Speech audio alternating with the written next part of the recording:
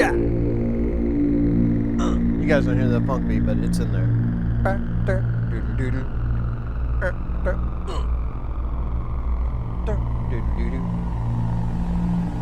Get on up, get on up, get on your feet. Back on your feet, like a sex machine. Get on up, get on up, get on up, get on up.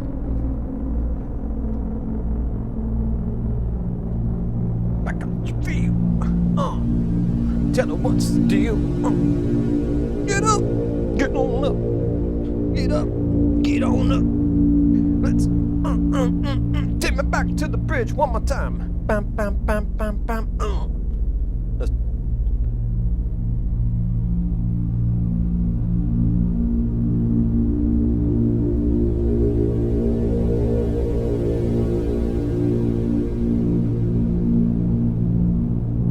Something's moving here. Something's moving. Something's moving. Roger, Dilko. We've got movement. Movement in Sector 49er. 49er's clear. Roger that. Can we get some clearance in over in Sector 49er? 49er's clear. Oh, roger that. Alright.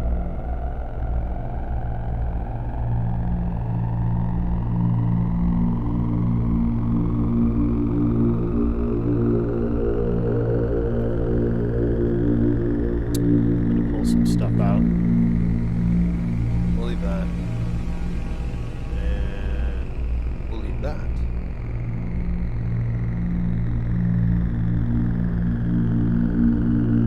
But we will take the rest away.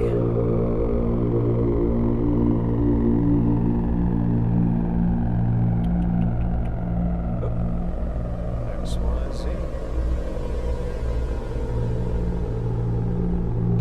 So right now we're listening to just about everybody. We haven't listened to Model D, so let's bring her in.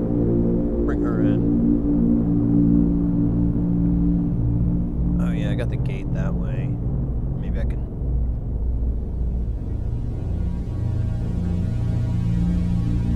Do something different. Oops, just disconnected. Let's see.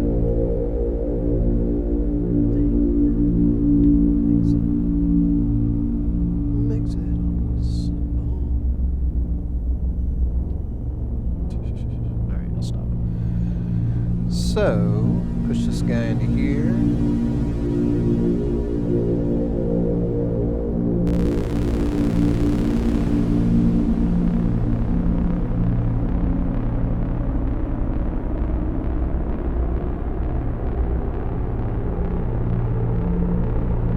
Well, that's a happy cloud. I'm going to put an LFO on that one, too. LFOs for everyone! Everyone deserves an LFO. Even if they're far away, I'm going to still give you a LFO. Ooh, you know what? Let's use good old utility LFO. We don't use that enough. I don't know if it's going to be as cool on this cutoff. Oh, you know what? We're going to need to attenuate it. Let's do 2 cables.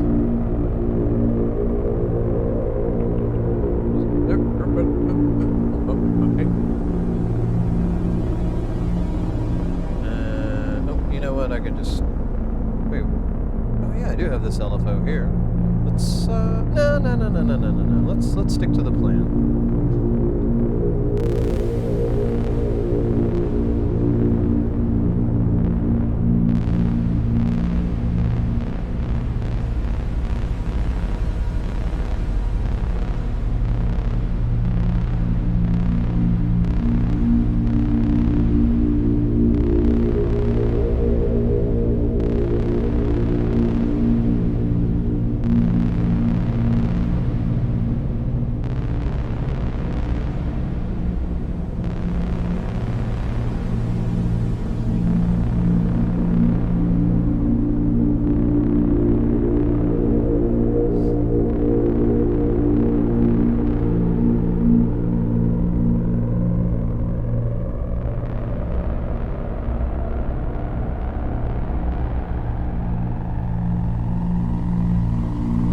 lights are upside down. But I'll take it. I'll take it. I'll run with it. As I ride like the wind, like the wind. I'm just singing all the hits today. That's the plan.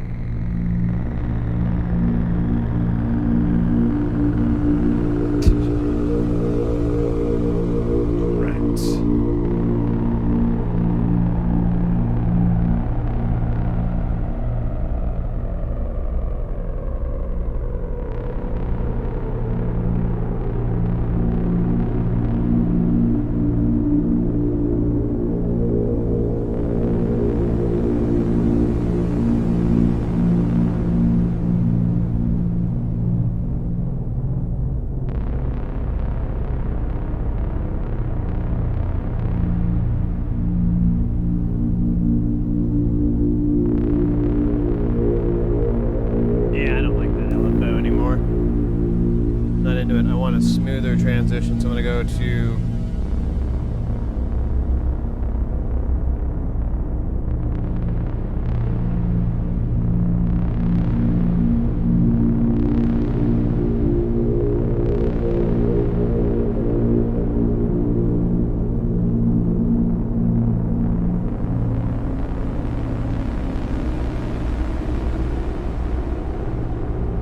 that's weird.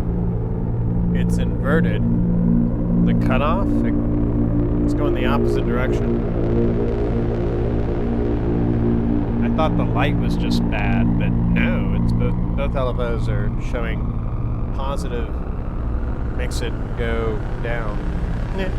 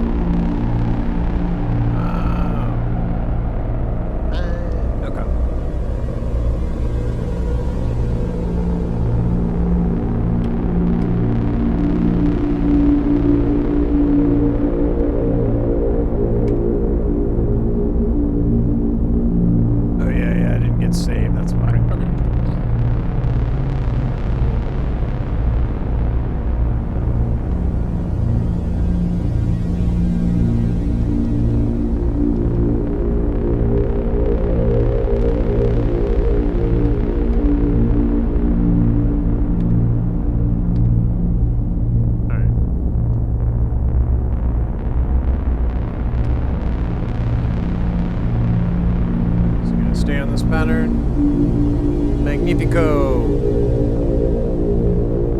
Now, can I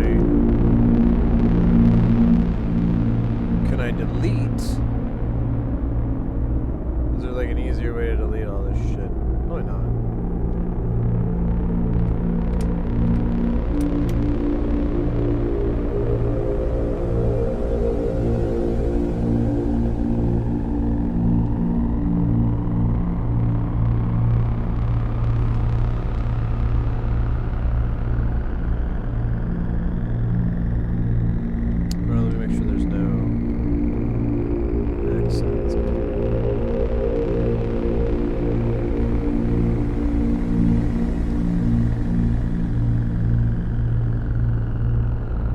There's an easier way to do this. I haven't figured it out yet.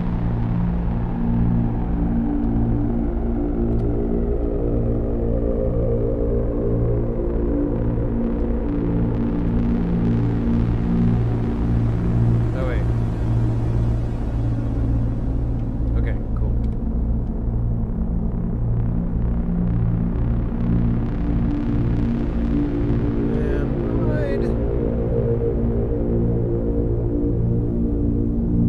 Save this.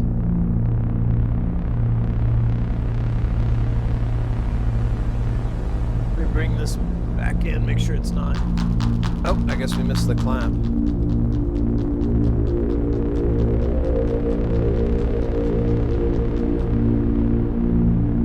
Alright. Now it's dark. I kind of want to do some hats first.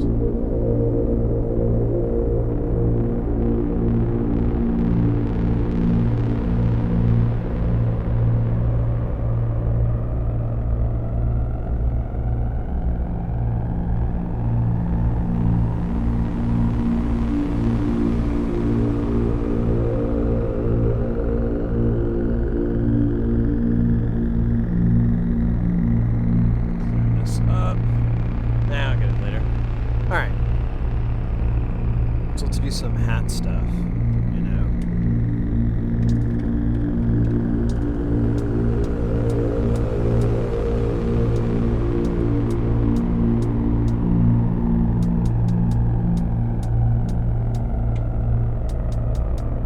Okay, let's put a downbeat on here so I just know where the kick is gonna drop, so I'm not.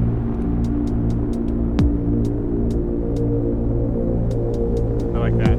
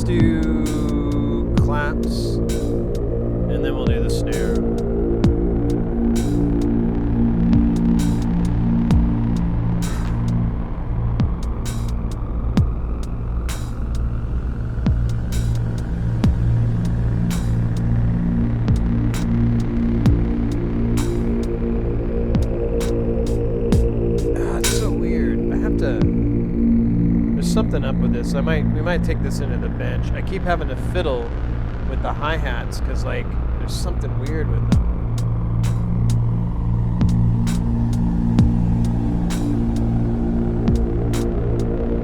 Yeah, they're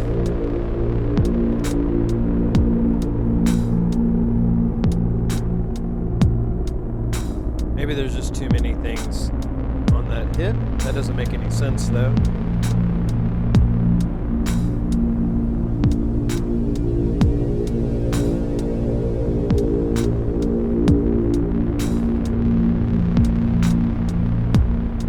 Let's take that hat out.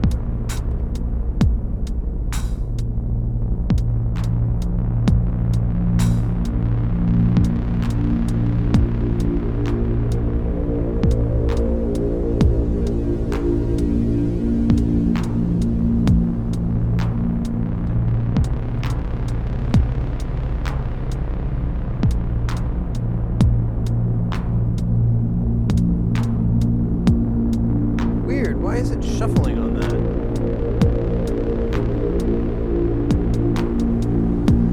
Oh, weird, it shuffled.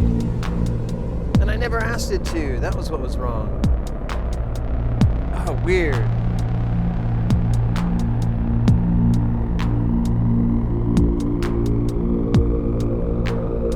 Okay. Maybe we can bring the open hats back in? I kind of like it like this.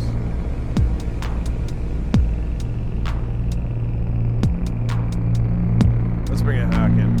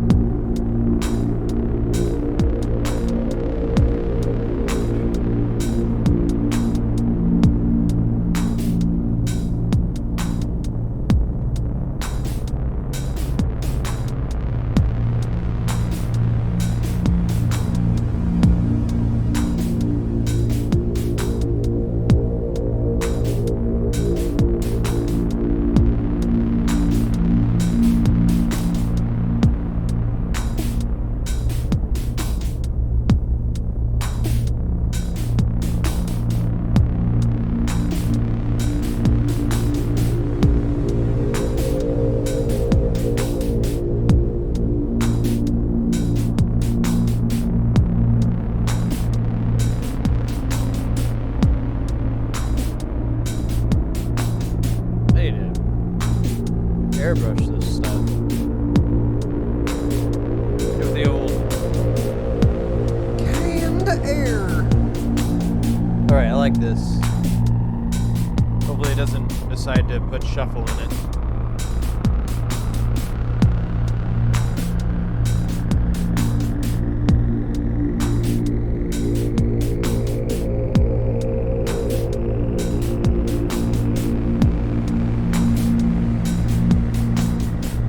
Alright. Let's kill that hat, or that clap.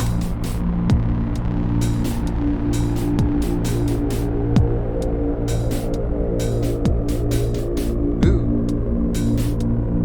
It feels weird without the clap. Let's put the snare on top of where the clap kind of was.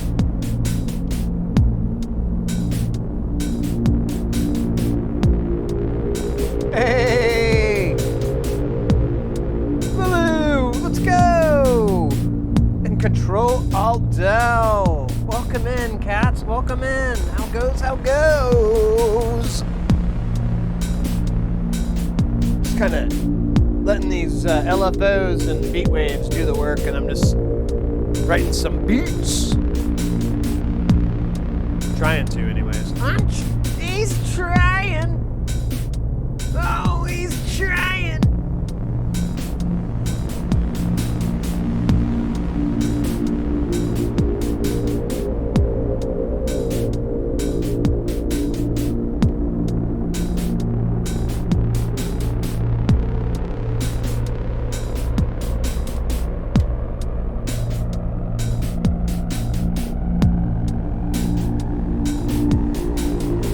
Okay, that works. I'll bring the clap back in. Maybe I'll make it even better.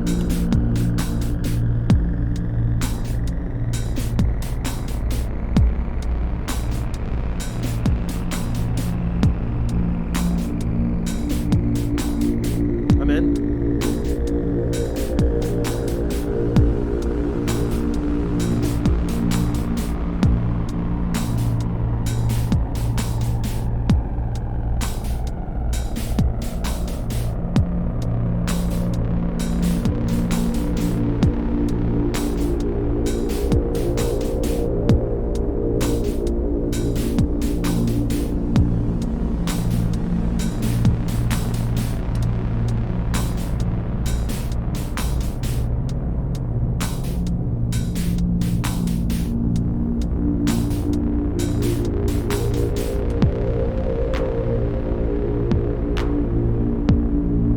Ooh, there's some head bobbing right there.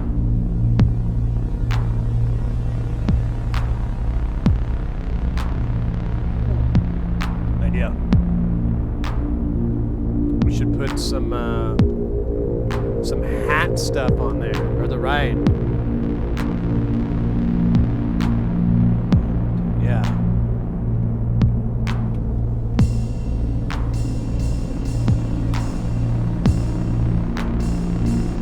Oh, I fucked up, but I kind of like that.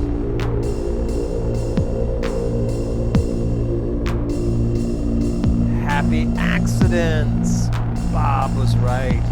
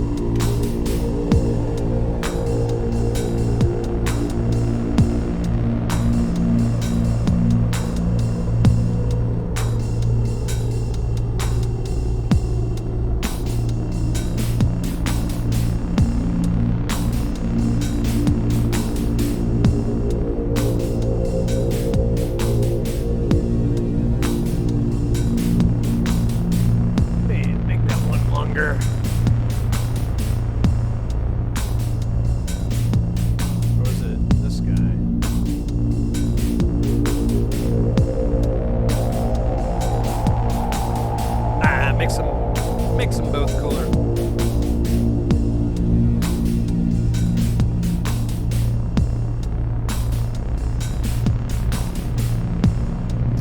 All right. We should put some tom stuff in there. I don't know what to do though. Oh wait, I got an idea. Never mind.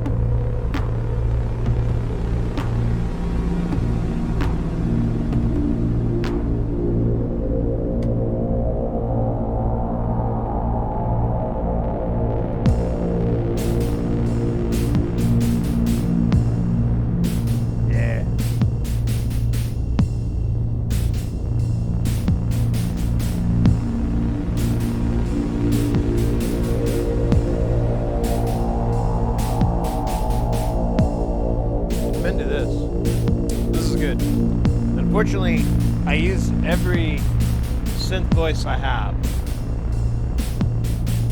to do all this. I don't think I don't really have anything left to play over it.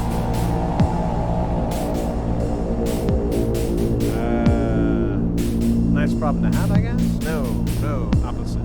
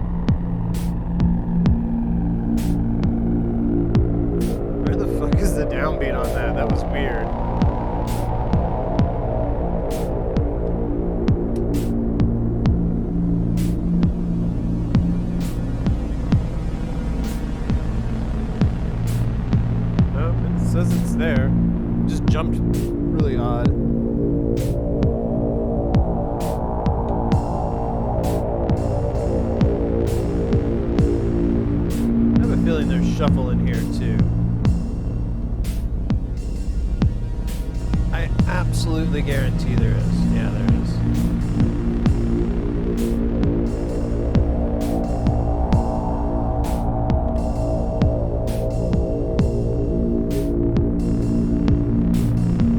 There we go.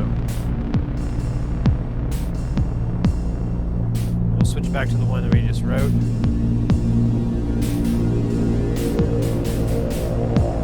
Nice.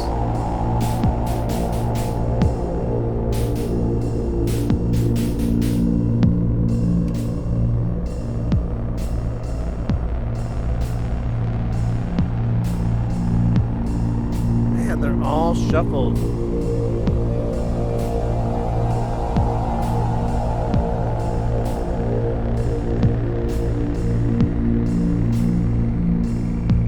That explains a lot.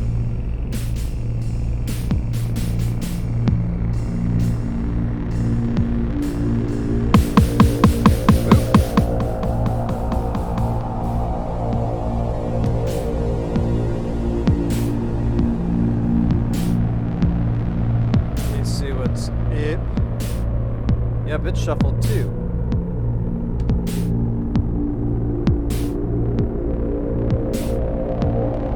Okay, so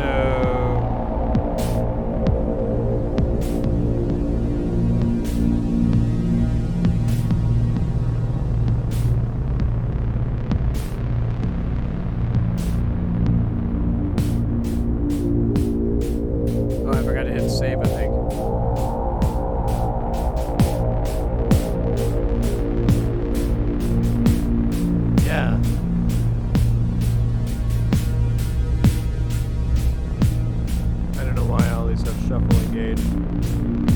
It is the curse, the curse.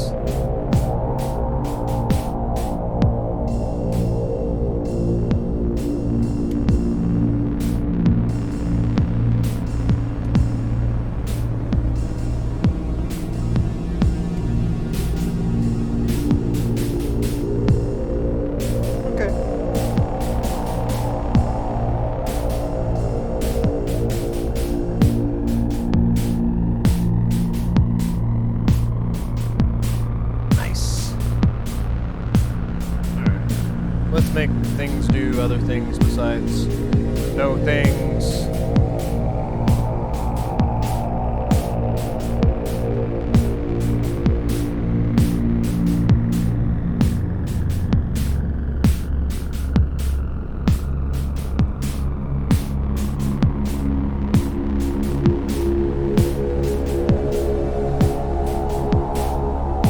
Oh yeah, this has got to be synced.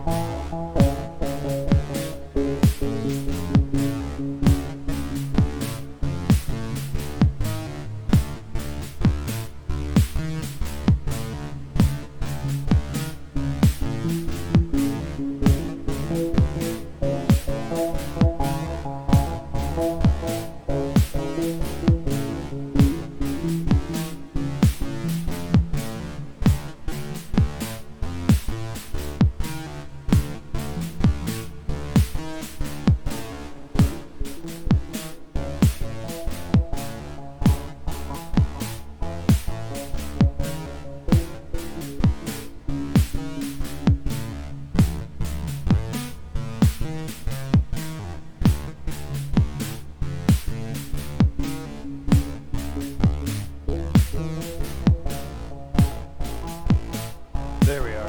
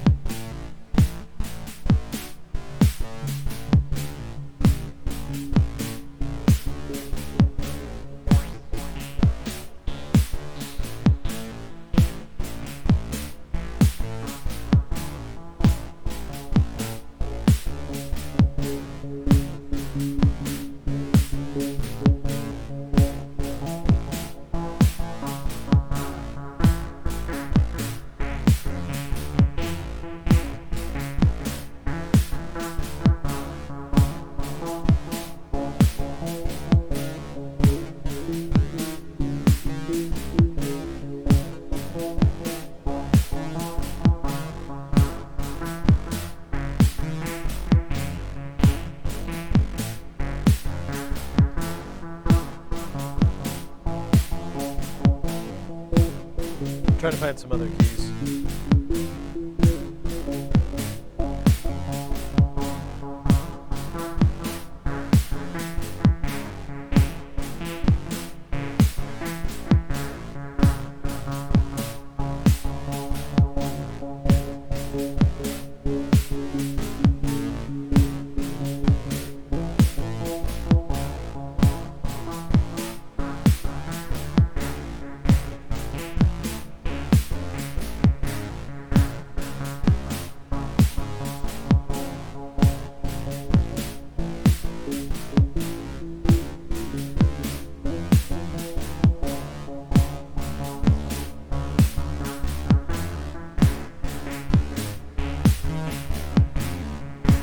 I don't know if I can get the other key.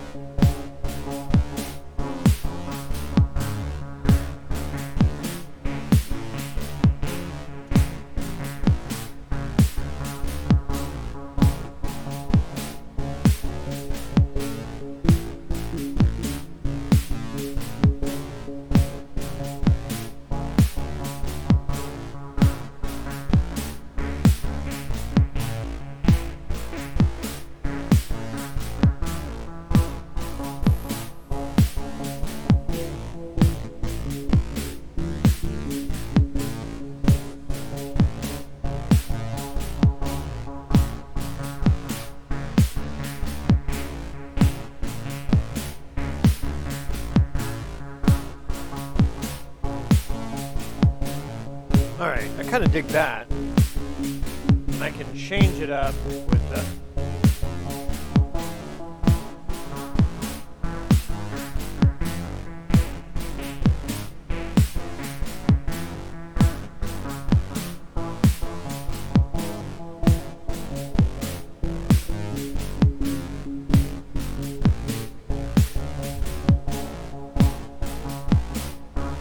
What if I could... Nope. I'm gonna stay in the same scale as the other one. The moment I turned that, I was like, oh shit. That's a horrible, horrible, horrible idea. Horrible. Horrible idea. Alright. So let's just do something simple here with the D, the Model D.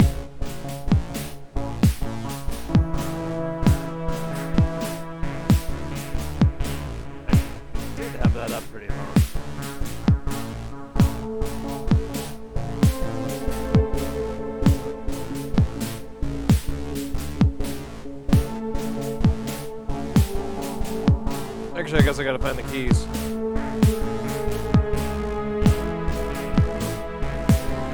Nope.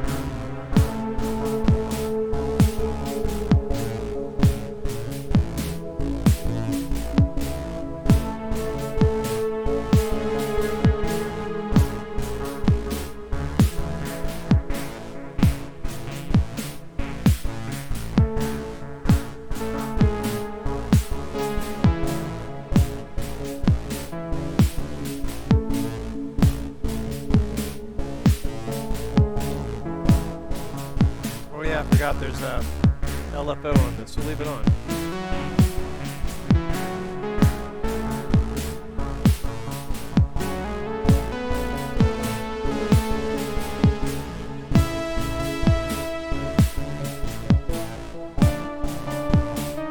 Blah! Alright.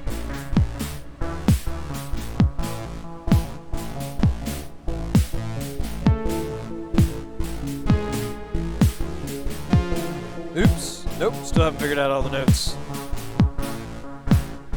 Let's do this.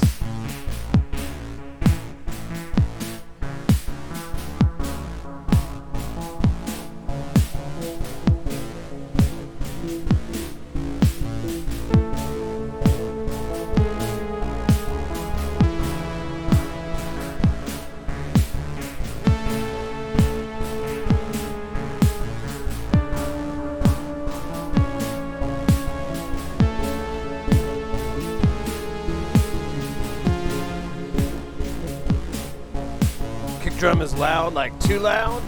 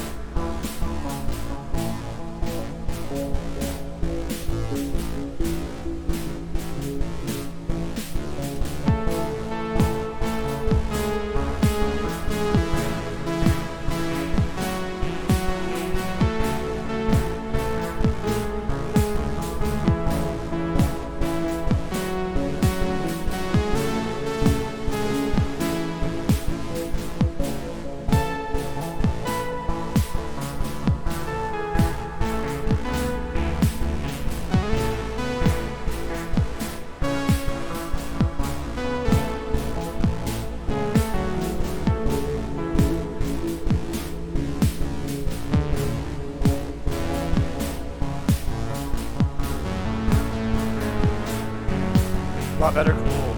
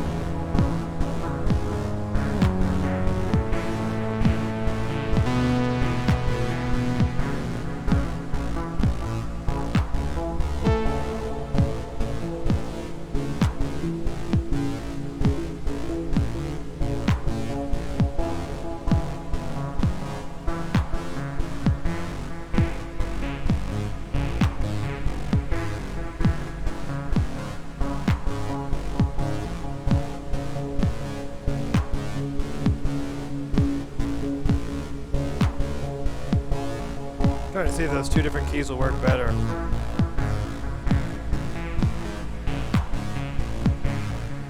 That's nicer. I don't think it's shifting the keys though, because I forgot. I think that's like a minor major shift I'm trying to do.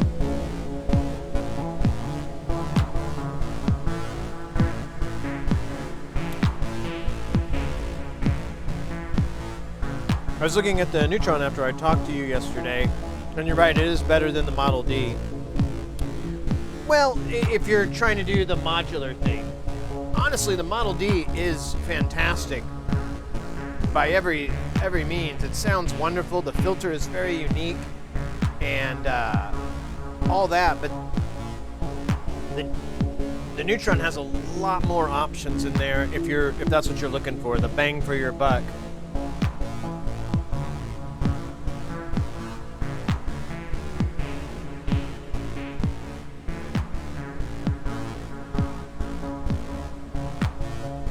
What am I drinking? Just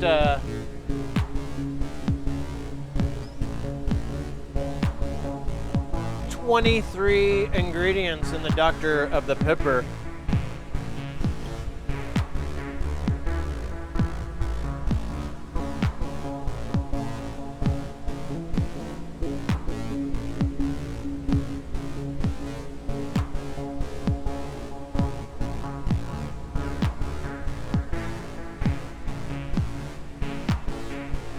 Weird.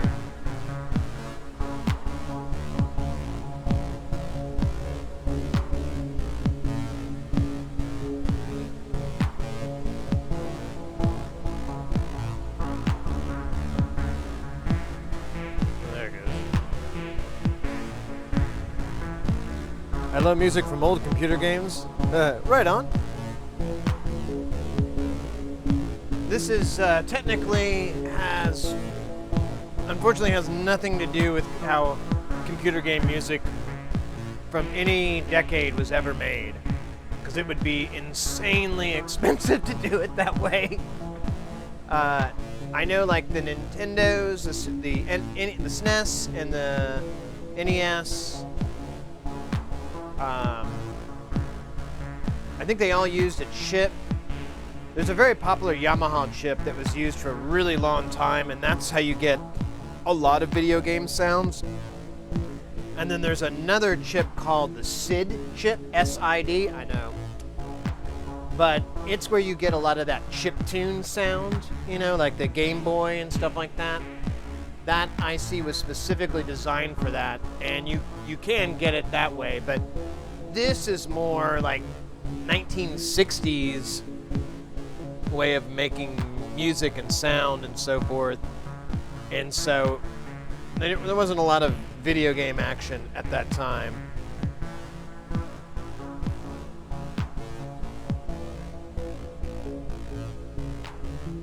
I'm drinking ginger green tea with extra ginger. It's strong. Oh, nice. Let's go. I've been to the Dr. Pepper Museum. Freaky place. I don't know if I'll ever go. What was it? There was like an episode of American Dad or Family Guy, this animated show, adult animated show here, and like the two main characters went to like the Mr. Pibb factory or something like that, and I was like, oh my God, I could just see me and Mrs. Heresy going to the Dr. Pepper Museum as like old people. We're like, let's go, come on, Mrs. Heresy, let's go to the Dr. Pepper Museum. They have 23 different flavors of Dr. Pepper. I haven't eaten all day. I'm ready to try all 23 of those flavors. Don't hold up on me. Let's go. You got the little bags to siphon it off? Okay, good. We're good. We're going to steal all that, take it home, put it in the fridge, enjoy it when it's time to celebrate.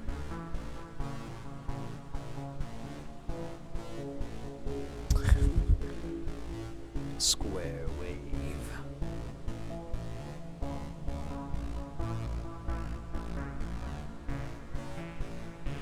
Oh, it is in Waco. You're right. I used to live in Oklahoma for the better part of my, well, actually it's now starting to get the lesser part of my life, but I grew up there, and yeah. It seems right now that you mentioned that. I'm like, oh yeah, I think there was like talks of a road trip, and no one was into it.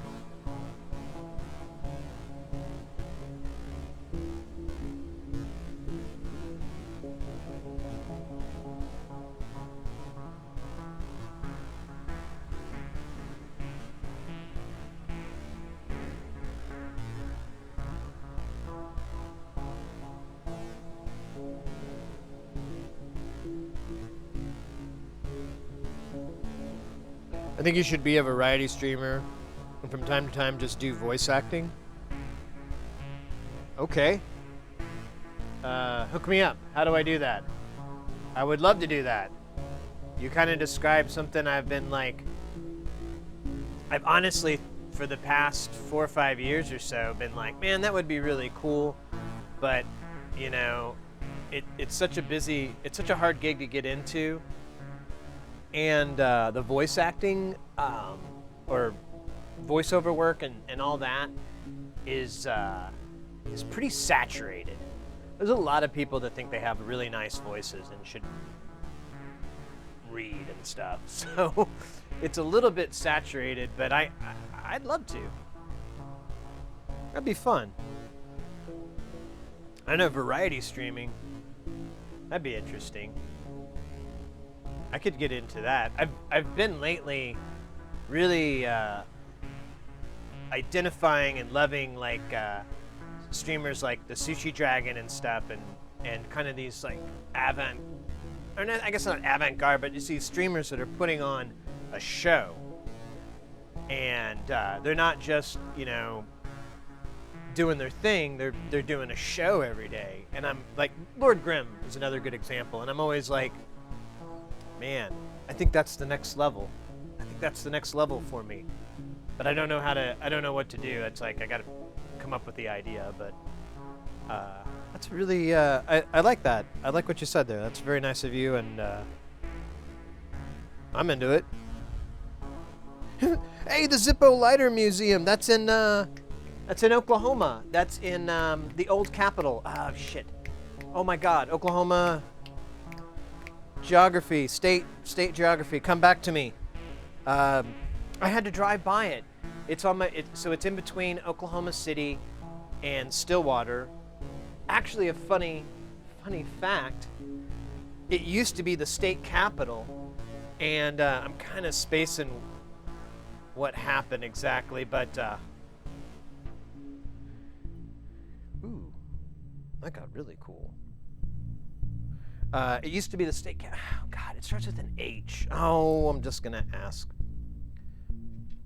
I'm gonna just look on the internet because I'll see it on the little map. Oh, come on. What? Where'd I go? Oh, weird. That's not right.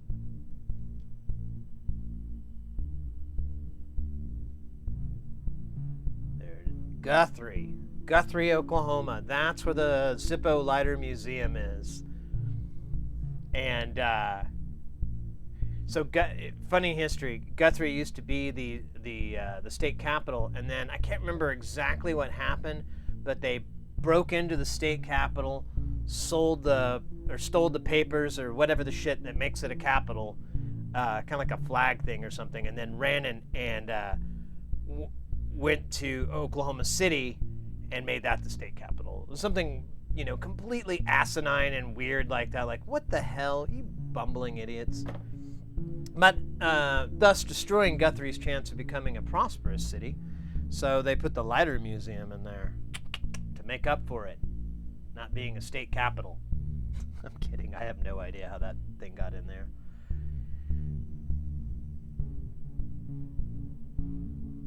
Are you a comic cartoon nerd? You mentioned a lot.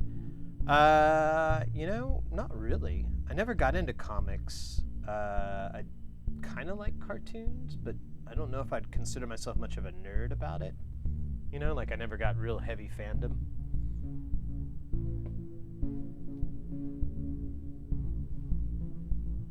Invent an alter ego. Voice acting seems like a lot of work. I smoke too much weed to do voice acting. So, that's good, thanks.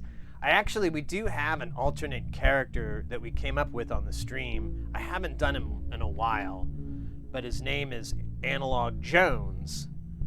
And here, we'll just do it real fast since we're kind of in this mode, because I think I have, oh wait, I don't have his hat here. Do I, oh no wait, there's his hat. Yeah, let me grab his hat. Because the hat, I don't know, it creates this, I noticed it creates this great, like, hairline trick. And then, yeah, the jacket. It's just, I don't know. It's just the way to do this. And so Analog Jones is all about he's all a conspiracy theorist, but it's all about electronic music and synthesizers and stuff like that. And it is absolutely ridiculous. It's all comedy, so it's not real. So, Folks, I got something big to tell you today. It's big, okay? It's huge. Like, this is the stuff I normally tell you, and this is what I'm about to tell you. That's how big it is, folks. That's what we're talking about today. And ha. First I gave you and now we're going to ha. First off, 2 words. Digital Illuminati. That's right, folks. They're out there. They're out there right now. Those dirty, disgusting digitals. Seething into our electronic equipment, stealing what's rightfully ours. I won't let them, folks.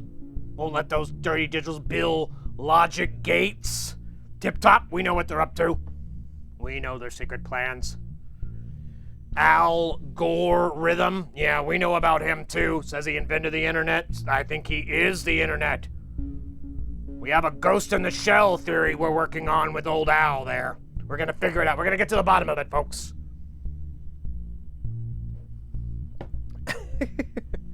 So yeah, I do that character.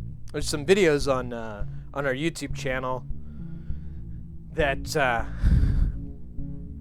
are broken down into I kind of figured in the beginning it's kind of long, but the later videos, and honestly the better videos, I would say, they're a little bit of shorter time, and there's some editing fun and stuff like that to kind of tie it up. And voice acting is a lot of work. Oops. Almost didn't know. Because it's, you have to memorize everything. Like I've tried to do books on tape work, and I might as well try to work on it more now, but you have to learn everything. I mean, unless you're really, really good at reading, which I imagine I'd get better at reading out loud after some practice, and I think a lot of it comes with practice.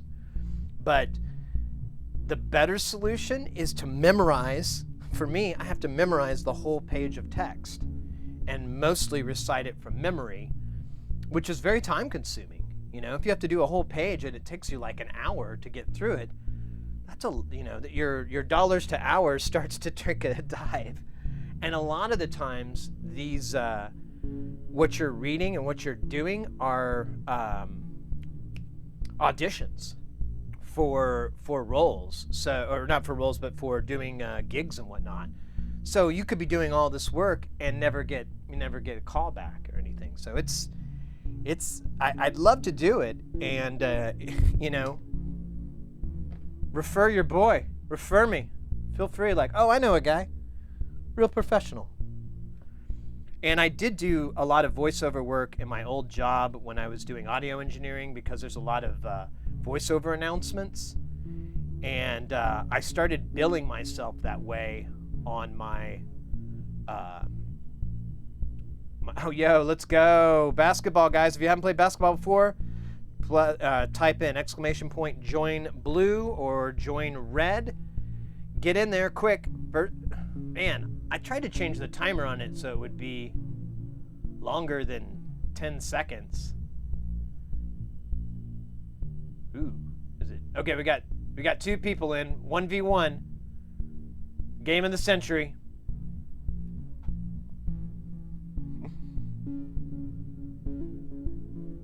Let's go, basketball. Hey, Gnome Fire, what's up?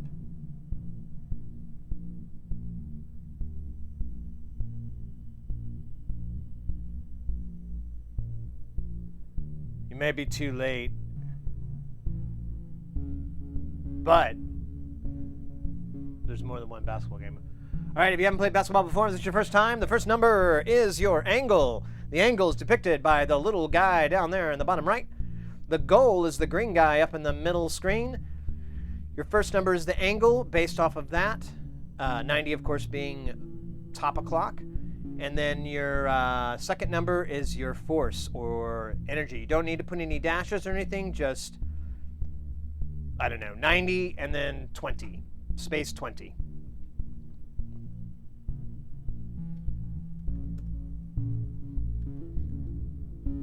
There you go, Gnome, exactly. There we go. Let's rock and roll.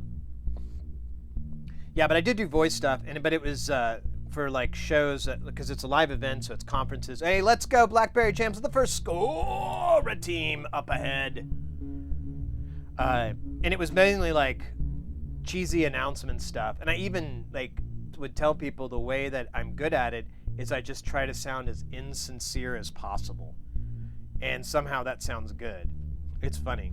But it's stuff like, let me think here. Ladies and gentlemen, please take your seats. Our program is about to begin. And then there'd be like introductions for people of different, the companies. If they didn't have someone introducing them onto the stage, they would have an announcement or what's called a voice of God. And you would be like, ladies and gentlemen, please welcome to the stage of Heresy Enterprises, Sid Heresy. And there'd be, well, you wouldn't need the but there'd be some music after that. It'd be really tight. Had to switch from phone. Uh-oh. You just shot yourself in the leg, but you came back with a point. Let's go, Gnome Fire. We got a tied game right here, guys. Let me try to get more in the frame. There we go. Okay, now I'm out of frame. I'm in, or whatever.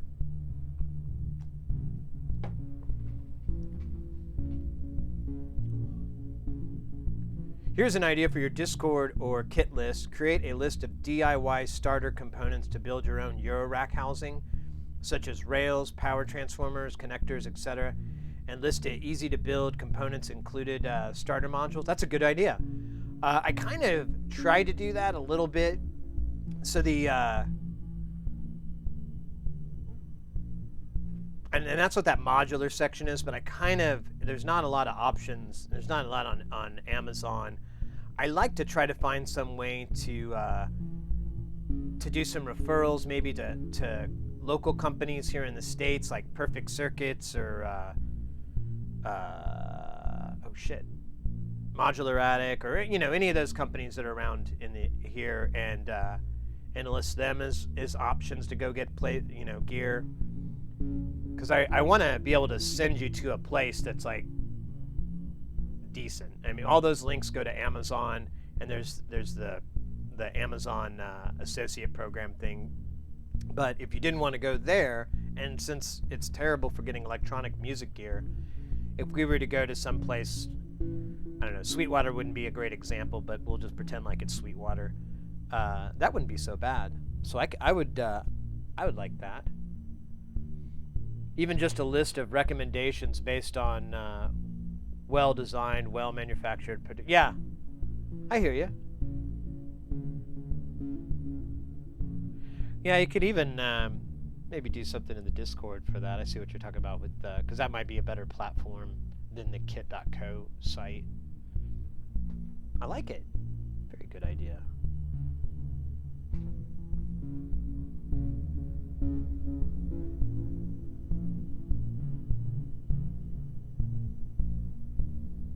In the bank shot, are you guys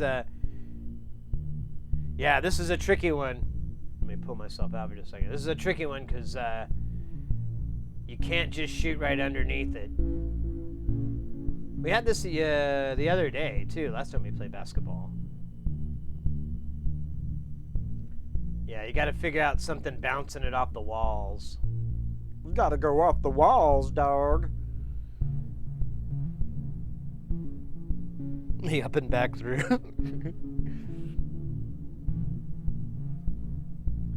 Let's see. Up. Whoa,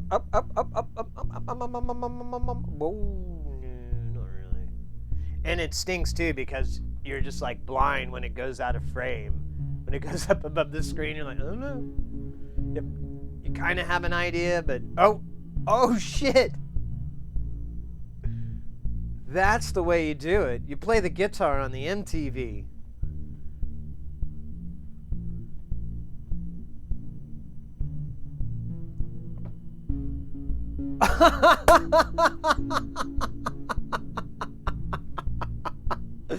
Oh, that was a good shot. E for effort. Yes, exactly. Get your protractor out and your sextant and your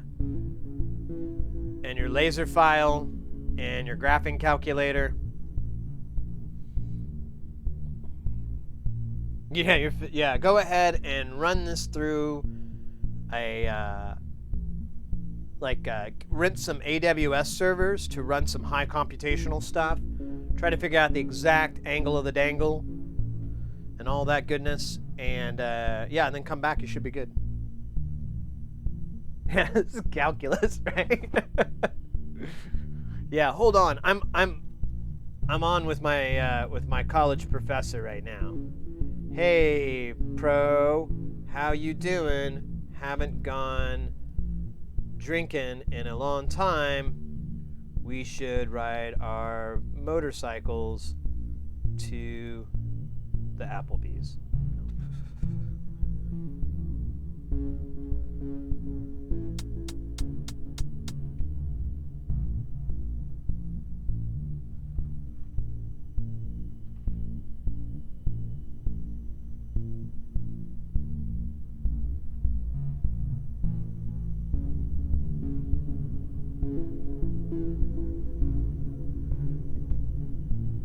Oh, yeah. Did we get a score? Did I miss it? Oh, yeah, my bad. I got distracted. Yo, Hayes, what's up, mate? Hayes is in the house. I do not have a motorcycle. In my imagination and story I did. It was pretty cool.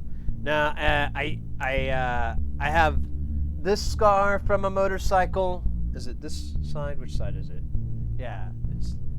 There's a scar here from a motorcycle accident I had. I think I'm gonna ride a motorcycle when when life is no longer that meaningful for me, or being like fully functional. I'm just like, you know. Now it's really dangerous here where I live, and Arizona has like a really hard time seeing motorcycles. We have like one of the highest fatality rates and injury rates for motorcycles, and it's just fucking horrific. I did some research one time for a traffic ticket, and I was reading the section of road. I got all the accidents that ever happened, and it was a highway area, and I read like, God. And then they were all the fatalities. That's the only ones they print up. So I was reading all these fatal car accident stories, but the most horrific ones to read were the motorcycle ones. They're just really messed up, like really gruesome stuff. And it has to be written out like a report. So it's just like, you know, it's just dark. So yeah, I don't really ride a motorcycle too much. Oh wait, we got one-on-one. I'm sorry. We haven't scored a point. I haven't missed that. I have a bicycle. Yeah, I like bikes. I'm into bikes. Motorized bicycles, I could get into that. That's kind of fun. Yeah, did you get the block shot? Did someone get out of my court with that?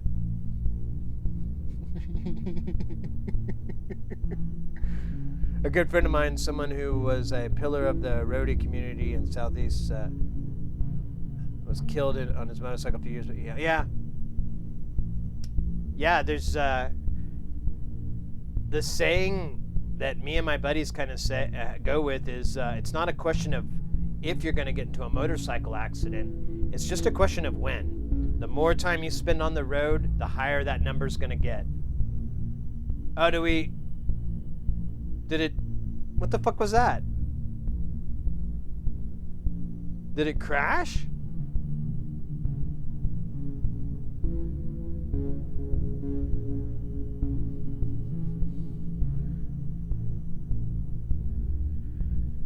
Let me restart this. I started it fresh. I even did the whole renew. All right, I'm just gonna restart this real quick because this is annoying. And then you guys can, if you once it starts back up, you'll see my little guy running around. If you just type anything into chat, your duder will pop back in. I have it set for just when you chat, so that if people want to lurk, you know, they can lurk. They can lurk quietly and peacefully. All right. Hopefully that fixes it. I don't know what else. You want to do a boss battle? I'd love a boss battle. Here, let me do.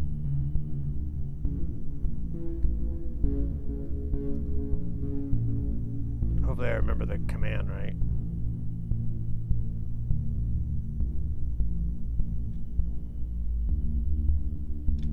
Is it boss battle? No, I think it's just boss. Easy. There we go. Okay, guys, boss battle is beginning. This is a turn-based RPG type game. Just type exclamation warrior, mage, or priest to become any one of those. So you got 3 options on your maneuvers that you can do. It's a good game. I'll join in if we want to get 7 people playing, so hop in if you can. Otherwise, the bots just like drag you down. They just drag you down to hell. But I'll join in if we need a ringer, because good job there, Hayes. You could do priest.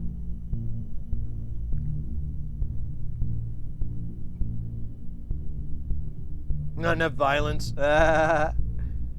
Most motorcycles have no problems with the roads. It's the awful drivers. Exactly. Well, Hayes, like the short period that I drove a bike, I had like a little 650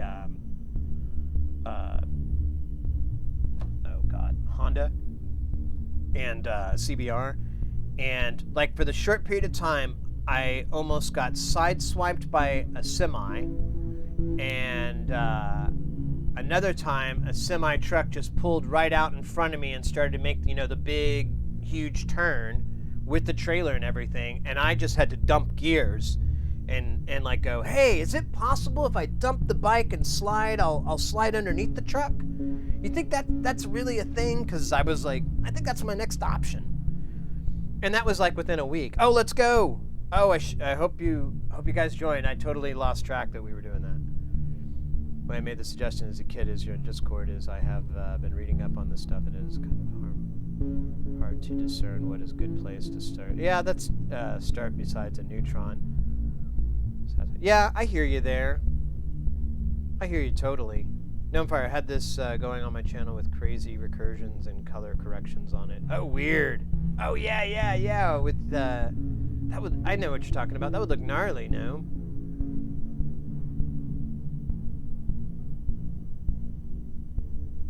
UK Vim Sword, welcome in. Howdy.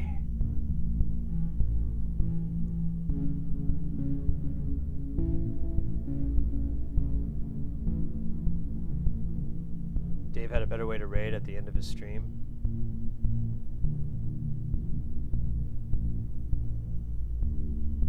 And I made a bunch of invisible ladders. Oh yeah. I love the little ladder things. I was thinking about doing that, but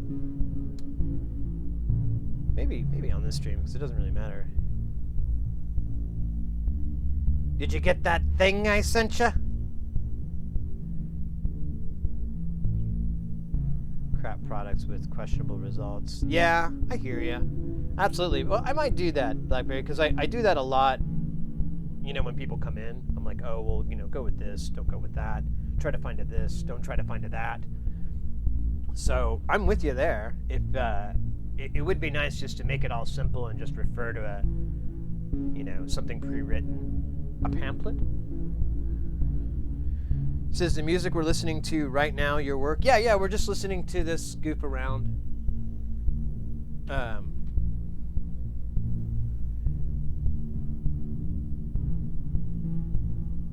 I turned the filters down, and it was kind of like a nice chillness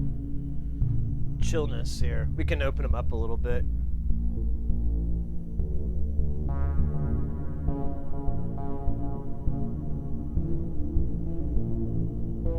There's like a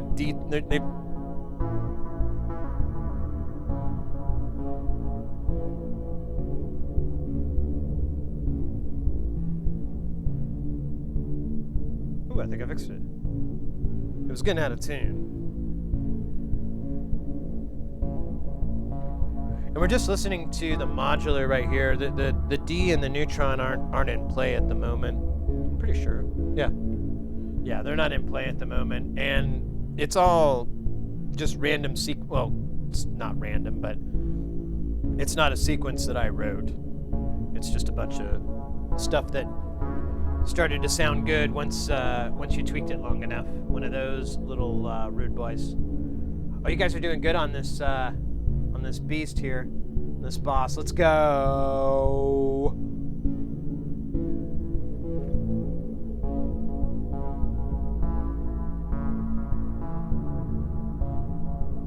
Yeah, you got him at 50%. What's your? Let me see. I can't see on this little screen. What's your health? Oh, y'all's health is great. Yeah, you guys got this. It's in the bag.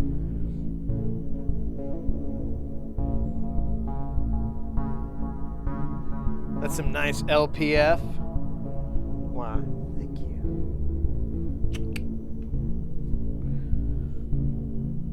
Already reeling with live multi-channel mixing and routing, mostly for the synth module stuff.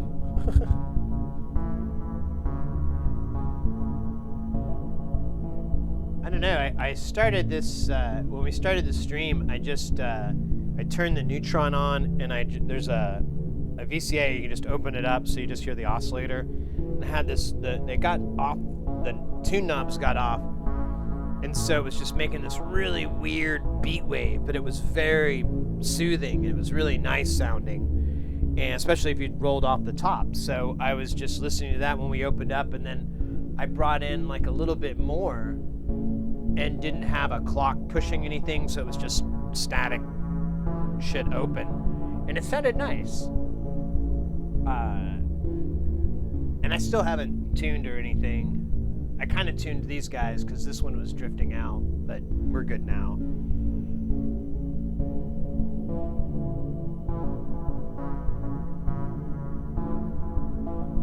There's just some pretty little notes every now and then. There's like some, that's kind of my favorite bits, is when I can get,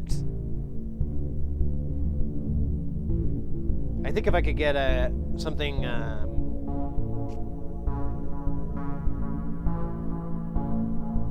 if I get something solid under here, like a 3 or 4 note rhythm, bass rhythm or something, I think this would be good. I'm all about it. I actually need to do some rerouting.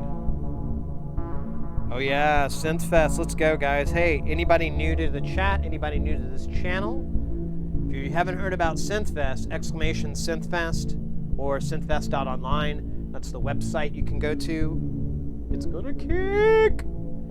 It's a fantastic way to find live music on Twitch. Oh, let's go, guys! Rock and roll! Booyaka, booyaka, booyaka!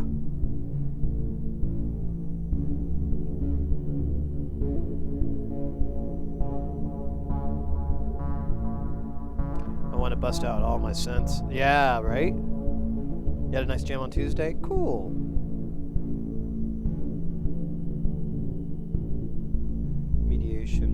Meditation set on Sunday morning. Oh, nice, Gnome. Let's go.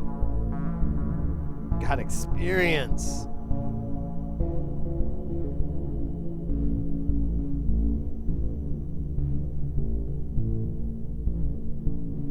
At least until the end? Is that when you bust out the samplers? Oh, me. If you could see how many samplers I have, it's a little bit weird. I should post my E5000s I have someday.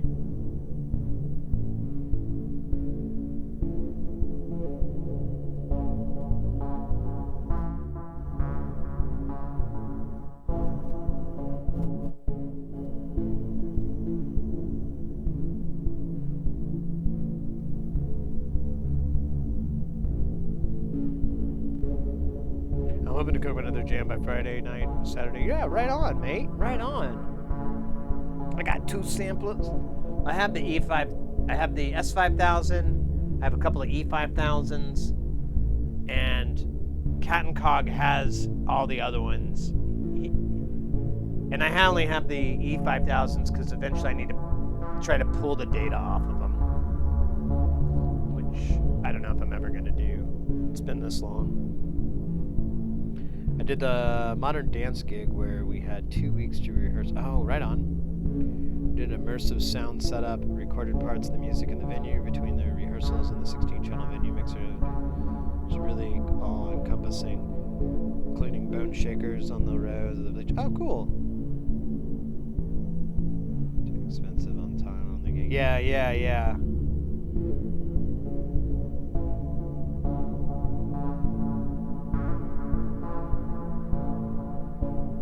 Oh, good point, Gnome. Transition proper, yeah.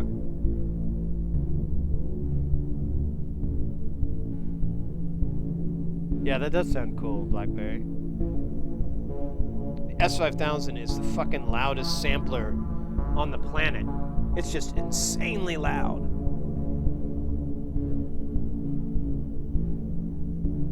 I don't know much about sampling. It's about what you'd expect. There's not a whole lot to know. Watched a video the other day of how to replace a Mellotron cartridge. That was pretty amazing. We had these intricate panning and effects to follow the motions. Oh, damn. And you had to do all those live. I guess you couldn't automate any of it, Blackberry?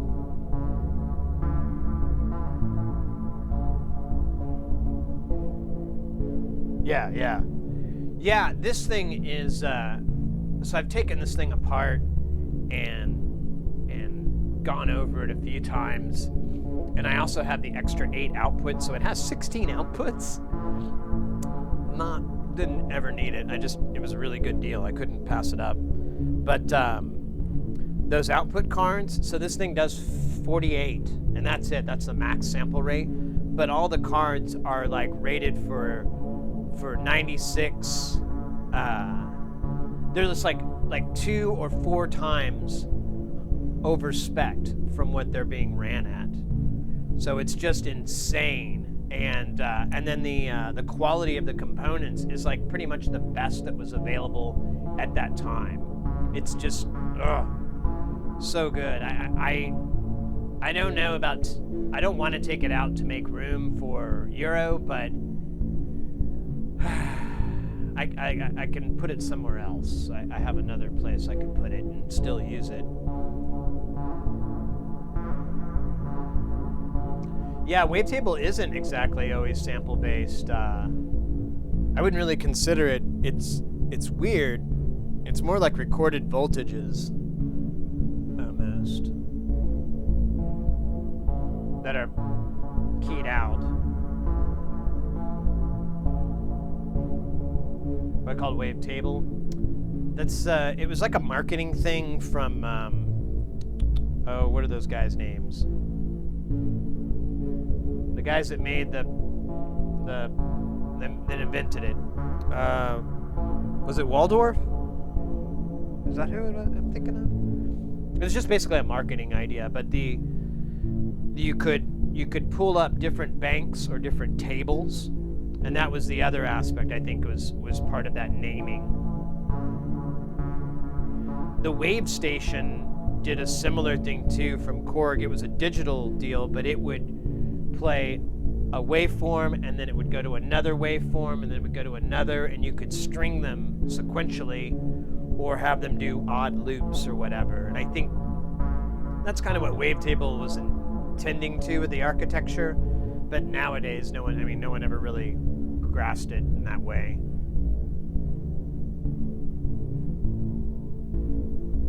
Well, they automated either by the mix or the via MIDI. Okay, that's good. Oh, wow. DA88 backups. Nice.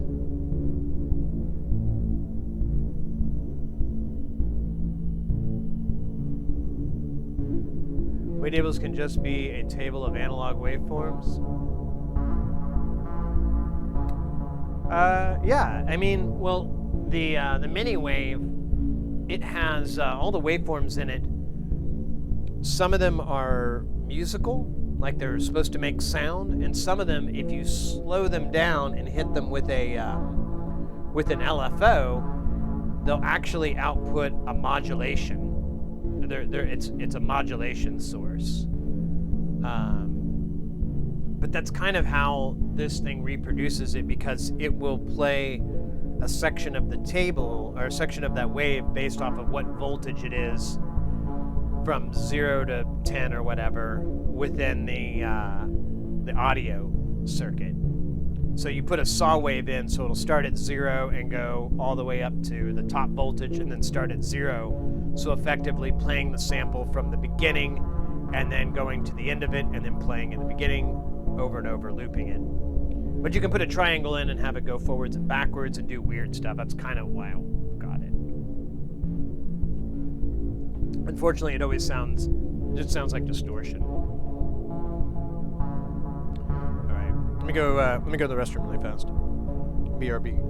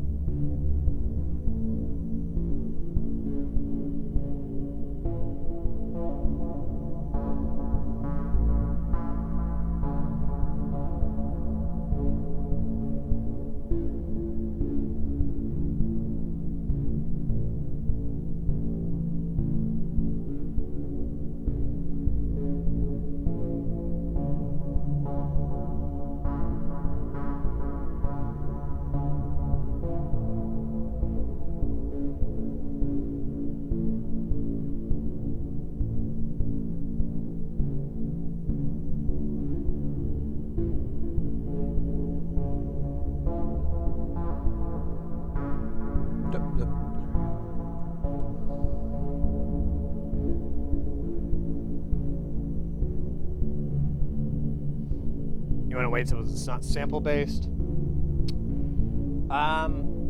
The mini wave isn't. And I know there's a couple of other ones too out there, Eurorack ones. I know that Observer has, or he would at least know.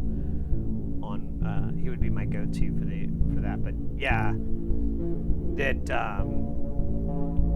are storing. I mean, it's not playing back a digital sample. It's playing back a compressed voltage arrangement, which would make a sound or whatever, but it's not like an audio sample. There's no PCM bass. Or I don't think it is. No, I don't know. I don't know anything anymore. I just know Wavetable is pretty cool, but most of my experience has been that it kind of generates the same sound or the same kind of tones, and so I get a little bit. I'm not as interested as I am. There's some. I'm thinking maybe I need to get some more Wavetable oscillators to try some different things out, because I'm thinking maybe I'm just limiting myself with this mini wave, but we'll see. All right, let me talk to Jaw here.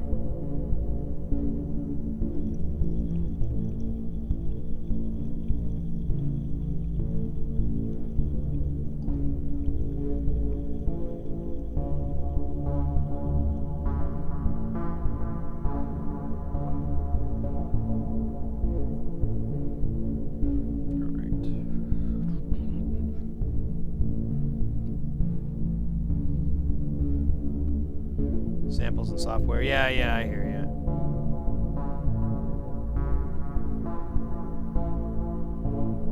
Yeah, you know what? That's something I should probably just read them internet words on them wiki pages and Wikipedias.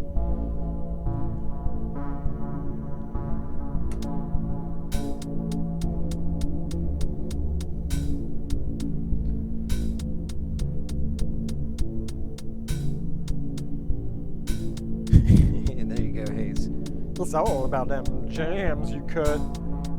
Your motherfucking butt.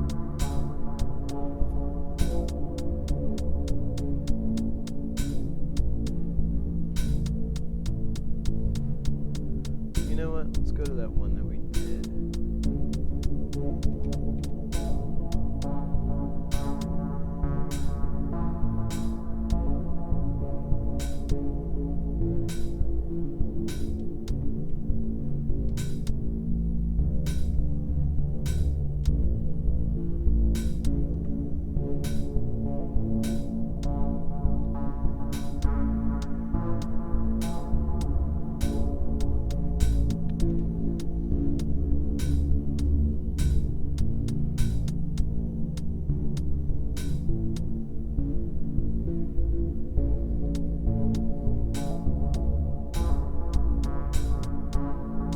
DX7? Oh, nice.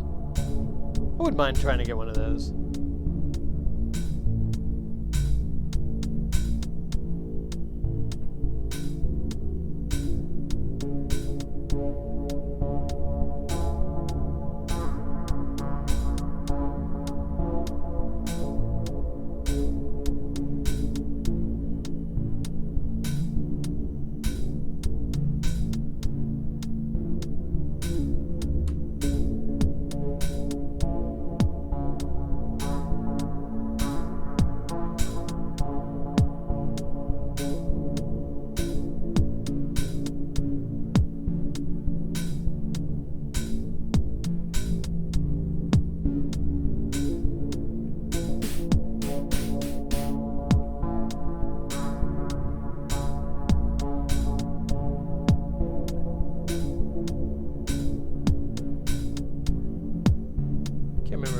Or the other one that I like more.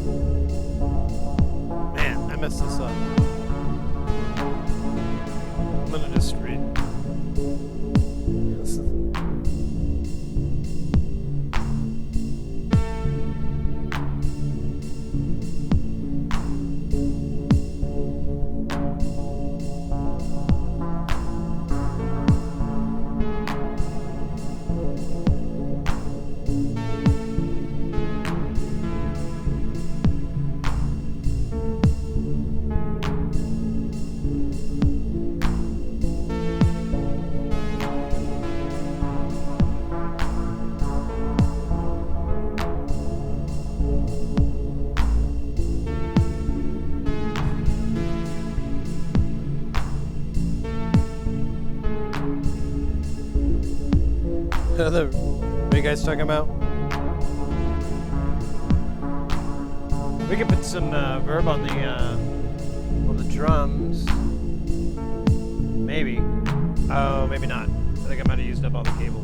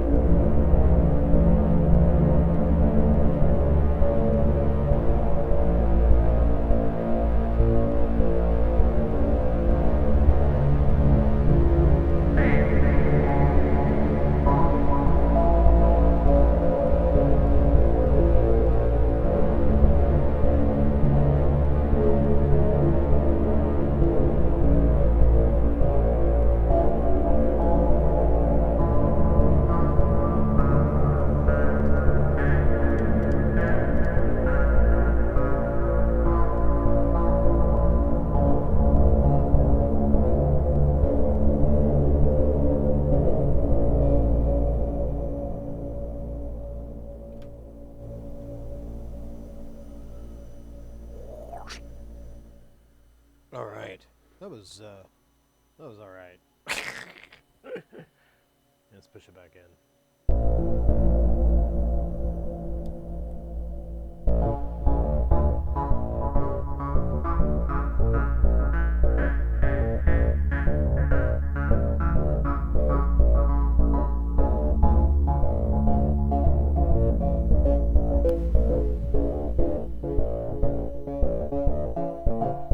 Horn organ. Oh, nice. Thank you.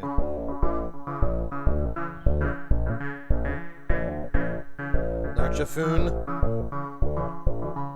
Fired up the gears.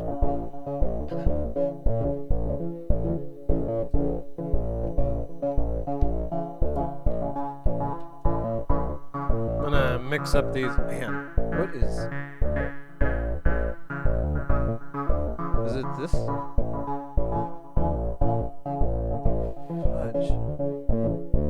Oh, I think I know what it is.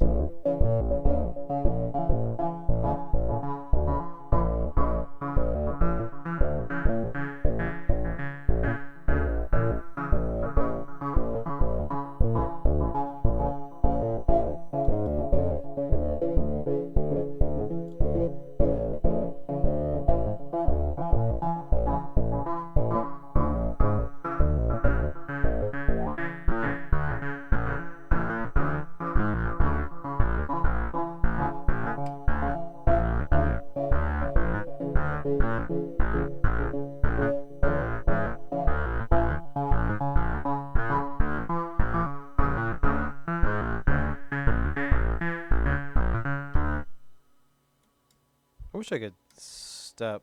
There's no... Oh, there is a one shot. Let me try that.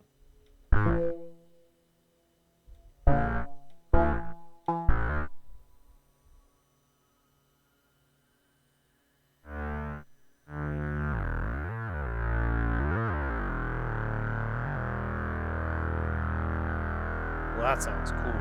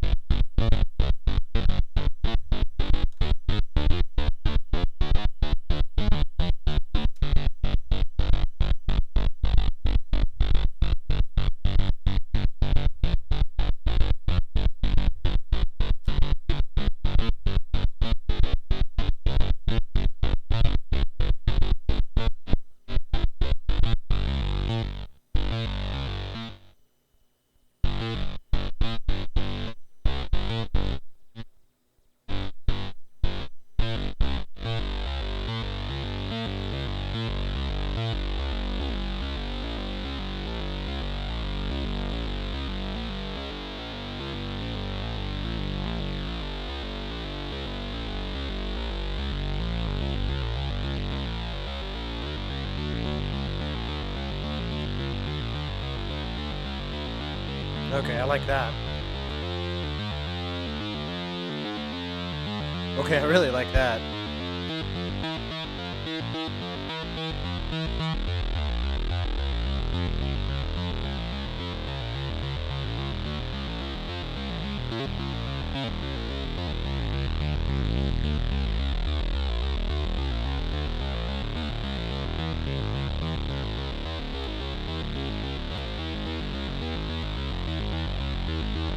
Alright. I need...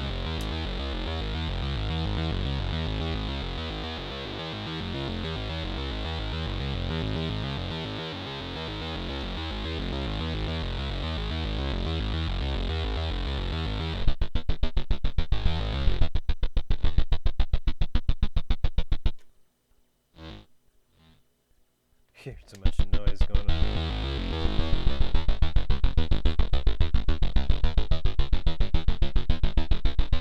Alright, so we got that guy taken care of.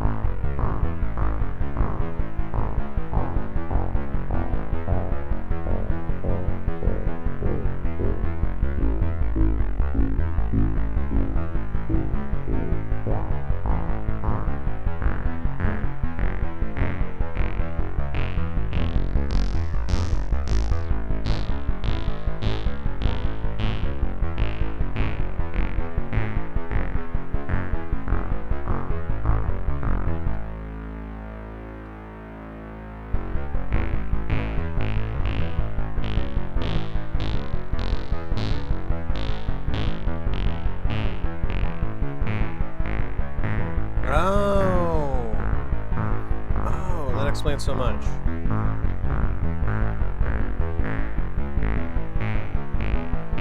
Let me send this a clock. It was getting the wrong clock signal. It's getting it from, I don't know, a neighbor. Not a cool neighbor, a bad kind.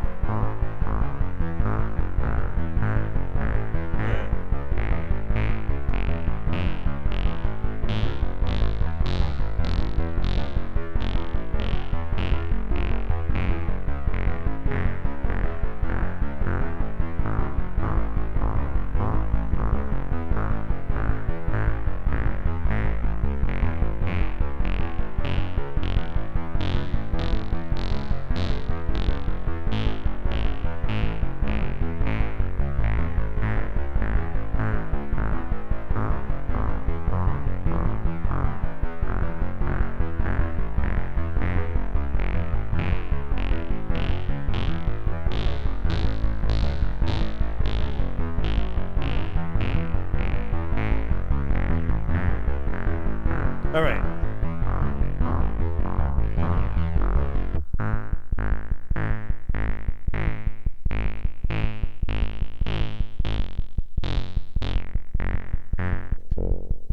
All right, so now I want to run this, control this guy with a, oh, I don't know, the TKB.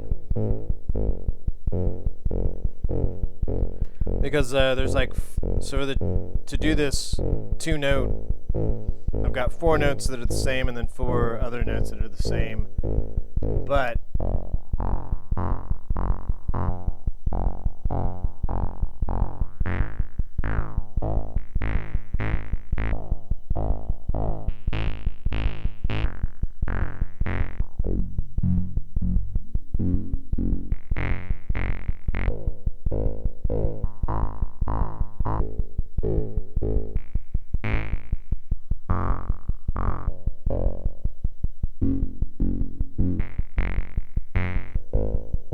There we go. I couldn't. It was like I had to reset it somehow. I was like, man, really getting to me.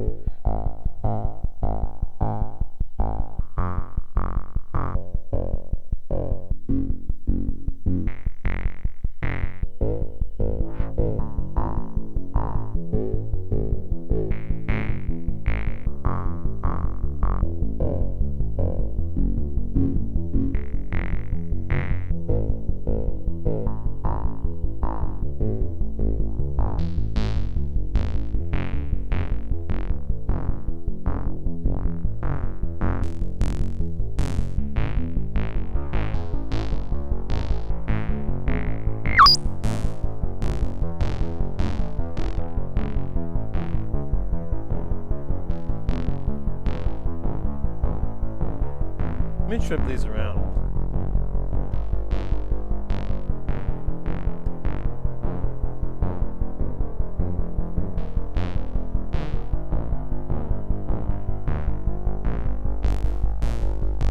Alright, I'm into this.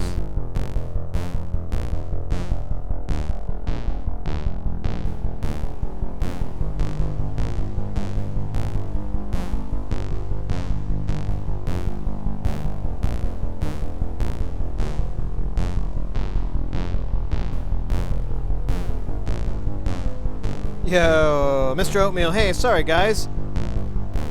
Oh man, I'm so sorry, cats. It looked like looked like chat hadn't moved. I apologize. Hey, let's go, Hayes. Cracking and farting. Dirty Slim Jam. How you like this? It's nice.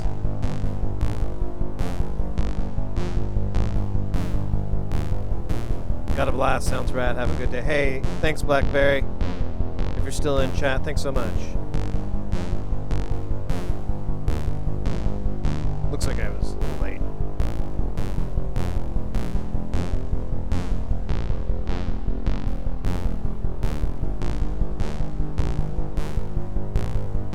Let me see if this is gonna work.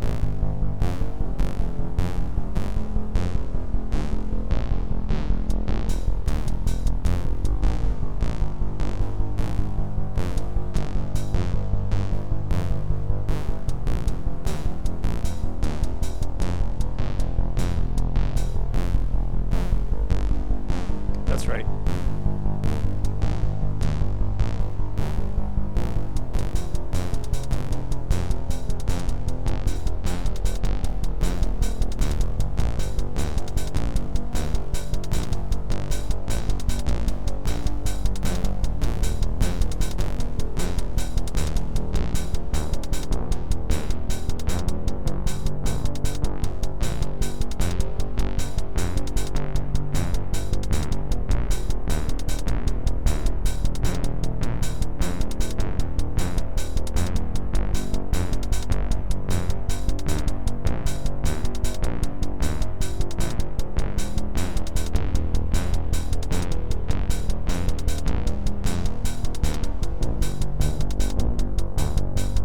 wonder.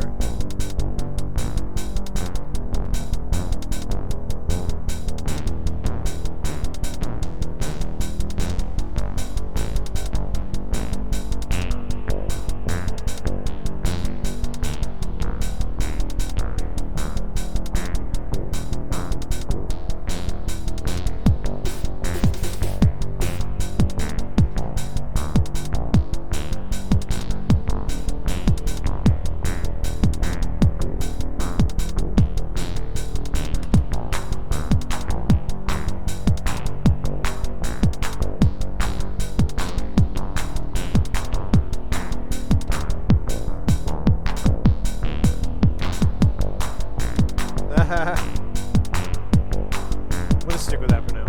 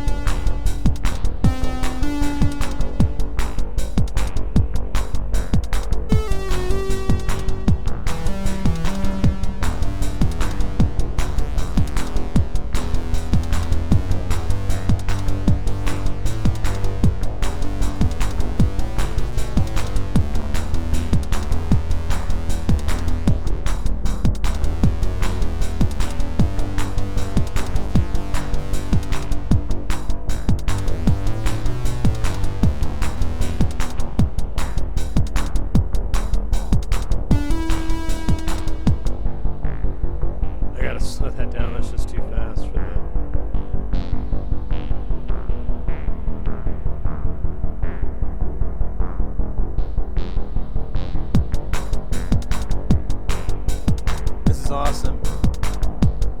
Hey, thanks so much. Itsy Bitsy Spider, I appreciate that. Thank ya.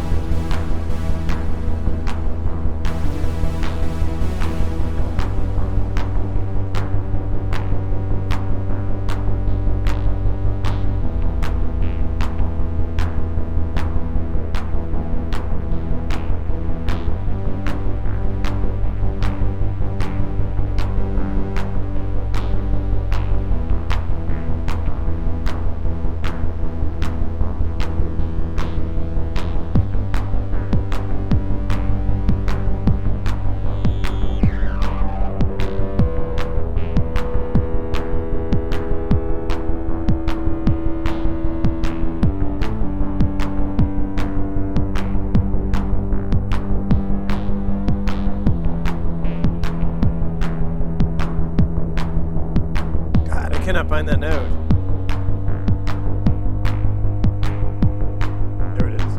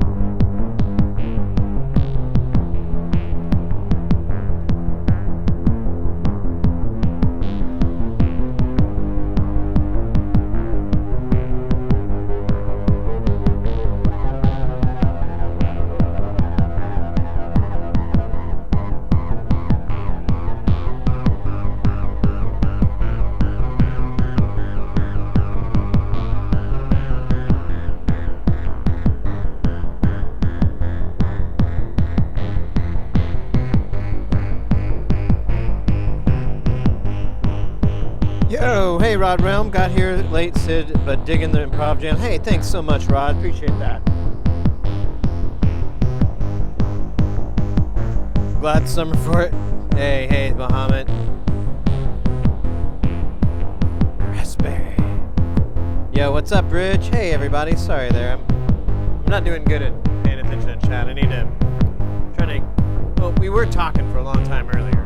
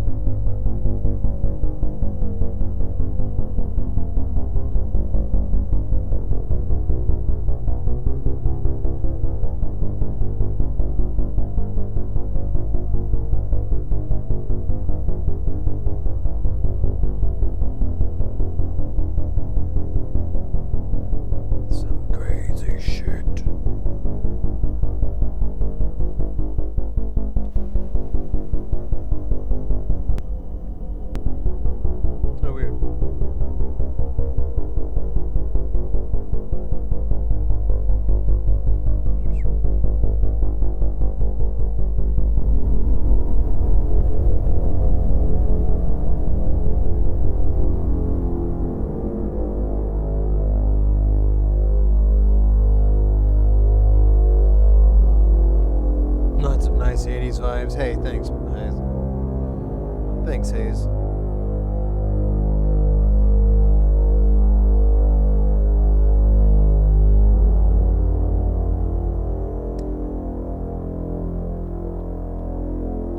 You know, one thing with this, oops,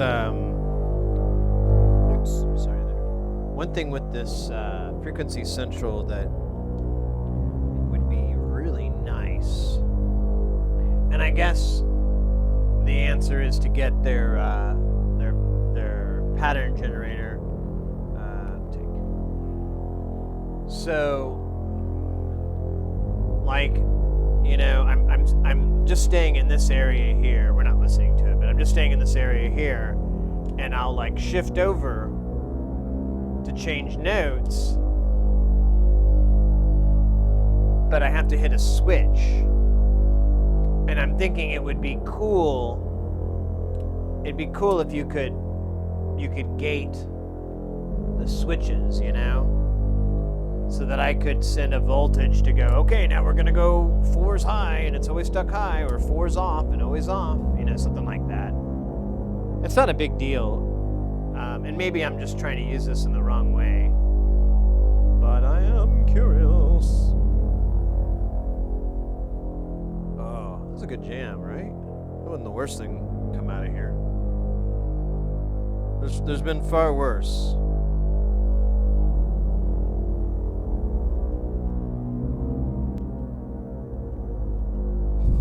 It's so noisy. There's so much like hisses and I should take the brush to it all, clean it all up, give it a good scrubbing. Oh, let's see here. I'm gonna take a little. I'm gonna turn this down just a teensy bit. Oh my god, I'm still on the face cam. There we go. Alright, cool. Let me take a second here. I just want to stand up and stretch. Maybe communicate with Jah. Oh man. Last night I've been trying not to stay in my chair here because I've been hurting. My back's been bothering me a lot, so I'm like, I need to just sit on the couch. I need to relax and not sit in this chair hunched over a laptop. So I like tried to relax last night, and I have a Retro Pi, and I have a cool case. It looks like a Sega Genesis, and it's pretty cool. And so I was like, man, why don't I put some hours in on this fucker? And I start setting it up, and just like me, I get it connected to the internet because I never had put that in. And the moment I get connected, I'm like, well, can I update this? And I thought it would take maybe a half hour or something. After like 4 hours or so, I just turned the TV off and went to bed. It was like, I'll just figure this out later. And then I woke up and it was like stuck in the middle of something. So I'm like, oh yeah, it's dead.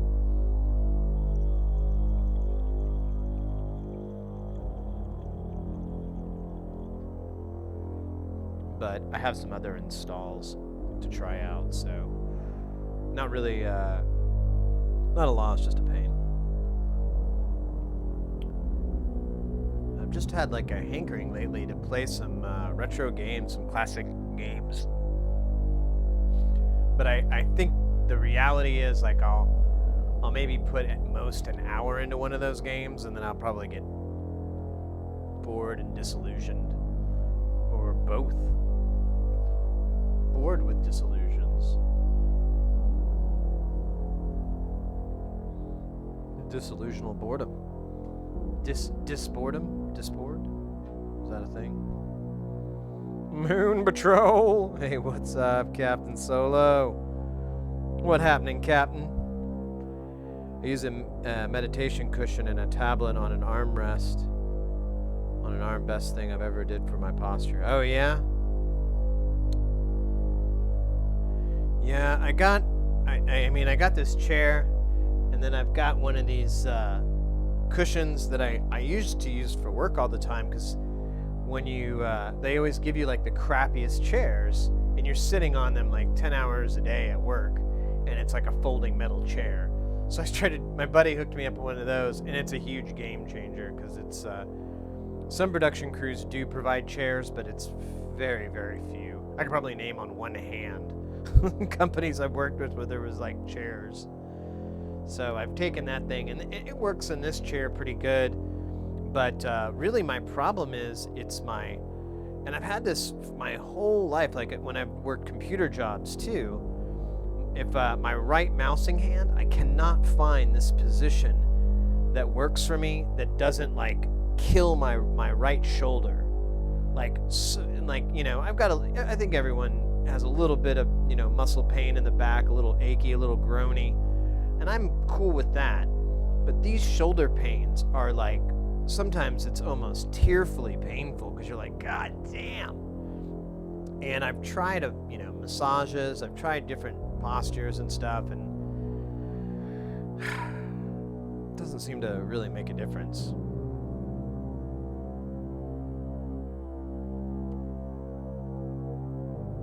Oh yeah, Tetris is my go-to, and I tend to like play that forever, but I really wanted to try to play like, oh hey yo,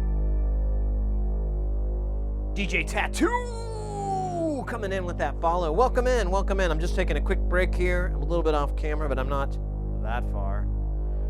And oh yeah, I just, you know, I honestly wanted to play like one of those old adventure or RPG games that I remembered having a lot of fun with, and I'm wondering if I can still have fun with it or if it's just dated as crap, you know, or it's just the bar's too high for me anymore, you know. But some of that stuff looks really nice, and you know, in the end, you're always supposed to appreciate the gameplay, the game design, and whatnot, not necessarily the bells and whistles that are attached. Galaga, let's go. Yeah, like I've been getting these. You can go to Arcade Punks and you can download images, and I've been getting definitely the ones where I make sure that I get the old arcade cabinet ones too.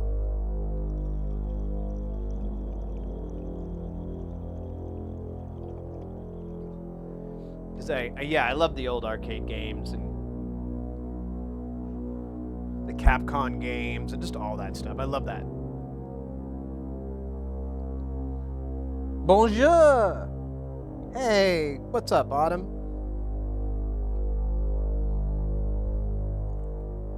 Just taking a little standing up, stretching break. Jaw communication. Actually, I kind of want to see what this looks like. That sounds pretty dope. But I imagine it's not a heavily textured waveform.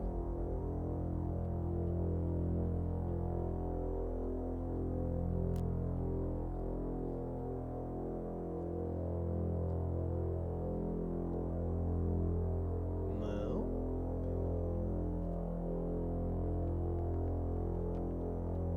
Oh, that's cool as fuck. Yeah, here, just a second here. Let me switch this over to... Here, let me scooch in so you can really see this. And let me get this out of the way. It's got a little bit of jitter. But that is the Himalayan mountains. Yeah, maybe I can get it to quit jumping.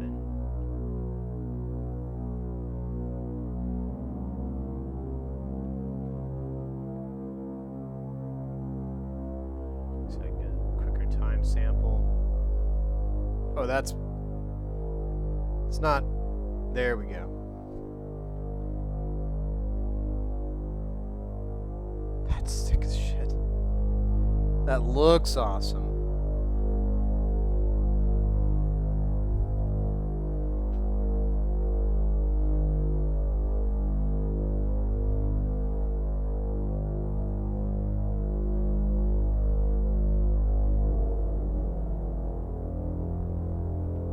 Another good thing for back pain, foam rollers.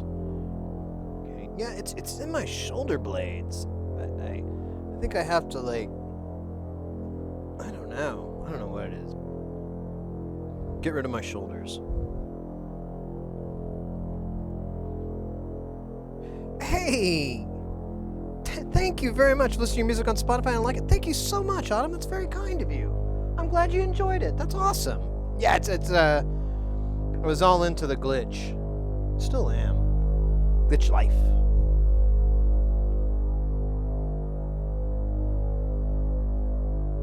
Not the haraya. Oh gosh. Dad, is that you? Haralaya. Man. It's pretty cool though. I'm not gonna lie. It'd look a lot cooler on an analog scope. I'm not gonna lie there either. We need to get our one fixed. I just hate what's most likely wrong with it, because it's going to be a big disassembly. That's pretty cool though.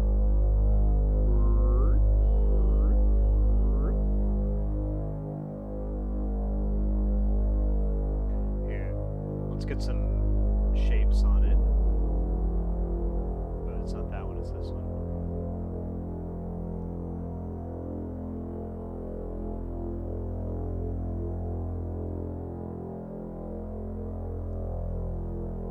Love to see some new tracks someday. Hey, thank you. I don't know. I'd like to do some more breakcore. Sad story is that I had a hard drive die like years ago, and then had about 2 years worth of work on it, and I didn't really. I kind of have some backups, but some stuff was completely gone, and a lot of it was new material. And it's it's kind of one of those kick in the teeth deals, and you're like, oh well, I'll just make new music. And then I got into modular, and have not figured out how to write more breakcore. I have been thinking though, I've been wanting to do it a little bit lately, and I've been thinking about using my laptop as a drum machine and using renoise and just, syncing the laptop or vice versa, whatever it needs to be, so that I can have the drums start and stop correctly within the sequence. But maybe do that, because I do love me breakcore, and I can program, and jungle too, and I can program really fast beats and stuff in renoise. So I've kind of been tinkering with that idea. I just haven't really tried to execute it or anything yet.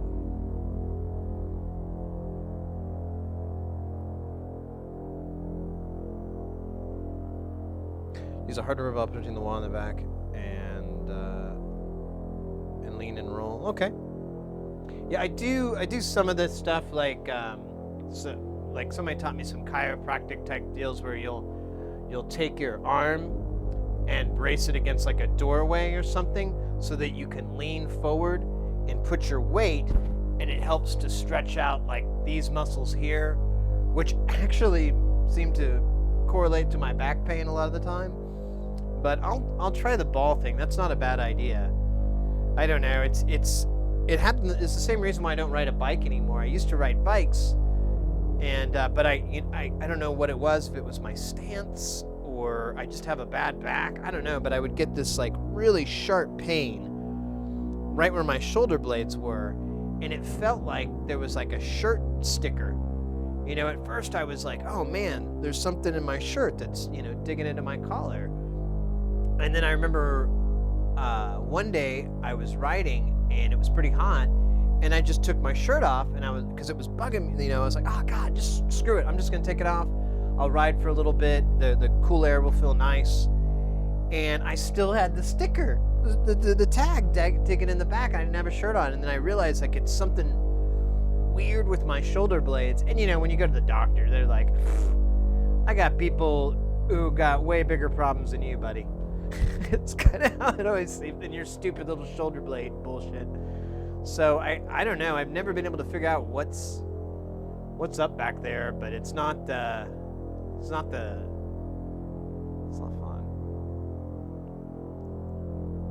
It definitely has to do with posture. I know that, and I've been working really hard on trying to get good posture back.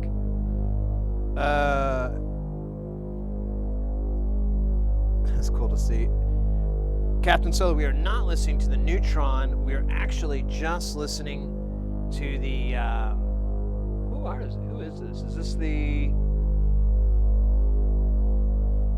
This is the real life. This is the 2 CGS Wave Shaper VCOs running through doing the typical patch where I run through a tube VCA to saturate them, and then that goes into a polyvox. Yeah, kind of my go-to patch. I really should try to learn how to do some other ones. Get some more filters, that won't be such a problem probably. Now the Neutron is off right now. We can bring it in real quick.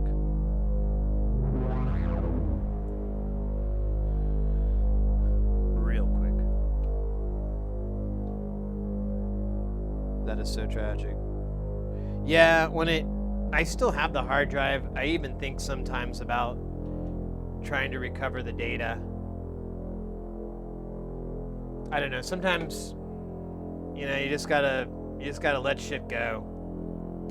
It's just, the part that sucks was that I've tried to pick back up renoise, and I can't, I took too long of a break. They've added a bunch of commands and moved commands around, and so I'll probably have to spend a little bit of time relearning it. Because I tried to pick it back up, and I was like, all thumbs, so I was just totally an idiot about it. Were you ever abducted by aliens? No. But I have been probed many, many, many, many times. More times than I care to count. Hey. Do you ever listen to glitch hop? Yeah. I love Dabri. It's probably one of my favorite glitch hop artists. I like his first album, 1 of 3. I just recently listened to 3 of 3, and it's cool. I need to listen to it more, but it didn't blow my mind like the first one. There's some other cool glitch hop artists I'm trying to think of. LP, of course, and Flylo. I like his stuff. Yeah, I love that kind of crap. I think it's, who was it? It was Tricky, who kind of, I don't know if he came up with it or whatever, but he was the first person I ever heard that really pointed it out. And I'll try to do a Tricky impression. And he's like, he was talking about how it's in this documentary that he was in. It's pretty famous. I think it was sold with one of his albums or something stupid. But he was talking about how he makes drum beats. And he had like this little toy drum machine, like a Yamaha, I can't remember the little Yamaha blue drum machine things. And he his face just lit up. He saw it like his school, I want to say. And he's, oh, this is great. See, it's doing with this drum, you go in and you put it in. And you put a beat in and you play part and if you listen to it long enough, when you smoke enough weed, it starts to sound good. And you tinker with it. And it's true though. It's really cool if you can create a beat where you almost like meditate to it and then you walk away and you come back, you know, and or whatever, and it just grips you. It's like, you know, I don't know, it's kind of an interesting concept when you try to make rhythms that are not boom stick, boom boom stick. And glitch hop definitely does that. And you get rapping. What was it? Dabri introduced me to Guilty Simpson. That guy's fucking insane. He's like some Atlanta rapper, I believe. And he just talks about beheading your spouse. It's the fucking weirdest shit in the world. But it's good. It's definitely fun. Finally got the tubes biased. Oh, hey, yeah, how did that go? Cold solder joint was creating a little bit of impedance. Yeah, okay, cool. Well, that's good. Kudos on that, by the way. Guilty Simpson.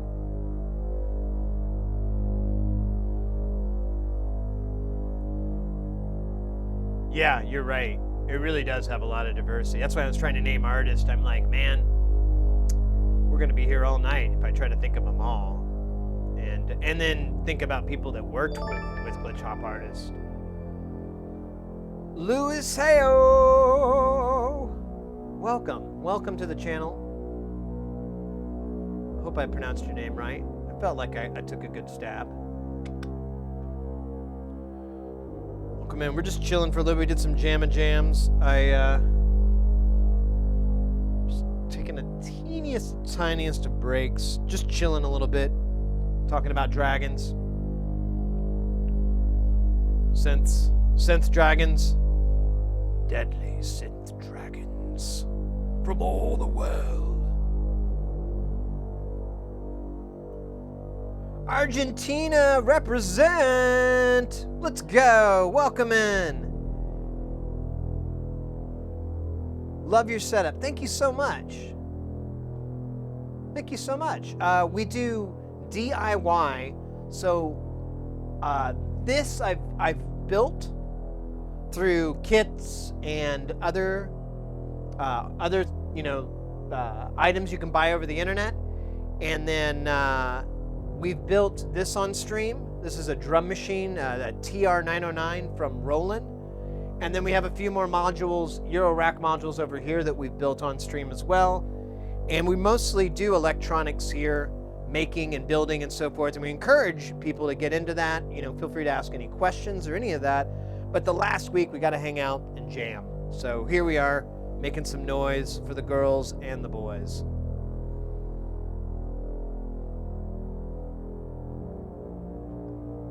Oh, I came at the right time if we are talking about dragons. Let's go.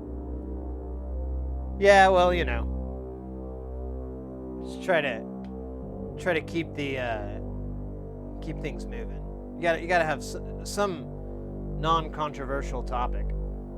I feel like dragons are fair. I think, whatever side of the fence you're on about them, you're on the same side as your friends and your fellow brethren and sisterin. Sisterin? That doesn't sound like a word. Should be a word, though. It's very unifying. Dragon speak, or dragon talk, dragon jazz.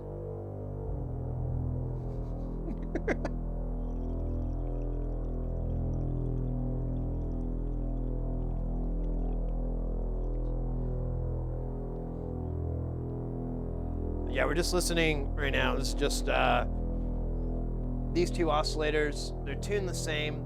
They're driving into a tube VCA that's going into a filter, and then it's going into some more VCA, and the notes are being pushed around with the TKB,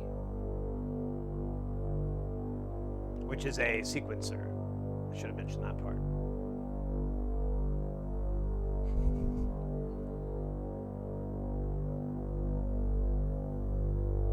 Okay, knowing you built all that is even more impressive. Oh, thank you. Well, it took a couple of days. But yeah, here, I'll give you guys a little, oops. Give you guys a little tour here with the Chaircam 9000. Gives you a slightly better perspective. So, this is about the only thing I haven't built. This is all commercial here. This is a Behringer Neutron and a Behringer Model D. I did build the little mixer that's in here. There's a mixer. It's hard to see this system here. But then, yeah, everything else, I've built this over the past 10 years, and these guys over the past 10 years. I used to make my own panels. I have a CNC mill, but it actually broke about 6 months back, and I haven't been able to get it repaired. Or I haven't been able to get the parts to repair it. And then these are the modules that we've done ourselves. We've had to change format. This is all Blasted Frac Rack, which is like the American version of Euro Rack, I guess you could say. And but this is far more difficult to get, and Euro is extremely accessible, very easy. So I bought. I've just started buying the panels and switching gear what we have over to that. And this is from the last 2 months that we've had. And this is the TKB. This is that sequencer I was talking about. And let's see what else we got. Oh yeah, we got the 909, the Nava. And then the stuff over here, the thing at the top is actually, both of those are called Paya Fatman. The company's called Paya, the synth's named Fatman. And they're pretty cool. They were like a kit. They were one of the first kits I ever did. Below that is a Kai sampler, which I did not make. And then a Supernova, which I did not make. And then an Electrics Mo Effects, which I did not make. And then below that, here is the Paya vocoder, which I did build. And then this is a patch bay, and then this is an audio interface that we're testing out, trying to see if it works. And then anywhere below, I've got the BeatStep Pro. I have a little Soundcraft mixer over here. We'll put different things in here. Just right now, it's kind of nice to have some space. And then I've got a DL4 from line 6 as a little effects delay that's routed into the mixer.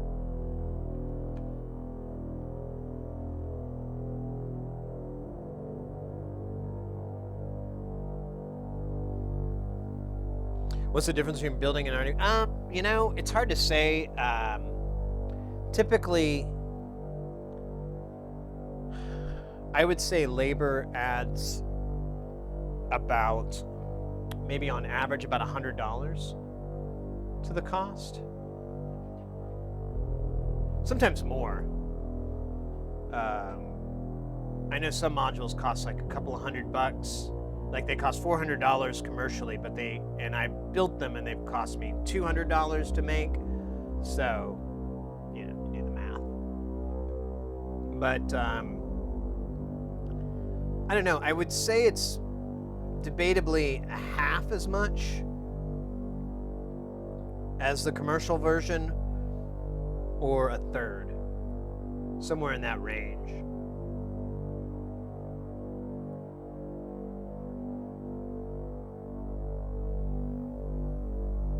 Oh yeah, modular grid. Yeah, definitely. I'm trying to think of stuff I built and I can remember how much it costs. We've got those 2 micro braids that we're working on. I don't know if you can buy those, but the braids are pretty expensive itself, so you could kind of go off of that. And those micro braids, I think they cost with the panel, the PCB, somewhere near 130, maybe 150. I'm kind of leaning lower, but because I got confused because I thought it was a lot, but I forgot I was buying for 2, which threw the voice off. Hey, Ashiram, Mr. Noisy. Say what? Make some noise. Oh wait, I do have that. Is that? Might be really loud though. Here, let's hope it's not loud. It's not that bad.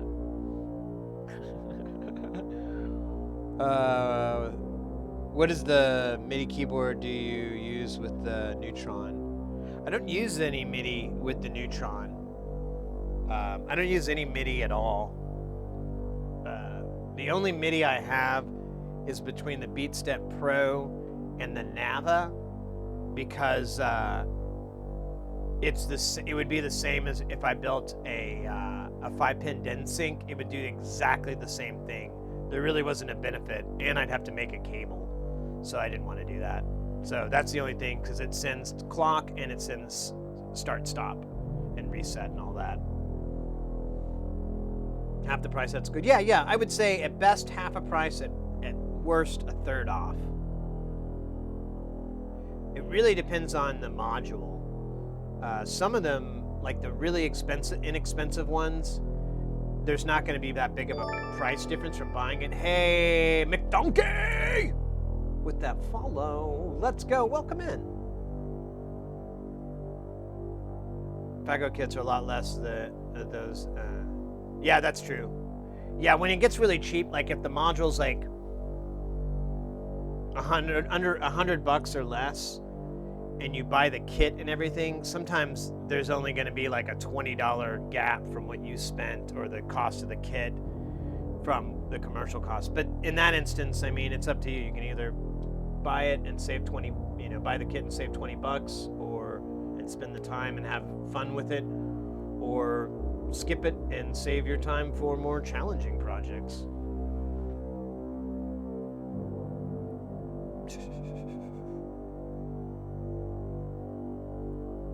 How's this sequencer going? It's being pushed by a very slow pulsing clock. The one that we're listening to right now.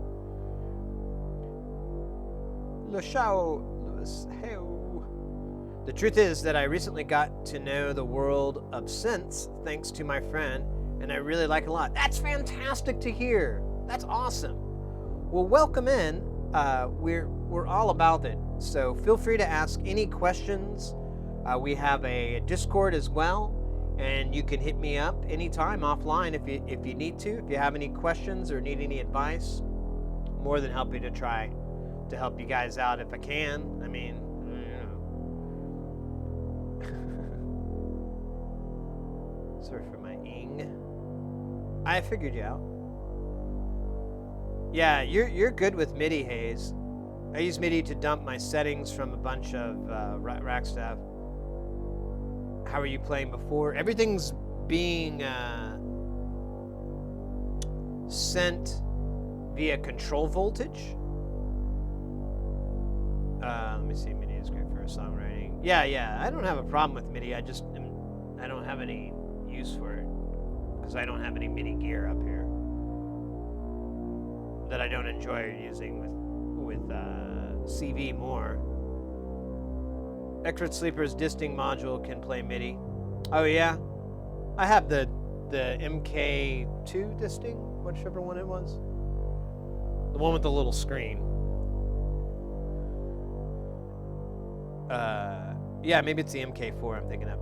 It's not the newest one, but it's the one they have. I got that. It's in here.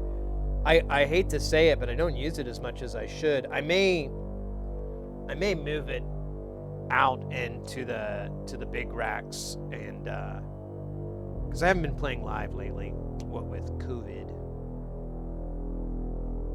Okay, so that's a really good question, Common. I got distracted there. So let me think of a cool example that we could do here. So, well, God, there's really, it's so I can explain it, and I hope it makes sense, but it probably won't. It's kind of, I don't know, I'll try to demonstrate it too, and maybe the two will work out for you.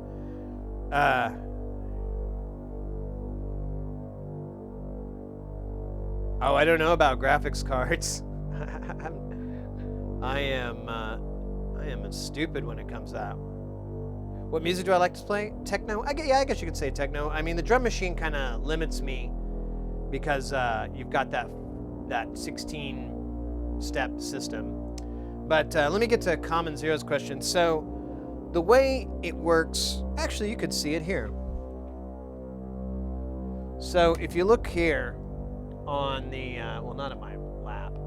So we've got the BeatStep Pro, pretty standard, pretty straightforward kind of sequencer. So you can use MIDI on it, which I have that for the clock send out, but you have these two outputs and these two outputs. There's actually three altogether, but let's just focus on the two for now. So this sequencer has two separate outputs for two different sequencers. So you could put a bass line here and a melody here, let's say. It doesn't really matter. Now, the way that it outputs is one is the pitch and the other is the gate. So the pitch is going to be whatever note is played.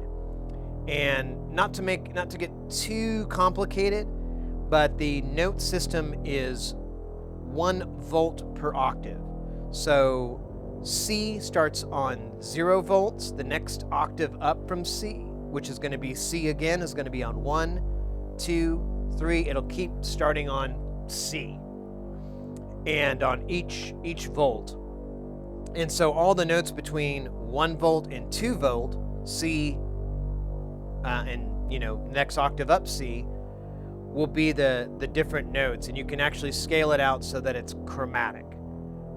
And the BeatStep Pro automatically does that when you play a different note, and it comes out as the appropriate voltage here. Once it goes into the synth, it'll come, in this instance it's coming in here. Once it comes to the synth, it basically tells the oscillator what frequency it's going to be at, or what note. So we'll put it to a stage, and we'll say it goes to F. So now this is sending out F, or whatever the voltage that F is supposed to be. So it comes into here, but the thing is, it needs another signal to say when the note is being played, when you press a key, and when you release a key. And that is the gate here.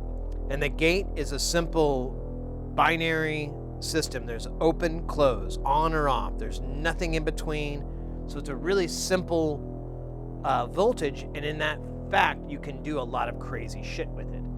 But for simplicity's sake, we're going to come out of that gate and come into the envelope gate triggers for the Model D. So when I press a note, that starts the envelope stage, and it'll go through, and then until I release it, and then it'll play the last stage of that envelope. Now, I don't know if you understand envelopes or whatnot, but if you're familiar with MIDI synths, then it shouldn't be too far off from what you're saying. But that's it. Now, why would you want to do that? What are the benefits and whatever? The thing that I like to do is that I like to send the notes, the pitch of the melody or whatever, from one source, and the gates or the rhythm of the melody from a different source. And you can mix those things around. If you have more than one synth and they're both set up that way, and you zigzag or you smush things around, you can start to mix something, and all of a sudden you've got lightning in a bottle. And that's the fun. That's the reason that you would do it this way, or at least for me, that's why I do it this way, because you can kind of just goof around and create something that's incredible. And you wouldn't have thought about it in a conventional sense, like if you were writing music like you normally would with a piano or a keyboard or whatever. And I still like to use those elements, absolutely, there's nothing wrong with them, but I'm always looking for some new way to write music that's going to be like challenging and fun and interesting. And this has really leaned that way for quite a while. It's been a lot of fun to do things like that. And I don't know if you've watched, we had a couple of instances, really cool instances yesterday, where I was like, man, I can't get this thing to really rock. And then all of a sudden I hit something or reset something, and it locked in, and it was just solid gold. It sounded awesome. So those are my favorite parts.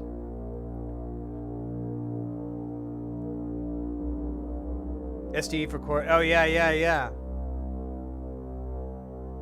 Oh, this is cached. Fucking Bitcoin mining. There's 8 trigger outs. Oh, yeah, that's right too, Hayes. Well, I was just trying to be simple with the CV with how that system works.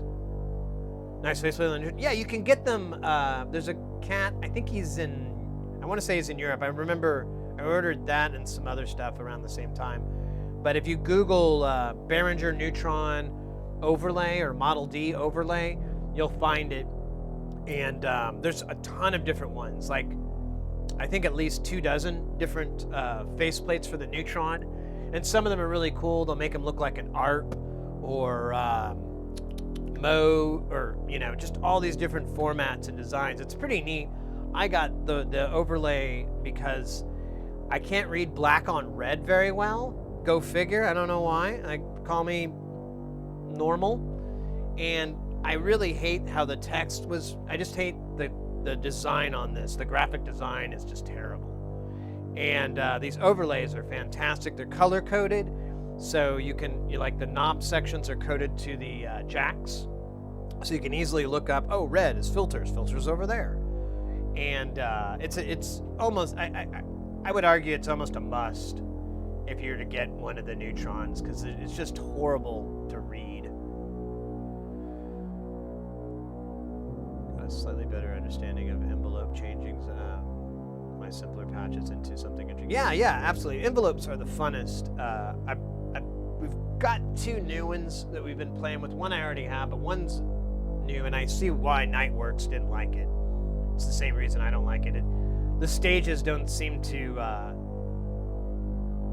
they don't have a lot of slew. They don't have a lot of drift. They kind of just move really jaggedly, and I don't dig it. But maybe I can find a use for it somehow. How difficult are the semiconductors to get for that Nava? It came with a lot. Like all the single inline packages, all the SIP, it came with. And that was pretty much all the new old stock that was in there. And that upped the price quite a bit. But then the rest of it was pretty much Mauser or DigiKey cart order away. It wasn't a big deal.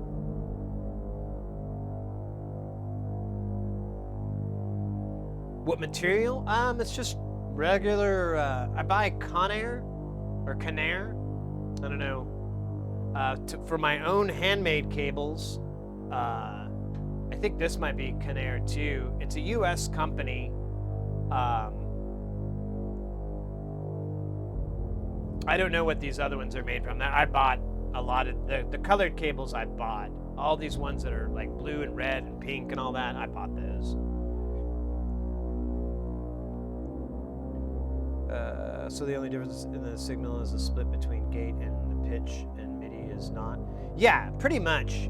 Now you also saw there was a velocity output. That was that third output on there, and that can be set up by how hard you hit the pads, and that you can use that output to control like an amplifier or something like that. But you can also have it control a filter cutoff, which is usually what I like to do. Yo, Nightworks in the house. What's up, mate? Good to see you. Good to see you. Good to see you all in right now. We'll have to make some jams here soon. I'm just chilling, catching up with you guys. I can't jam and chat. Well, I haven't learned that skill. I'm gonna get it someday. When used as a control, yeah. Exactly. So it's a lot of fun to wait, what? And carry the information just fit. Oh yeah. Like I said, what I like to do is send something, a gate from something else, like pretty much. Here, I'm gonna have to do this ridiculous here again. So I'm gonna tweak this up so you can see. So this is kind of my little live rig that I put together, and it's pretty much all the things that I use most commonly from the main system, and the majority of it is all gate generators. I have a divider here. I have a Euclidean gate generator here. Every time you see those lights go red, that's gate down or note down. You can speed up, you can slow them down based off of the trigger, but then I have them come into Boolean effects like OR and AND gate, and I'll have that go in to create some more interesting rhythms than just beep, beep, beep, beep, beep, which is what the divider will do. But if you were to divide two different numbers, you'll get this beep, beep, beep, beep, beep, beep. You'll get something interesting out of it. And then if you do it with the Euclidean pattern, you can get, which all that is just more is rhythmic gate patterns, pretty much. People use them to make drums a lot of the time, I hear. But that's it. I mostly just like to generate the gate signals, and then I have the BeatStep Pro come in and give me notes, but I'll shift those things around sometimes, like shift where the notes start and where they in relation to where the gate pattern is. And you can get some really cool like, oh, there we go, moments every now and then.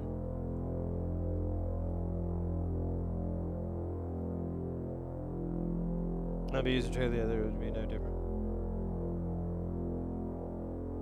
Yeah, I get that. Well, and that's a thing, Common. So, to me, that's what's really interesting about modular synth. Like, yeah, if I was just going to have a keyboard, if I was just going to have the BeatStep Pro, just go beep, beep, beep, beep, beep, beep, beep, you know, and play whatever I put into it and have it spit it out directly, yeah, I would just go MIDI.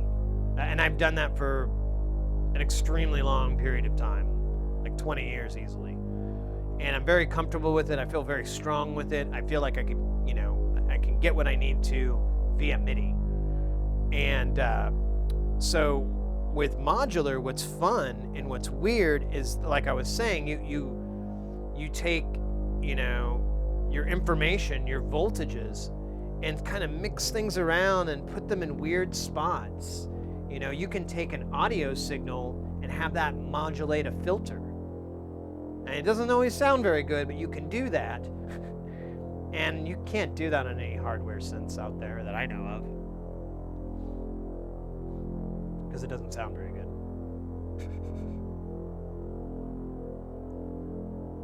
I experiment with using MIDI to CV gates. MIDI drivers, long cables, multiple devices can cause MIDI to lag. Yeah, the lag is an issue, although it's kind of made up for the fact that when you have a junky cable and it throws your whole clock off. So it's almost like tit for tat. I'm a VCV Racks user and recently started getting some hardware modules. This is fun stuff to be addicting.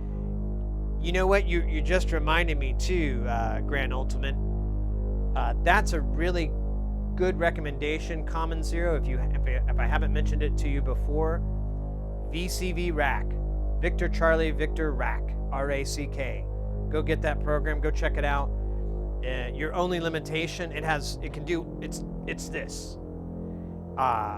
It's got commercial modules. It's free.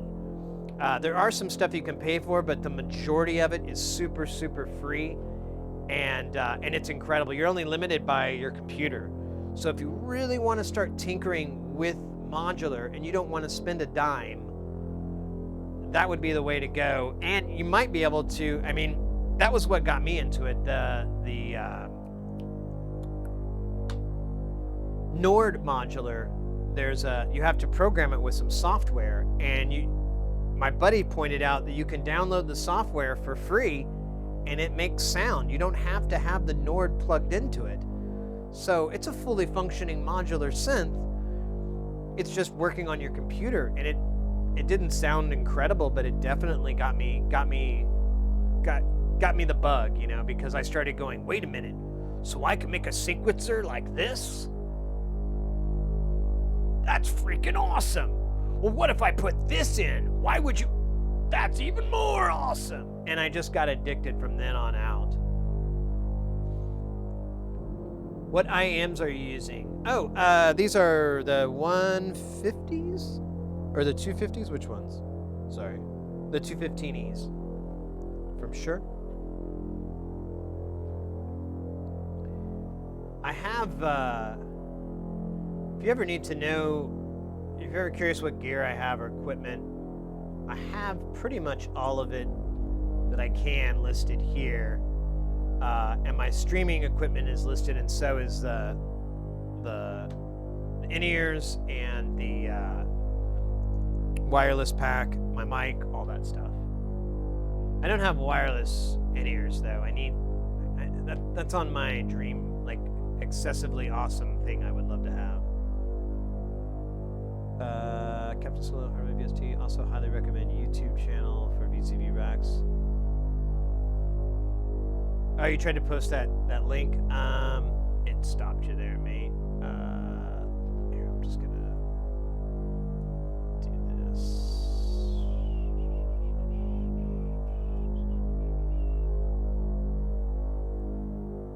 Hey, Boo, if you want to repost that link, go right ahead. I gave you perm, so you should be able to post it. I just have it turned up by default. Cohen is a genius. How did we start talking about Leonard Cohen? Did I? I don't think I said that his name, did I? Yeah, I love Cohen. My old Win98 software for my Nord Micro requires it to be set up to... Oh, really?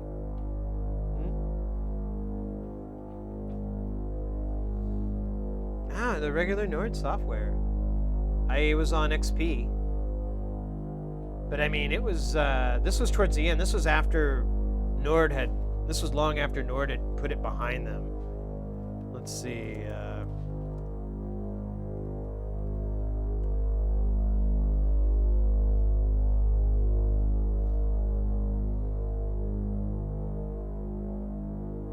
Nord Modular Editor. I can't run it. It's written for Mac OS 9.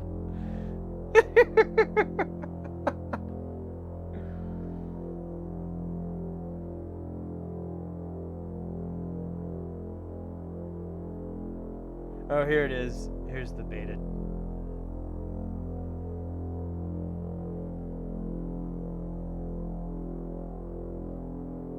I wonder if it'll even run.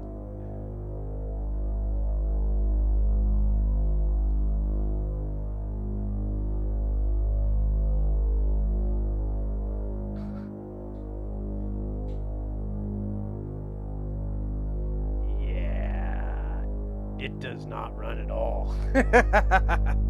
Well, it used to. You might try these Windows ones. I don't know, but I remember the editor, I thought had it. That's so funny. I can't run it because I don't have a Windows 98 computer.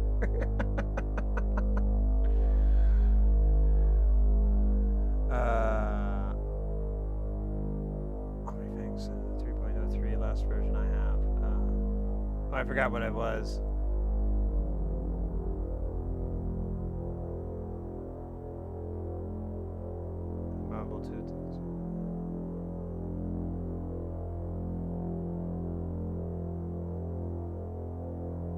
Weird. I don't know what it was.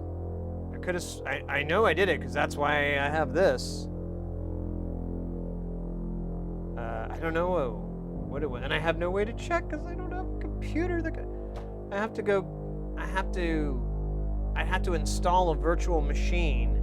I have like a 98 VM. I have an XP VM too, but I'd have to. Yeah, I'd have to install the VM. And I don't have it on the system right now, and then try to install it that way. Probably would work. I have some Mac OS 9 VMs, but I don't, yeah, not today.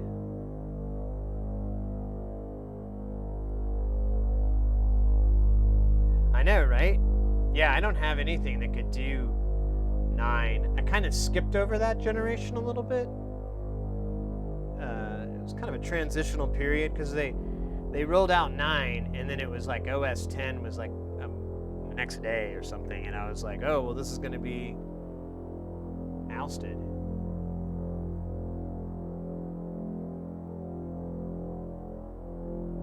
Can't look at it. Okay. Well, I wonder if there's a way to view it.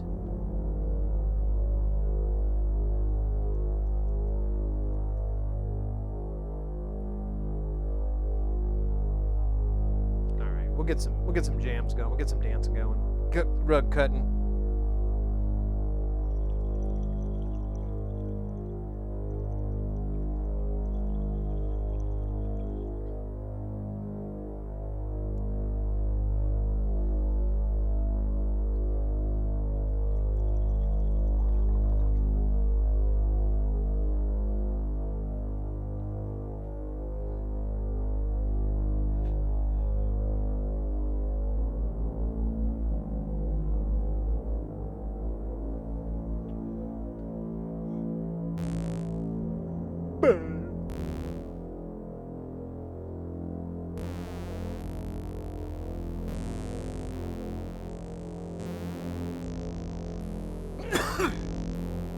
Might need a tuning. It's a tuning. No, wait, that was from that movie. With the guy.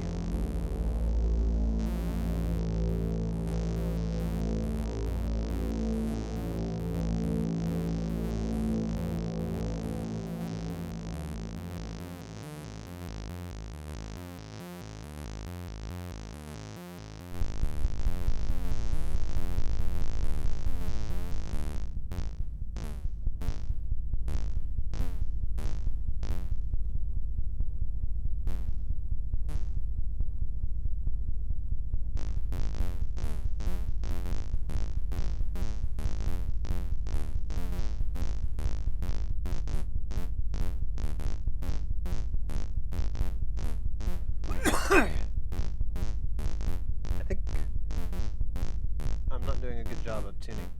What am I doing? Oh, that's weird.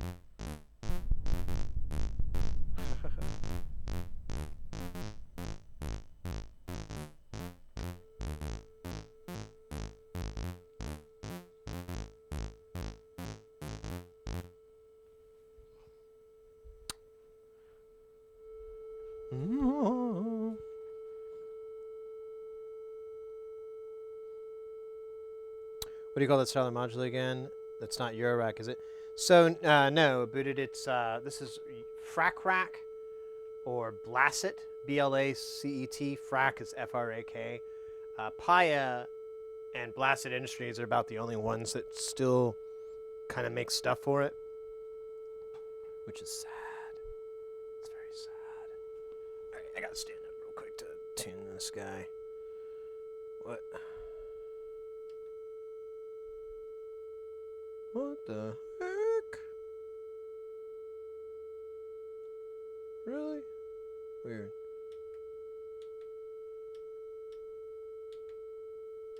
Alright.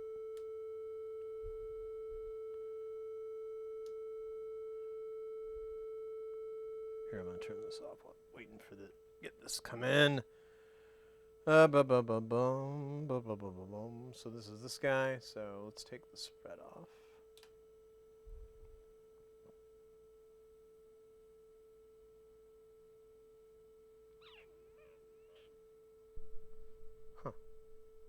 It's really loud.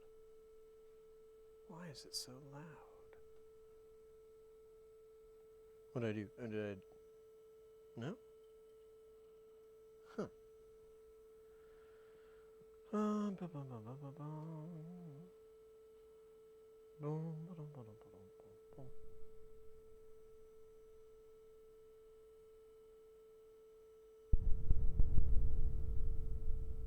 Yeah, but I should be getting a signal from here.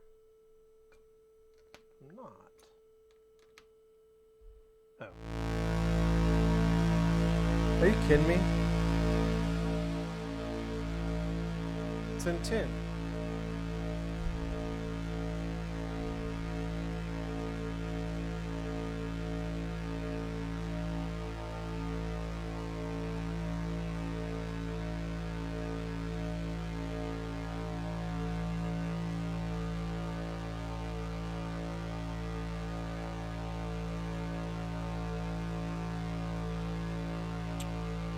Oh.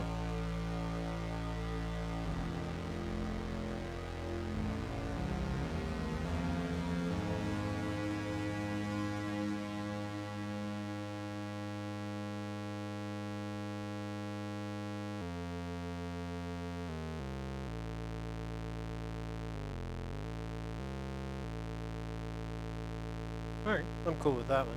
I'm gonna kill the cutoff on that. And then, how did we do this guy? I forgot. Oh yeah.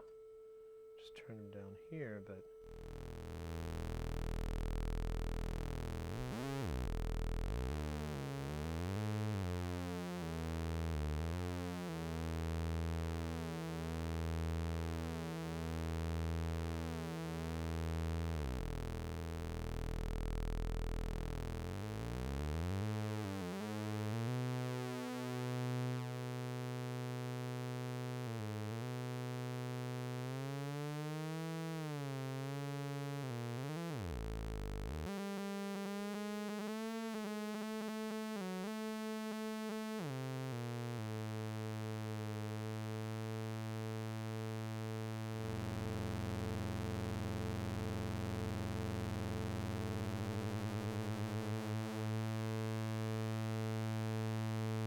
so.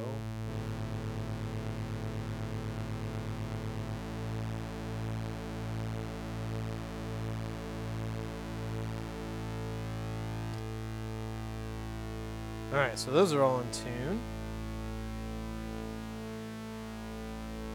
Let's kill them for just a second. Oh, man. Hey, Mellow Llama.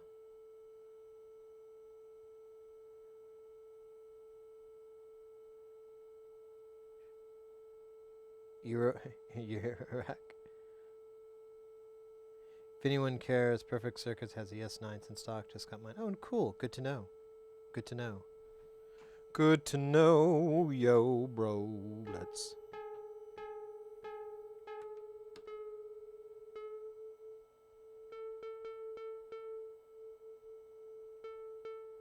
Well, that was easy.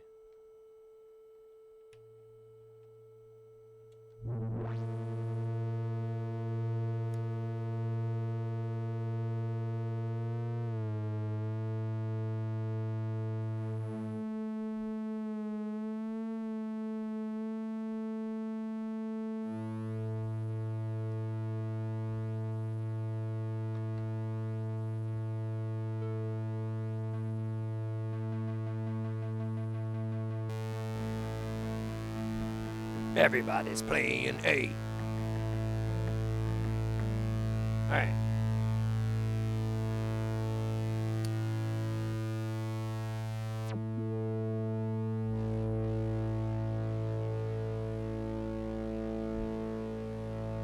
Alright, let's go back down.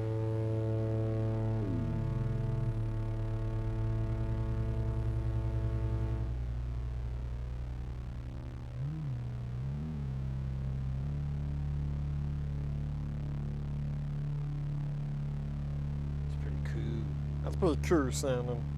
I'm gonna put down Super Shack.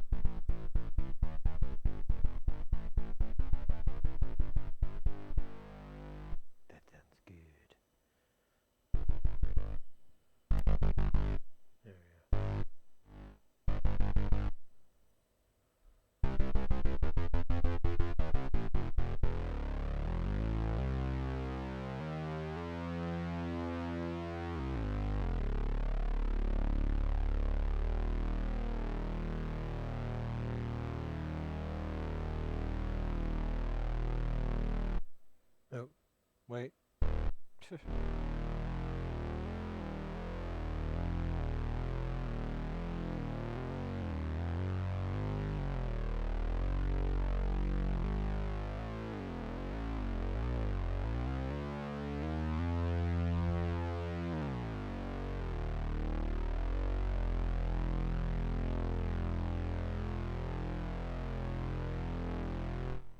Okay.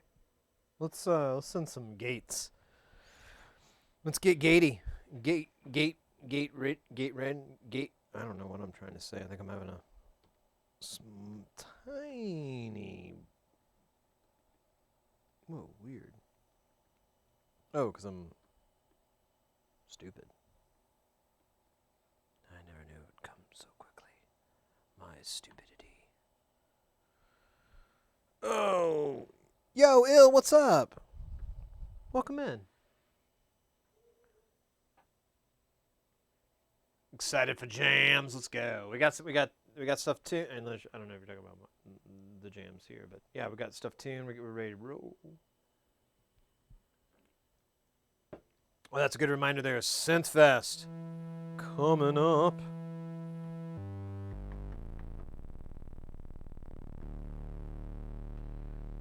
Great way to find artists and musicians out there on live music too, out on Twitch.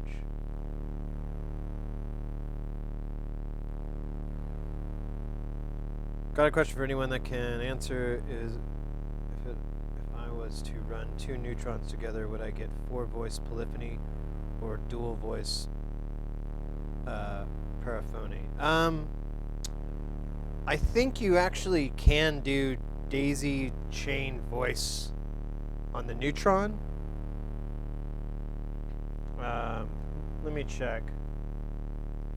Neutron.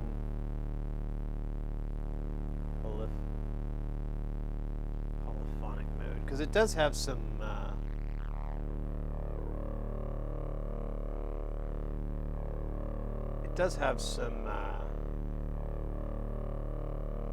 weird functions here.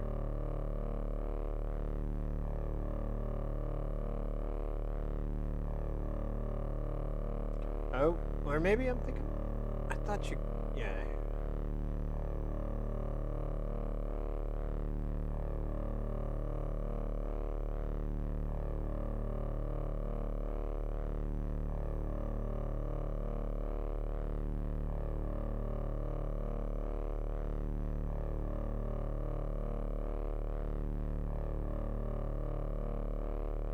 Maybe I'm thinking of something else. I know you can do it with the Shruthies for sure. The Shruthi will absolutely do it. But then you have to build like 2 or 3 Shruthies that are identical, which, I don't know. Variety is the spice that I enjoy. My life sandwich. What am I looking at that for?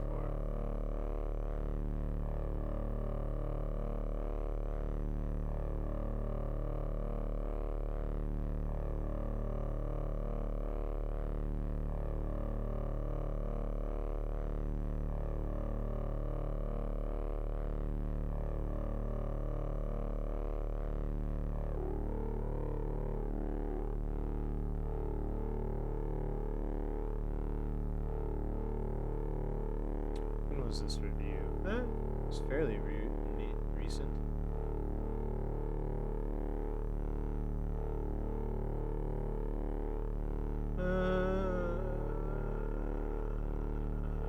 I guess not. I thought it did. I thought you could do a stack, like a note chase function, but I must be thinking of somebody else.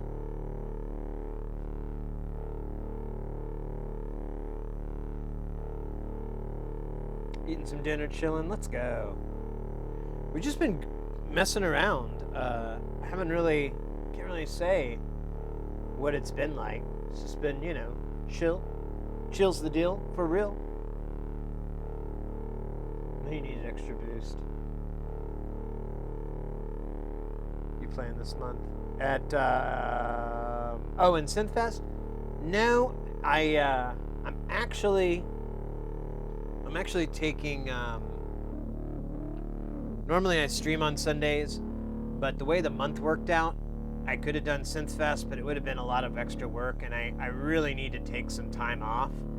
So I decided that I was just going to take that Sunday off, giving me the longest I've gone without streaming since I started back in May, which will be 4 whole days. I have no idea if I'll be able to make it. You guys will probably see me anyways, but yeah.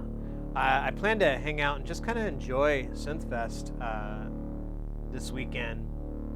And there's some really cool artists out there, so I kind of wanted to just check it out a little bit more than this time around and take some time off.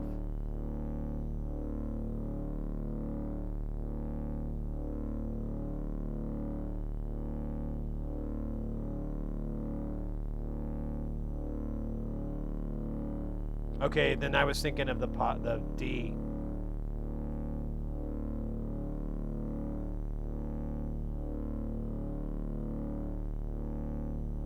Okay, so they do like a poly chain effect. Okay, that's what I was thinking. Oh, actually, I know it for a fact because it literally says it right here on the on it. Well, don't know if you can see it, but it said that this is the paraphonic button, but if you hold down the shift, you'll get polychain. And so yeah, you can. All right, that's been settled. Thank God. I was about to just eat a whole cat.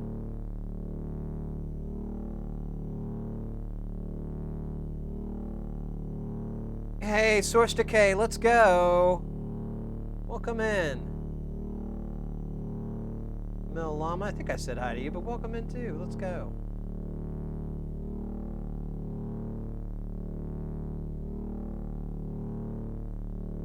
In a row. There is overdrive. It's a really nice distortion circuit. We can listen to it right now.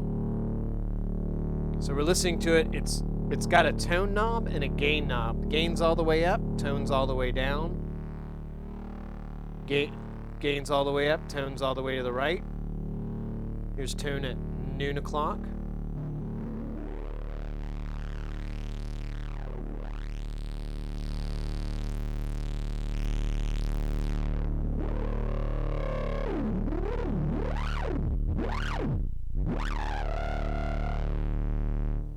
Here it is without any distortion.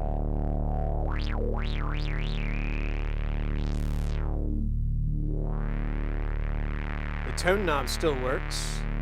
That's all the way to the right. That's all the way to the left, which is what I usually do.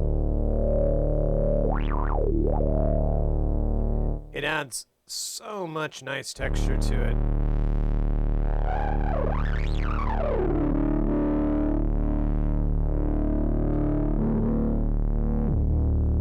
And it also has a delay. It's a little bucket brigade delay. It's noisy as shit, but it's still a nice little thing to have.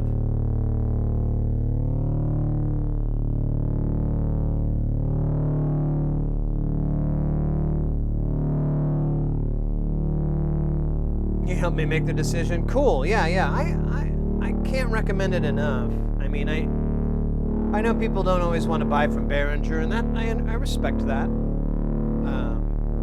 But I like mine. That's all I have to say. I like mine, and I think most people would enjoy it as a synth. Yeah, that's what I think I have, the After Hours overlay. Or I've got that at least, because I think I threw it in between the racks here. Or no, where did I put it? I actually was looking at it not too long ago.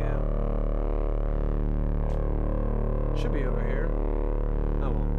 Yeah, there's some really cool, those overlays are awesome. I highly recommend it. If you get a Neutron, go ahead and put in an order for that overlay for it. When I ordered it, this was a couple of years back, they had like a pretty good discount if you bought like 5 or something. Pardon me. What's Synth Fest? Oh, Booted, it's dope. It's a live music show. Starts on Friday, if I'm not mistaken, and goes all the way till the wee hours of Sunday, typically. And it's just live music on and on and on. Each stream rates the next stream, so you're able to follow and do bits and cheers and all that to those channels. It's not all just hubbed into one, but you can also, they have a really cool portal on their website, so you can just watch it in one spot too if you want. And I think it still gives you all the bennies, you know, of Twitch, like being able to hit follow and whatnot, or at least it throws you the link. Yo, San Holo with that follow. Let's go, yo. Thank you so much. Welcome into the channel. CZ1 phasing in and out is interesting. Oh, yeah.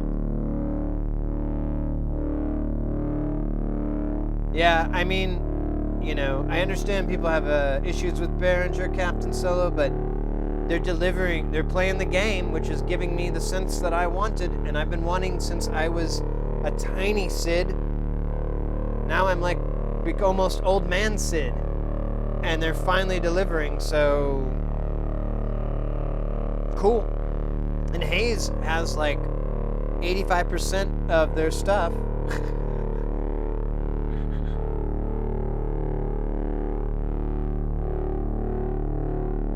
tells me nothing. Link or something? Oh, for what?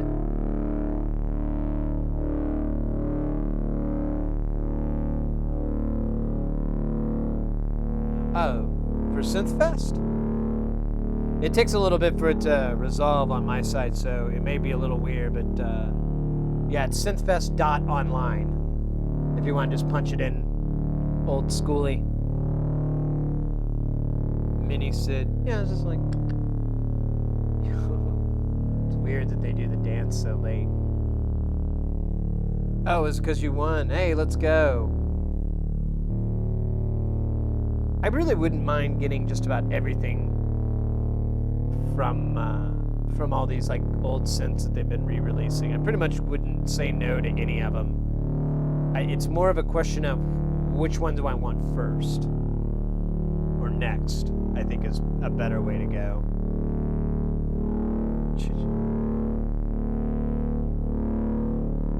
Yeah, it's weird. It's something to do with the, I think it's something to do with the resolution, with how the name resolves. Like the TLD or the registrar is slow to update the records. I don't know. When I used to do domain name work, we didn't have a .online. We didn't have anything like that, so I have no fucking clue how that stuff works. I'm like, that's weird.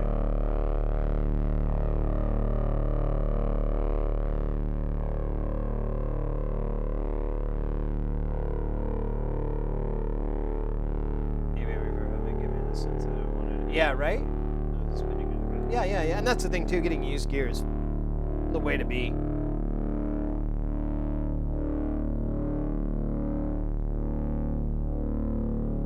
Yeah, you can buy one vintage or the entire Behringer line. Yeah, I mean, like I said, they're playing the game, which is supply and demand, and they're supplying what I've been demanding for for as long as I can remember. Like, when I first got into guitar, but like all the sounds that you can do, all the weirdness with guitar has really interested me, and so it was only a matter of time before I got into synthesizers and keyboards and shit, and people Behringer Fairlight, and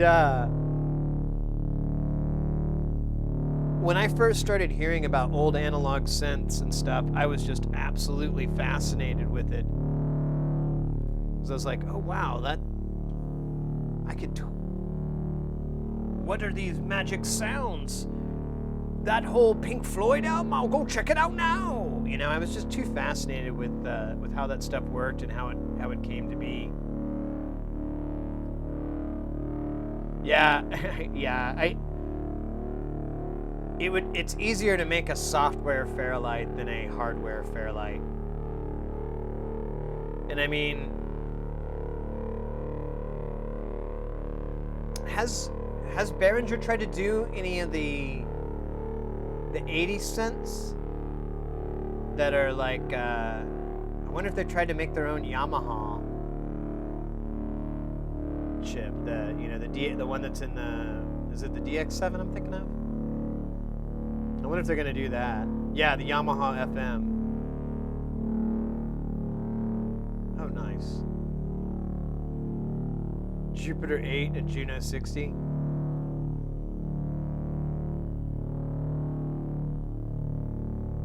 No, so I want to make a subtractive synth. Ah, nice. Mixer versus big interface.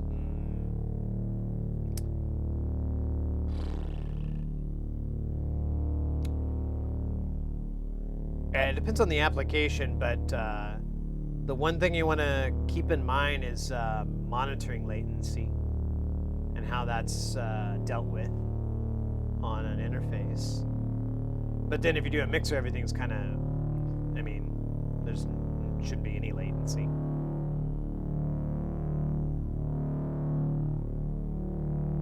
I have an embarrassment of FM and a number of angles in the chip too. Oh, really?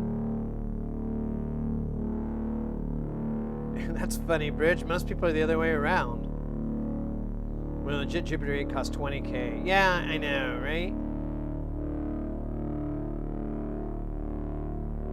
Probably not Yamaha and Roland because those companies have deep enough pockets for litigation. I don't know. The story is that the Behringer Eurorack modules that they're coming out with are all based off the Roland M100 or 100M. I always forget which one it is. But yeah, I mean, Yamaha would be harder because I'm pretty sure they've kept up all those patents.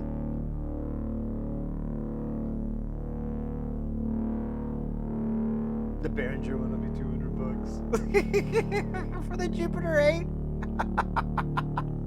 The CS80, the Behringer CS80, only $500. It'll be shipped via freight, though. Behringer actually tried to use the 909 ROM samples. I don't know. I wonder how you do that. How you go about, like, sidestepping the legal issue with that.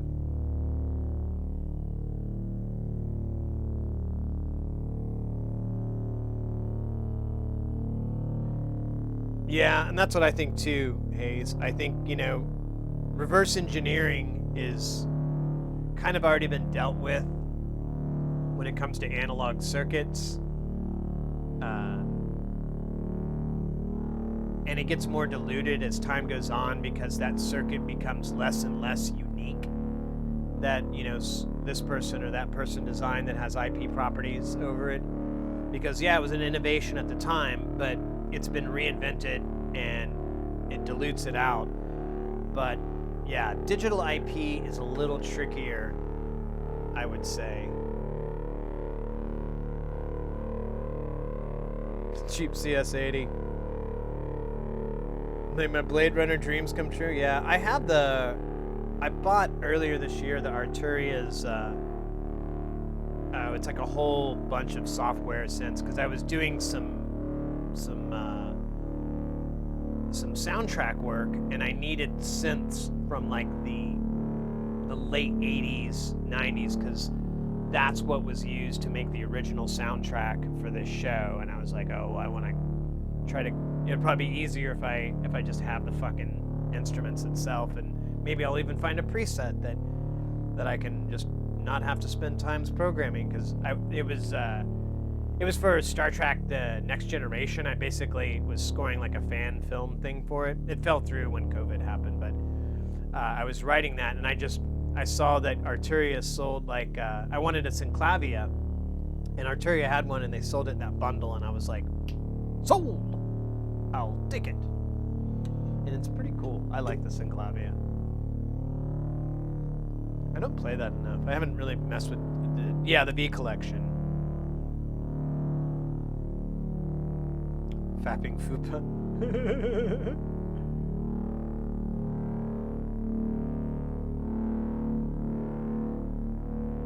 Oh, you're taking off control? I'm sorry, mate. I missed that. Yeah, take it easy. Have a good night. Take care of yourself.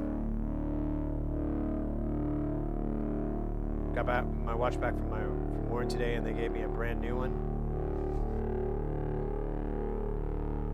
Hey, let's go, Hayes. Yeah, definitely check out Hayes. You can, I don't know your YouTube channel. I don't have it in my clipboard, but feel free to post it, Hayes, if you'd like. Puts a lot of cool YouTube videos out. Been doing the January thing. I was listening to a bunch of those earlier this week. I need to listen to the rest. What was I gonna do? You know, it's funny. I got my I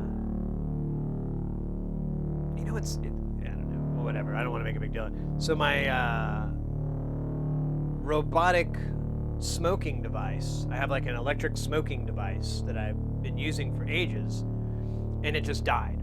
And and this was like a few months back, and I contacted the company, and they're like, oh, send it in to us. Just send the unit, because it has like glass attachments and stuff. And they go, just send us the unit, and we'll fix it for you. Well, I sent it, and I waited like a couple of months, and I hadn't heard anything back from them. And so I kind of thought, well, it was the holidays and COVID. They're probably just busy and backed up. I'll hit them up in January. So I did, and they felt terrible. So they like overnight, not meat, not a meat smoker. And so they practically overnighted me one, but then my postman didn't feel like delivering it. It was a big pain in the butt. But anyways, I get it finally, and I open it up, and it's a whole brand new one with all the accessories, all glassware, all this stuff. Like, I mean, I sent them in something that was, you know, the equivalent of, not really, but let's say I sent them in something that was like $70, and they sent me like $150 back. And I even emailed them and was like, hey, thank you so much. I don't know if you intended to do this, but you know, thank you. You've earned yourself a lifelong customer or whatever. So they don't think they lost out. But I was pretty psyched. And it's even better than my old one. I guess I had like an early revision because this new one works good.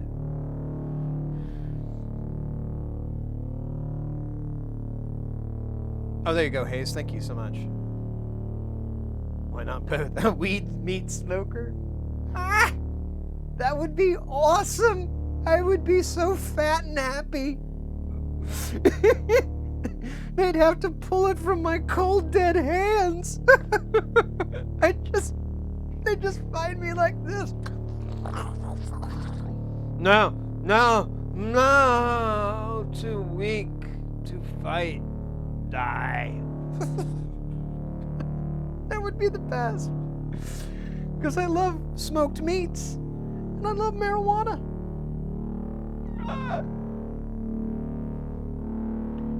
I think I mentioned this yesterday. They actually, it's become legal here in Arizona.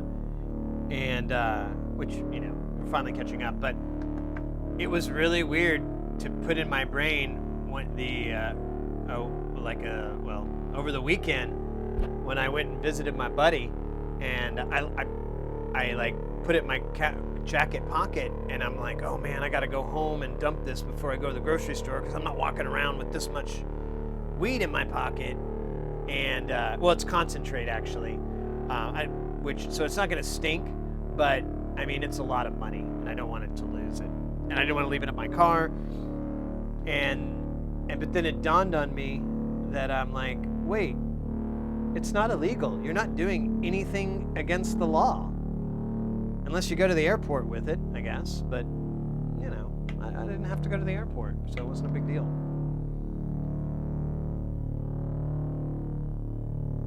Frankie, you got your goddamn greasy fingers, sausage fingers all over this phone. You ruined my phone, Frank. I'm going to run to the restroom real quick, and then we'll get back. We'll do some jams.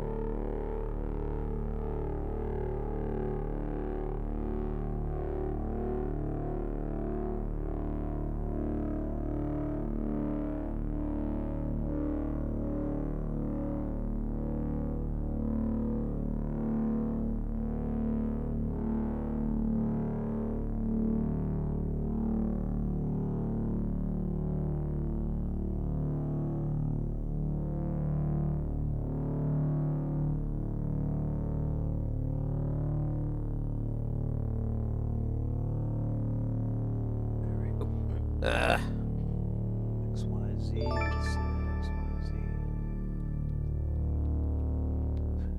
Yo!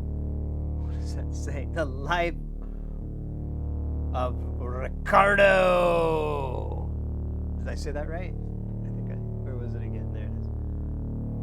Yes, The Life of Ricardo with that follow. Welcome into the channel. Thank you so much. Oh, I'm way behind. Your dirty sausage fingers. Your smoked sausage in your t-shirt pocket.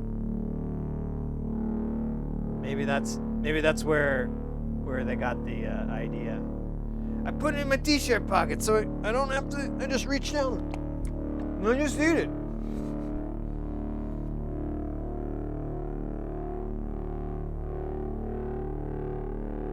My ribs make church ladies cuss. That's a great man. I love smoking, baby. Oh, yeah. I have a little vertical smoker. I've been thinking about doing it again because it's nice and cold. So it's, well, I live in the desert, so it's either nice or it's not. So, and I don't want to be near fire when it's not, so. It's legal here in Michigan for recreational use, but they are treating it like booze. Same here. It's 21 and up, I think, is the rules, but I haven't been 21 in a very long time, so I'm good. I'm good with that. Yeah, it's just a weird feeling, I even mentioned this story to you yesterday that, like, I was in San Diego this is about a year, maybe almost 2 years now. Yeah, it's about 2 years ago, and I go down and I was there working a show, and we all stayed. The whole crew was all in this one hotel. It was a nice little hotel that we were at, and then we came down, and we were all just kind of hanging out front of the hotel. If you've ever been to San Diego in the downtown, it's just got these nice little sidewalks you can just kind of chill out on. And so I was hanging, and I saw this one guy who I met on the show, and I liked hanging out, and so I was just gonna chill with him and his wife. And they're both just smoking a J, like right on the street, just smoking joints. And I didn't realize until I got up on him, and I was like, "Oh, yo, man." And I was like, and he just kind of smiled, and I'm like, "Man, I still can't get used to this. It's so weird to me." Because even up the street, you could see cop lights because there was like they were giving parking tickets for people. So I was just like, it still blew my mind. And his girlfriend ended up giving me her joint. She's like, "I can't smoke anymore. You want mine?" And she just started. So I was basically hanging out smoking with them, and I was like, when is this gonna feel normal? When is this not gonna feel weird?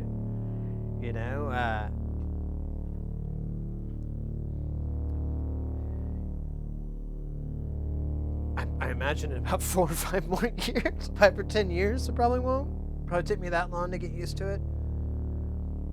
Legal coast to coast, yeah. I remember that happening in Canada. That was awesome. Yeah, when Mrs. Harris and we went to Canada, like, it's a while back, maybe more than 5 years ago, and we had a great time. It was really wonderful. But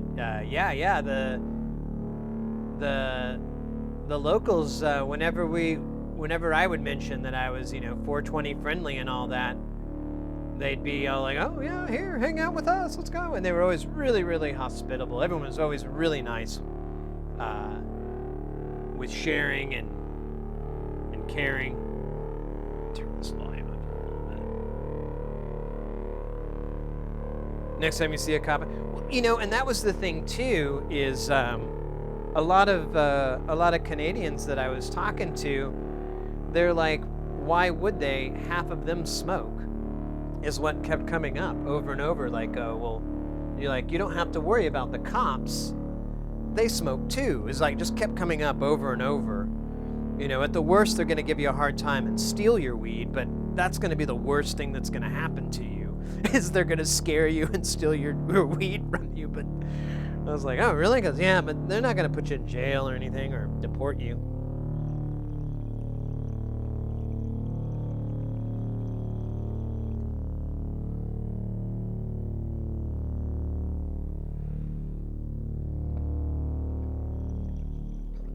But I'm still not a fan of doing it on camera. Because it's just so weird.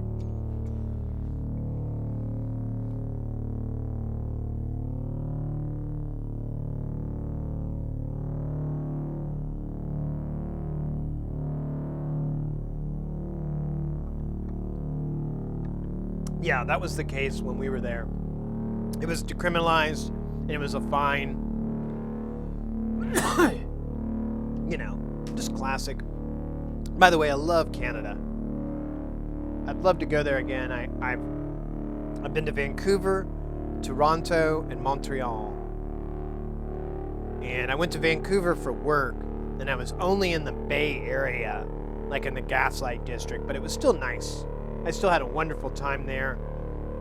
Everyone was really, really, really nice and really welcoming. But when me and Mrs. Hearsey went to Toronto, and then we drove to Montreal.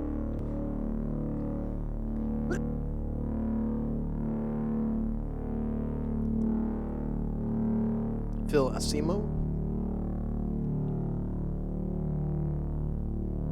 So your weed and your buzz. Nothing gets you sober like talking to cops. Yeah, maybe. I guess so. I used to love to drop, when I was a teenager, I used to love to drop acid and go talk to figures of authority. I don't know what the fuck I was thinking. I know I look like a goddamn psychopath, but with my giant dilated pupils, but man, I love to do it. And people that hung out with me didn't like it when I did it. All right.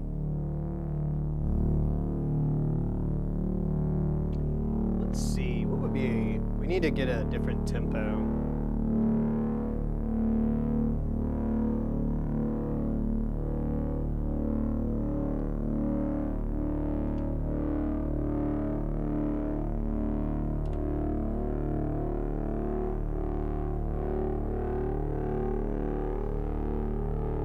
Is that one guy? Yeah, I don't know.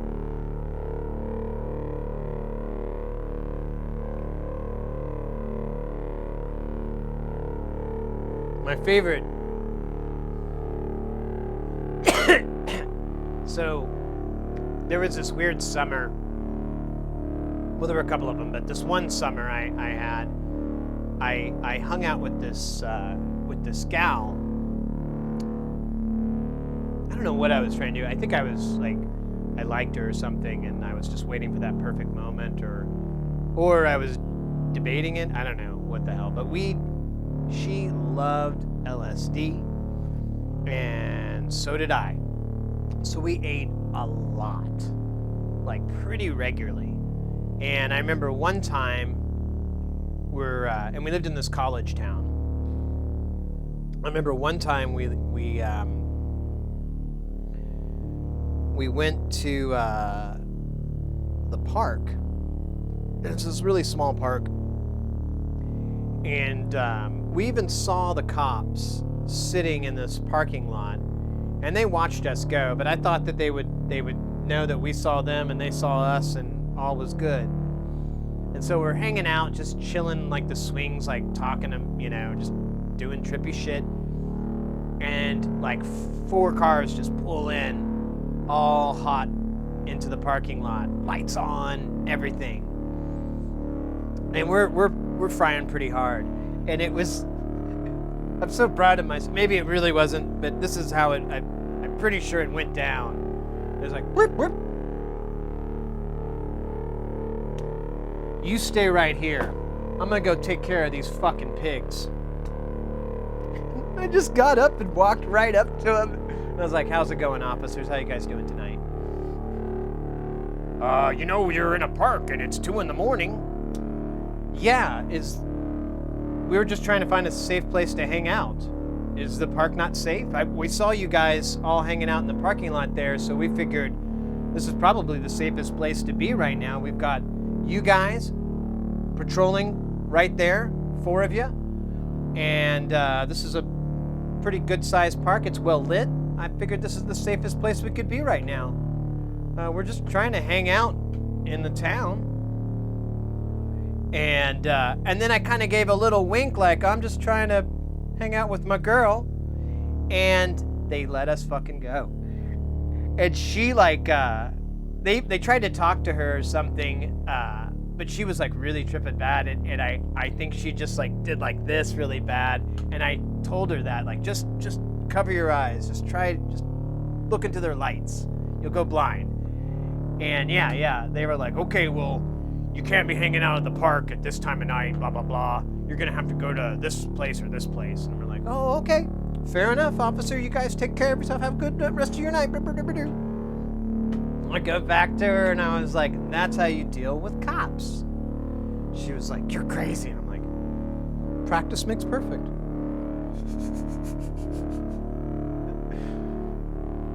Clever. Yeah, it was, well, I mean, that was always my game. With the cops in town, is I'd always come at them like, thank God you're here. Oh, you showed up. Oh man. Whew.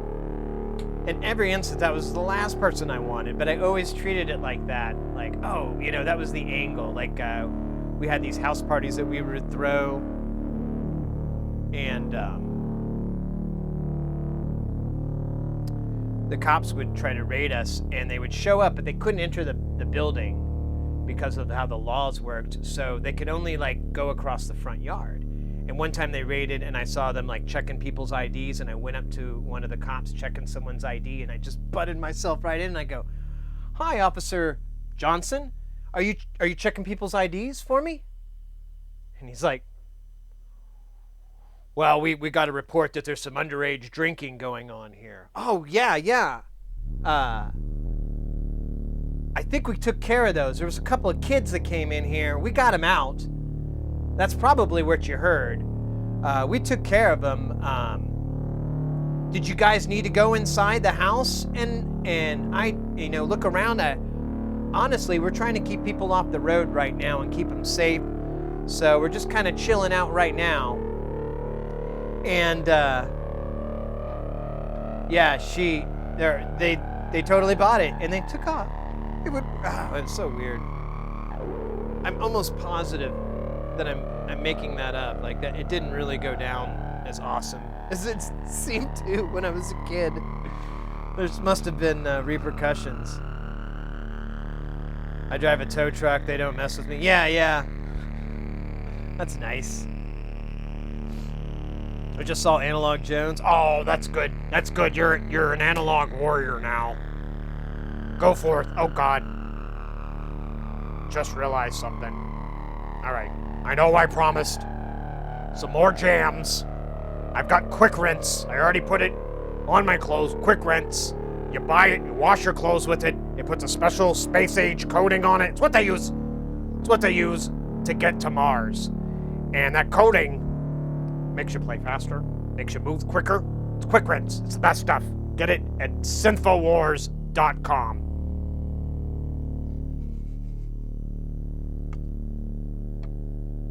The Reptilian Analog Elite with old algorithm and Bill Logic Gates. We all know what you're up to.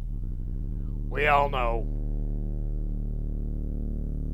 Try to hide, but can't hide from us analog warriors. All right.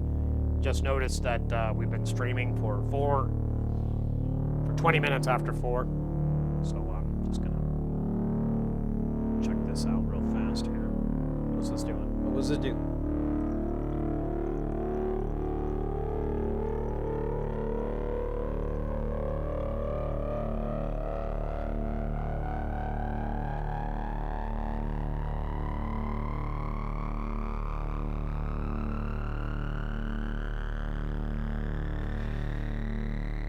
Yeah, I try to do a little bit of research. Jones is like very difficult for me to take in long bursts. But yeah, we actually had an idea to do and it's still on the table. I haven't talked to the comedian to see if she wants to do it or not. But when we were developing Analog Jones, we also came up with Bro Jogan, who's exactly who you think it is. And we noticed that the kind of the mechanic or the dichotomy or whatever is that, so Analog Jones talks to the camera. He's talking. He's always talking to the camera. Even if he's talking to someone, well, anyways, he's always talking to the camera. And then, but Bro Jogan, his method, or Joe Rogan really, his thing is that he's talking to another person. And he's always asking these like batshit crazy questions that he peppers in every now and then.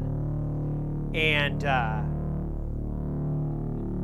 the idea for the bit, or the comedy idea for Bro Jogan, was that I would do him, although I don't do a very good impression of him. I really have to work on it.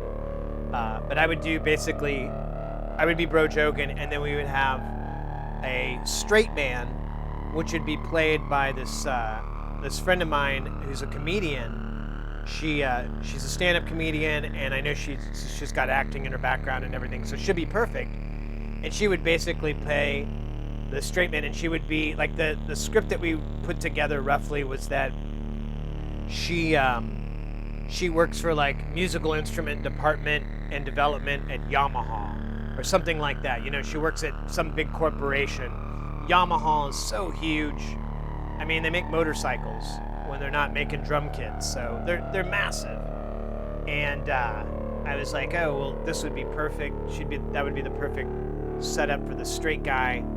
And you just have like Bro Jogan go like, hey, you know, thank you. I really liked your new blipper-doob and dip-a-doos, you know, and you know, hey, have you ever taken DMT? You know, just batshit stuff like that, hitting at the squarest of people that I can find, you know, or that we can come up with, and him just going, you know, that. And it would be mostly reactionary, because a lot of the humor is just going to be the straight man or whoever Bro Jogan's talking off to, their reactions to like him asking if they smoke DMT, if they've ever taken ayahuasca, and then explaining the process to them of how the shamans take it in Central America. You know, shit like that. Just that was kind of the idea and the gimmick.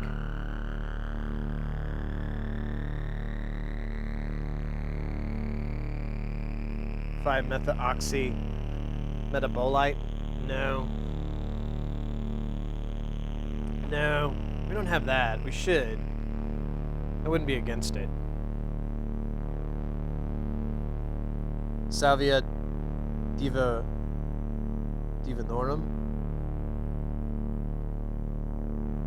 Am I having a stroke? Is this what it's like? Can't be. Maybe. This music's been going on for a while. Let's cook it up. So we were listening to the Neutron.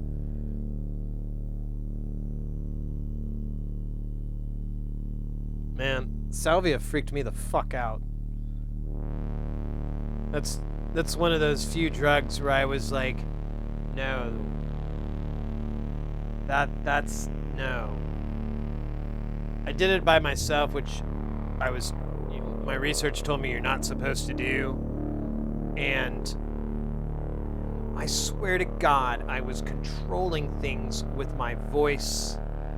I could turn the lights on in my house. I could change the music.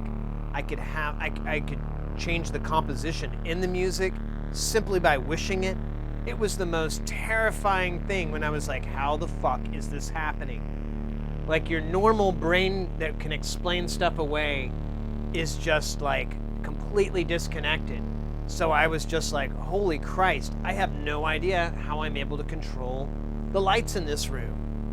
I have no idea how I told this song where the guy's like singing in French to speak in English, you know, and then change. It was too weird. It's too weird. I figured out the lights was I left the TV on. And so I think that the lighting in the room was just like, I think my pupils were like really, really tiny or something like that. And so the lighting in the room kind of flipped me out, and I assumed I was controlling it. I don't know. It really, I think I still have some, maybe somewhere, but I'm in no rush at all. Did I hear drugs? Appropriate background music? You're right.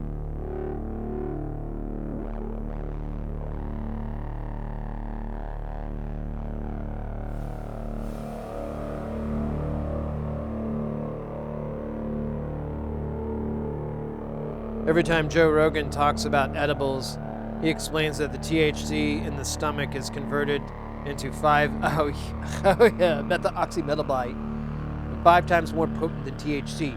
Every edible. Thank you. Yeah, that's the other thing is like, Joe Rogan is actually, or Bro Jogan would be a more complicated character to do because, you know,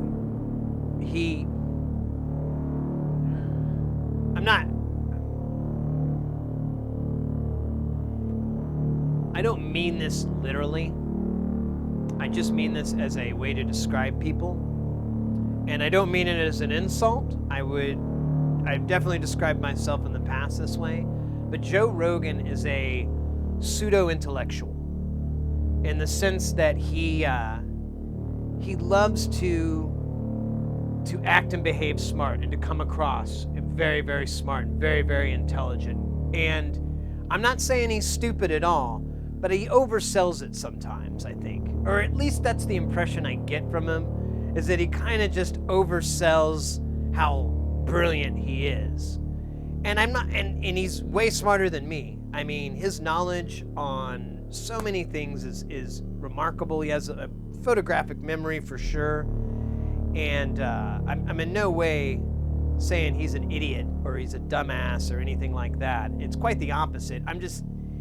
He overdoes it. And so to mimic that comedy, I'm gonna have to like learn these really fucking hard to pronounce words and be able to pronounce it like, oh, dude, have you tried Oscilloscope?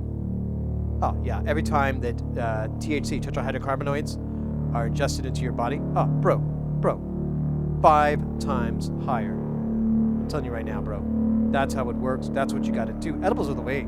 Edibles are the future, man. Once that membrane is broken down, once the membrane is broken down by the oil, gets to your stomach, turns into that, because the acids, I don't know, I'm just making up shit that he would say, but, because I don't know anything about it, but, oh, he's a fantastic comedian, too. I love him. And that's why I don't think anything I'm saying is really insulting to him.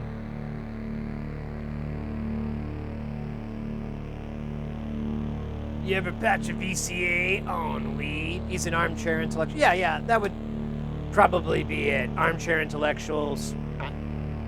My buddy, a long time ago, used the term pseudo-intellectual, and I always kind of, to describe this person, and I keep running into people like that person. So I've just kind of thrown that net over, oh, well, they're a pseudo-intellectual. You know, they oversell how smart, and like I said, I'm guilty of that, definitely. And hopefully not these days, but definitely when I was younger, definitely if I get nervous on like in new jobs or new gigs, I think I might like try to be like, oh, well, you gotta show them how smart you are, Sid. Recite the Major General song. No, I'm kidding, but I don't know. I don't feel too alone saying that I do like that guy. I do the same as that guy. Great impression of Jogan. Yeah, I gotta work on it more.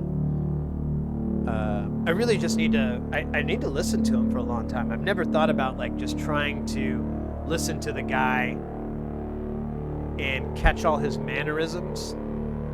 I listened to him recently and I caught a few extras because he's always into his mic.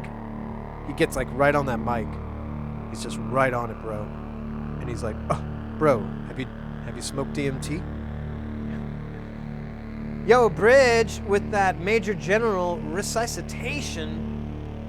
Let's go. It's perfect music for it, too.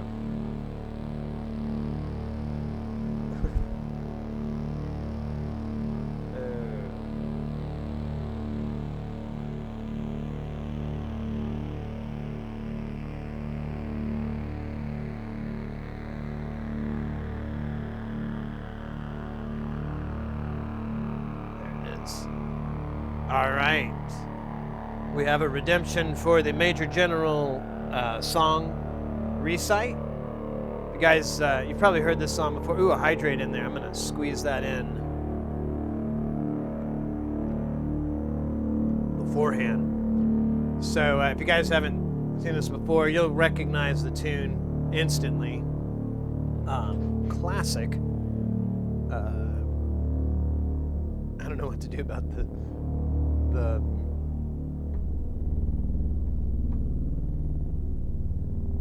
we'll do that. That's perfect. Nailed it. So I know the first two verses, but the third verse I am still working on, so I'm going to use these opportunities to work on the third verse. But otherwise, I'll keep it down.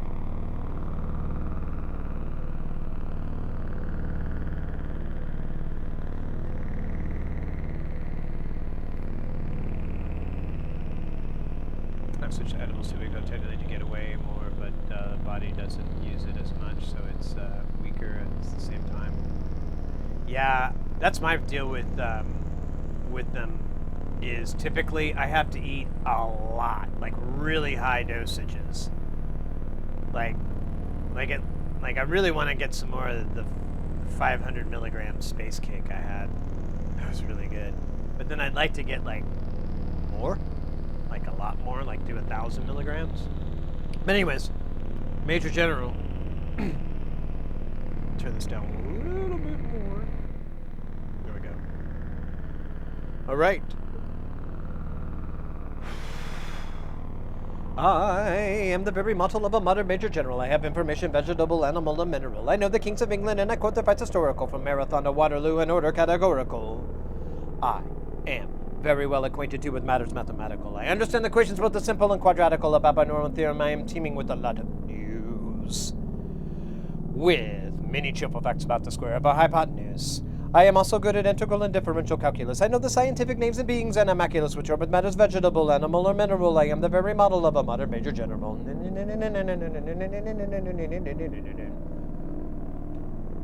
I know our mythic history, King Arthur to Sir Caradox. I answer hard acrostics, have a petty taste for paradox. I quote in Elegiastics all the crimes of Heliogabus, and conic I can perform peculiarities parabalibus. I can tell undoubted Raphaels from Gerald Dealz and Sophones. I know the croaking chorus of the frogs of Aristophanes, and I can hum a fugue in which its music's den I've heard of for. And whistle all the airs of that infernal nonsense pinafore.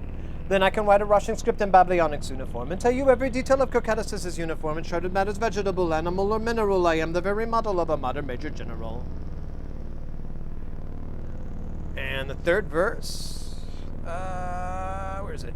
In fact, when I know what is meant by a mammalin and ravelin, when I can tell the sights of a mouse river from a javelin, when such an affairs as sorties and surprises I'm more wary at, when I know precisely what is meant by commissariat, when I have learned what progress has been made in modern gunnery, when I know more tactics than a novice in a nunnery. In short, when I've a smattering of elemental strategy, you'll say a better Major General has never said a key. For military knowledge, though I'm plucky and adventure-y, has only been brought down by the beginning of the century.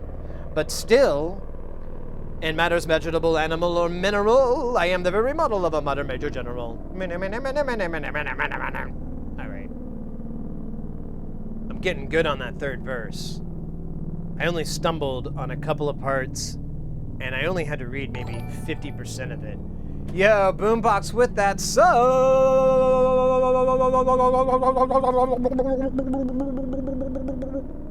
Let's go. Thank you so much.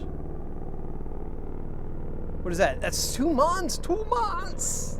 Rock and roll, mate. Rock and roll. All right. Well, that's invigorating too. Good thing we don't have Womber here. Womber would set it up with a canned wine and then the Major General song. And then Indigo would put a dab in there too somewhere, like lots of them. I actually had to like set up a timeout for that because, man, he taught me a valuable lesson. I need to put a timeout on that. All right.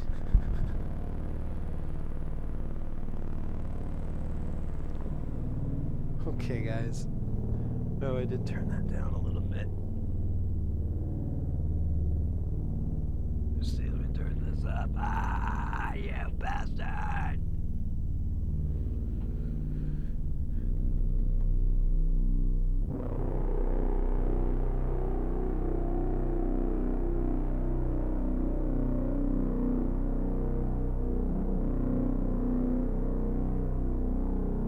Tempted, I have the points. Well, you're too late because I already recited the Major General song, so it'd be like, unless you make like a big old sandwich of points.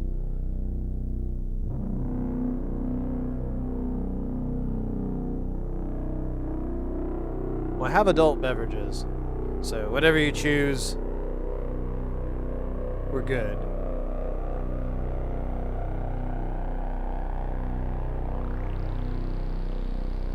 Song of the year. I didn't see that till just now, Boombox. Yeah. Gilbert and Sullivan. The Major General song from the Pirate of Penzance. Fuck, I can never say it. Now I gotta look at the word.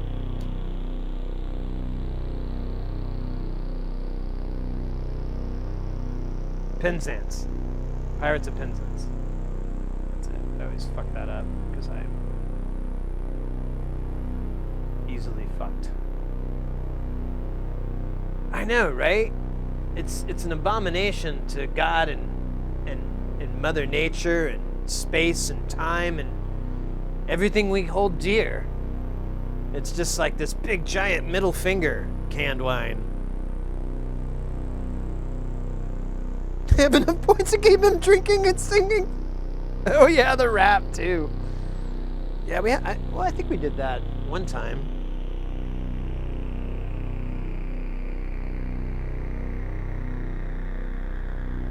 Oh, right, the big redemptions. Right on. Pirates of Ken's Pants. You know, Calvin Klein was in the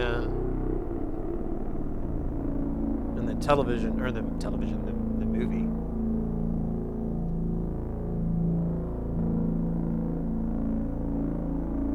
$30K crashed on my couch.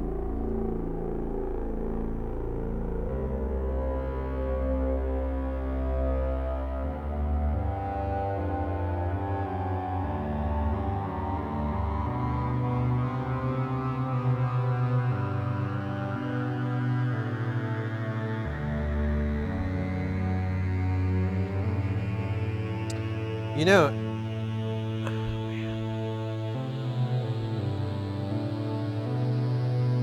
I wonder if I could get like a tempo.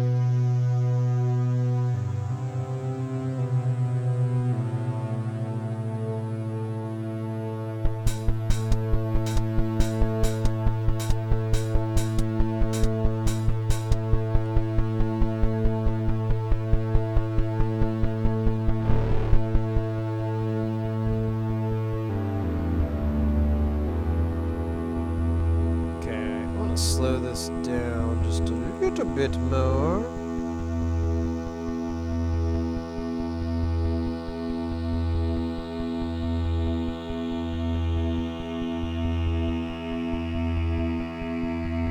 Is this not working?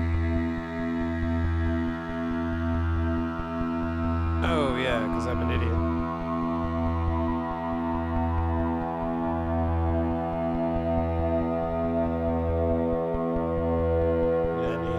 Eighth note resolution.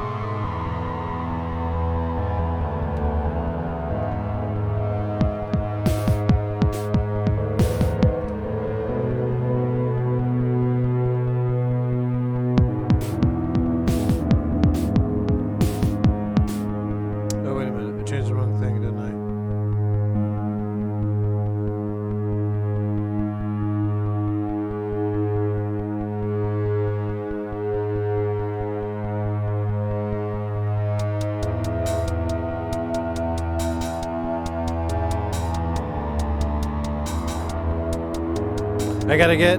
Have a good night. Hey, yeah, you take it easy, Il.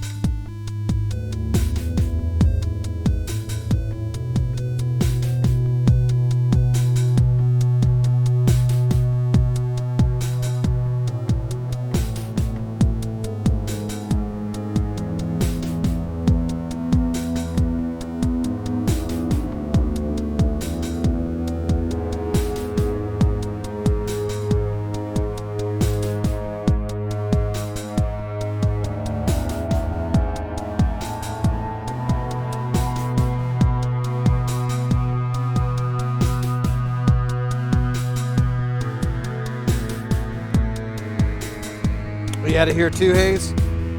Take it easy, mate. Have a good rest of the night.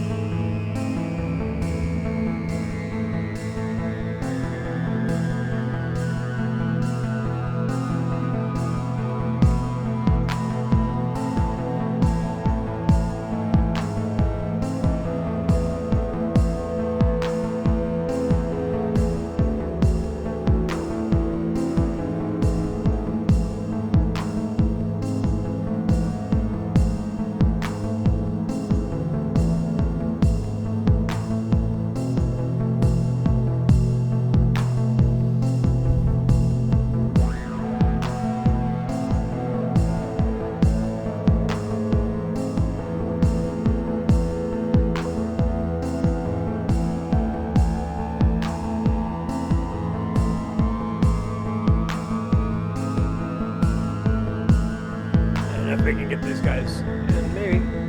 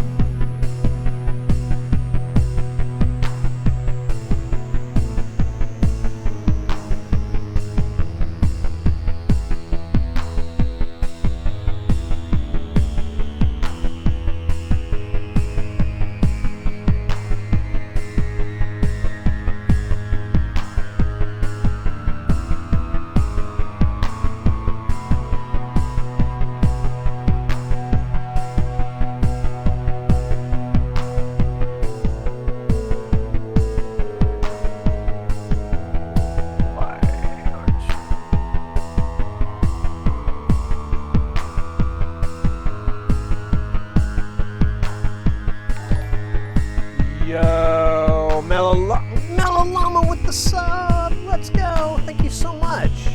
Enjoy them emotes. Enjoy that commercial-free life.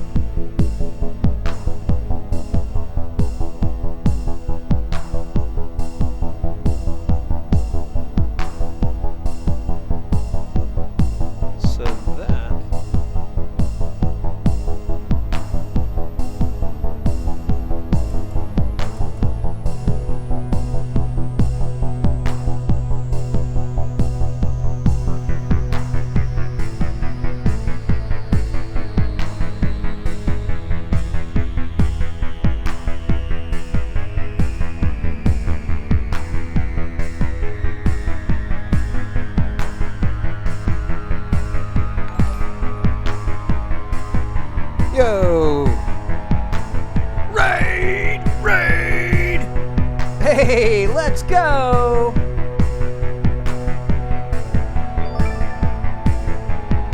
Wow! Hey! Thank you so much! Welcome in, Raiders! Mattgaddy! On that name. Maybe. Do a little cappy, a little pasty.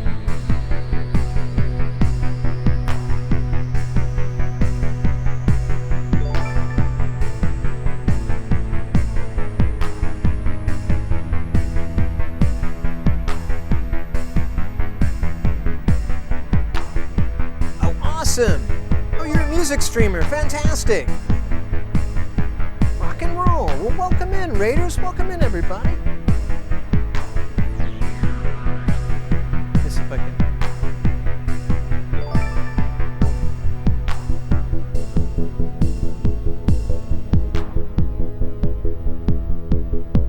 Yo! Oh my gosh. Let's go. I have an extreme I have a difficulty speaking. I have an extreme appreciation for your setup, dude. Thank you very much. It's so most of this is DIY. I've built it over.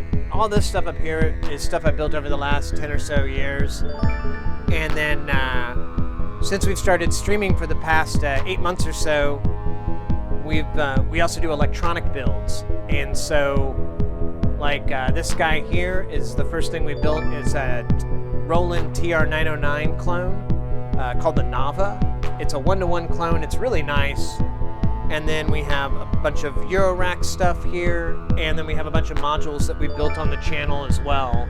And we spend 1 week out of the month testing them out. Got to make sure they work. Got to make sure they play and make sound. So it's the funner part of everything. If you're set up analog minus your streaming computer, yeah, everything's basically analog more or less. I don't have any. Someone was talking about MIDI. The only thing I have that's MIDI is my BeatStep Pro drives the Nava. Yo, whoa, back-to-back raids. What the hell? What is going on? Yo, let's go. Guitarshreds. Dang. Double raids. This is insane. Release the chain, cause this is off the hook. Yo, Guitarshreds, following you back here. Your channel is new. Awesome. Awesome. Oh, cool, you do music too. Awesome. Fantastic. Welcome in, everybody. Let's go. might have to turn the chimes off here. Turn it off for now. Welcome in, everybody. Yeah, so I was explaining earlier, so this is a big old analog modular synth. Most of this is DIY. I built a lot of this stuff up here over the past 10 or so years, but then we have some Eurorack stuff that we built on the channel, and some stuff here, and some stuff here, and more stuff to come. This was actually a good example. This is a Roland TR-909 drum machine clone called the Nava. It's a 1-to-1 clone. It's the same size, just about everything's the same. It's really nice, and it's a really fun build. It took us like a little over a month to do. And the last week of the month, we take everything and kind of hang out here in the studio and jam on it, play some music, write some jams. Both the electronic stream and this stream are very dedicated to getting you guys interested in this stuff. If you have any questions, feel free to ask. Kind of usually do that. I should make an FAQ sometime for this kind of thing. But feel free to ask. I'm more than happy to. If you got a patch you want to try, feel free to suggest a patch or anything. I'm not too picky. I'm just kind of jamming out right now. We were talking for quite a bit, just chilling and chatting, and now I'm like, we gotta make some music. I got the words out of my body. Let's do the jamming. Welcome in, everybody. Thank you for all the new follows here, guys. This is fan-bloody-tastic. Yeah, we built this, and the channel is dedicated to helping to show people how to build this. You guys both look like you're into guitars. My biggest suggestion is guitar pedals. I always am like, oh, that's a great DIY project, and it's really, really fun. One of the guys here in chat that's in here a lot, I think he just took off actually, but he does a lot of custom, does all the graphics, really gets into it. So it's a great DIY project, and it's because it's not very difficult. And so there's not a whole lot that can go wrong. And then the other side of that is that you immediately have fun with it. A lot of the other stuff is kind of noisemakers, or they're very limited in what you can use it for. But if you had a clone of some guitar pedal you've been craving for ages, you can almost definitely find it. There's some that are going to be hard to get, but it's definitely a great way to get some of those really hard to get pieces. That's why this started, because I've always wanted to get this kind of synthesizer and this kind of synthesizer, and they cost tons of money, but a lot of these modulars create basically replicas of a lot of those old circuits, and you're able to jam out on them and rock. Analog synths has to be much. I have a dear friend who does all this stuff. Oh, cool. Cool, Beaver-esque. So very with my 1981 realistic Moog synth still works. I can't find anyone local to repair it. I think it's a power supply issue. So we also have a Discord in the channel. Here, I'll pop it up here. Feel free to pop in there. We have a section called Troubleshooters. If you have questions on fixing stuff, and it's gonna take more than a chat, try posting in there. I'm always hanging out looking, so I'll definitely try to help you. And that way you can post pictures of the thing too. That might make things a little bit easier. And since it's not real time, you'll probably get a more accurate response.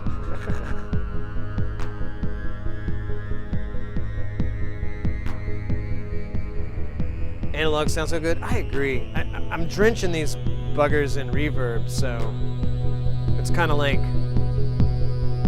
the salt for synths. It just makes it taste delicious. From the sci-fi movie. The format in the modular system is basically all the connections are made up front. You can kind of see here. I'll switch over to this camera real quick. Kind of get a better look. So you can see there's just these individual modules, and what you get from that, or the benefit, is that you get a lot more functionality, you get a lot more things that you can do, and then on top of that, you can mix and match things in any way that you want. You know, not just the arrangement, but how you connect those devices as well. But you can tell, you know, easily that these are all different things. This is like a matrix mixer. This is something called a window comparator, which I'm not going to explain. It's not, I don't even understand it. And then there's good old-fashioned filters. We've got oscillators up at the top, although it's hard to shoot because of the light. And then over here we have more CV processing stuff and gate processing. And then our output stage is towards the end. And then we have a little scope here just to show our gnarly wave. Yeah, feel free to, Matt. Not an issue at all. But I just joined Discord. Yeah, I'm a total noob to Discord too, so forgive me if I foobar. Man, this thing lost its little cone edge. But yeah. What do you use? What am I using? So all the reverb is this 2 HP reverb. The company's name is 2 HP. Yeah, there's a lot. Here, we could get rid of it. It's almost gonna make the song like really sad. Like, now it's like, ooh, out of tune. Wow, that's really out of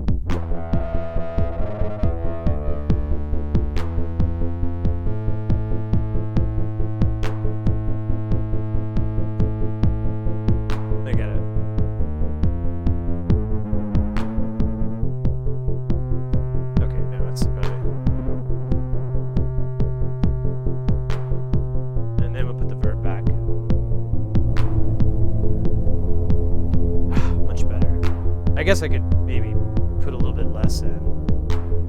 I don't know. Drug Wrecker, I have a thing that will either make you vomit or shake your head. Uh-oh. No random. What do you start with a setup like this? With the guitar you got on the bench. Yes. Oh gosh. Oh, you're working on a guitar? I have a couple over here. Oh yeah, you guys are guitar channel. I should probably, here, I'll show off a little bit, because I want to welcome you cats in. Branch that olive branch out.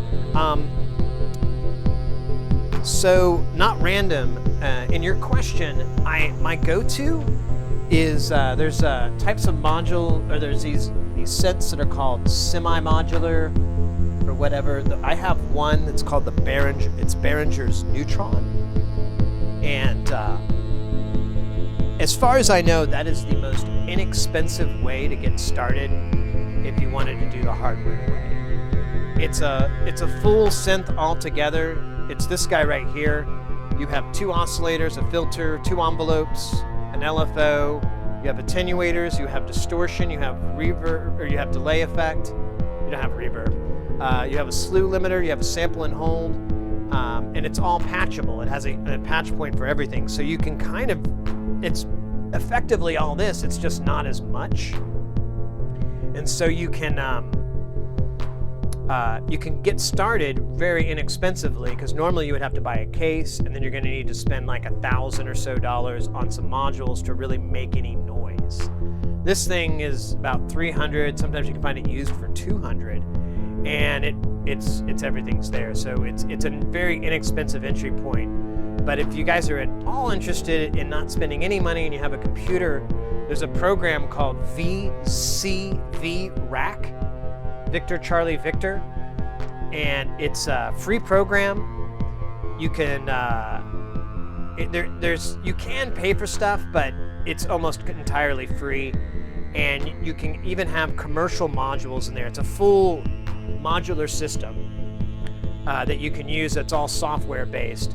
And I know you're thinking, oh well, this would probably be better, and it might be, but if you want to, you know, dip your toes into the water without spending any money and try to figure out what's special about this, because there is some things that are very difficult to explain that make it different than writing music in a more traditional sense, like with a keyboard and like some sort of sequencer like Logic or Ableton or something like that. This is a little bit different, and you'd be able to experience that for free. Yeah, thanks for all these new files. I'm gonna make sure I didn't miss anything here.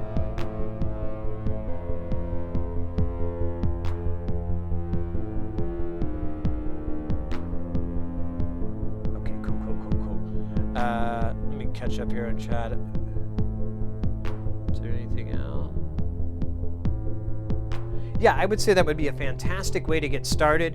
And you know, you could get the Neutron, and it has some great patches in it as well.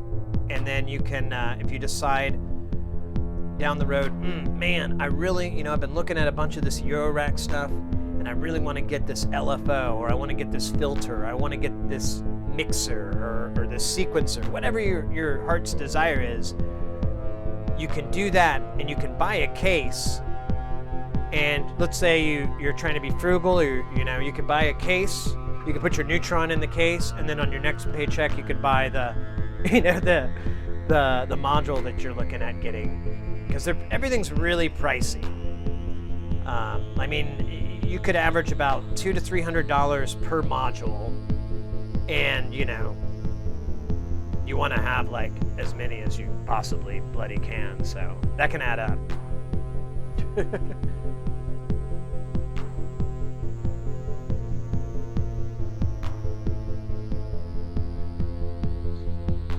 Yeah, absolutely. There's so many great YouTubers out there for that. I should make a list sometime. We kind of have. I've started something just recently in our Discord, but it literally I started like last night, so there's not anything in there so much.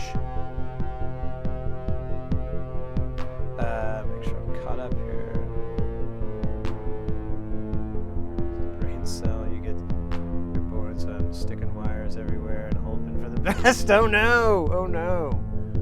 Well, feel free to hit our Discord up or come into the channel or anything anytime. We stream Sunday, Tuesday, Wednesday, Thursday from 2 o'clock Pacific time. We've been streaming for about 5 hours, so you can kind of figure out your time difference. All you guitarists out there, here's it's not the coolest damn guitar in the world, but I really like it. It's a can't even get it in frame. It's that awesome. So this is a Schecter Damien 8 for that degent life. I'm a big fan of 8 strings, and this is the first one I bought. I was gonna buy another one last year, but COVID kind of tightened my purse up from that plan. But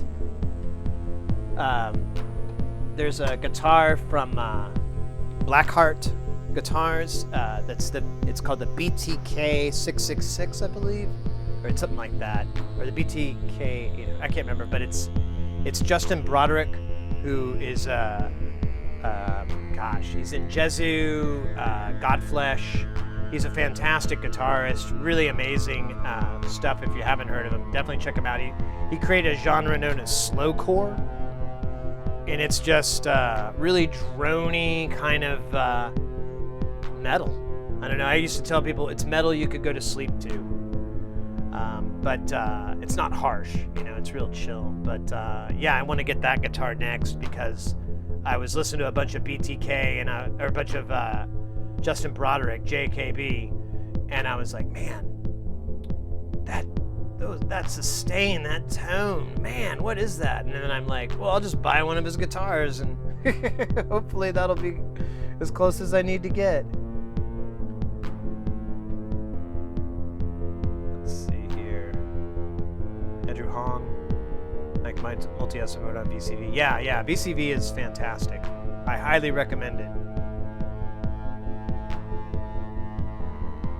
The finish and the contours on that guitar, very nice. Yeah, I went to the guitar store when I decided to buy it. It was like a birthday gift for myself, and so I went to the shop that had the most of them, and I was there for about 4 hours trying out different ones, and I just kept coming back to that guitar. It was like the first one I tried, and I didn't expect to buy it at all because it was less expensive than the one I was planning to get, but I kept liking that one way more. It just had better tone, and it was just easier to play for me. I don't know. I kind of forgot what it was that I didn't like about it, but I wanted to get an Ibanez, but I ended up just not being into it. What audio interface do you use? I have a very unconventional streaming setup.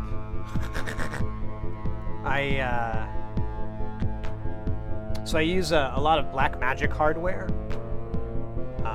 My microphone and everything is sub-mixed down onto a little mixer, and then that output is sent to a Blackmagic ATEM Mini Pro, and then that output is then sent to the computer. And I basically have it because I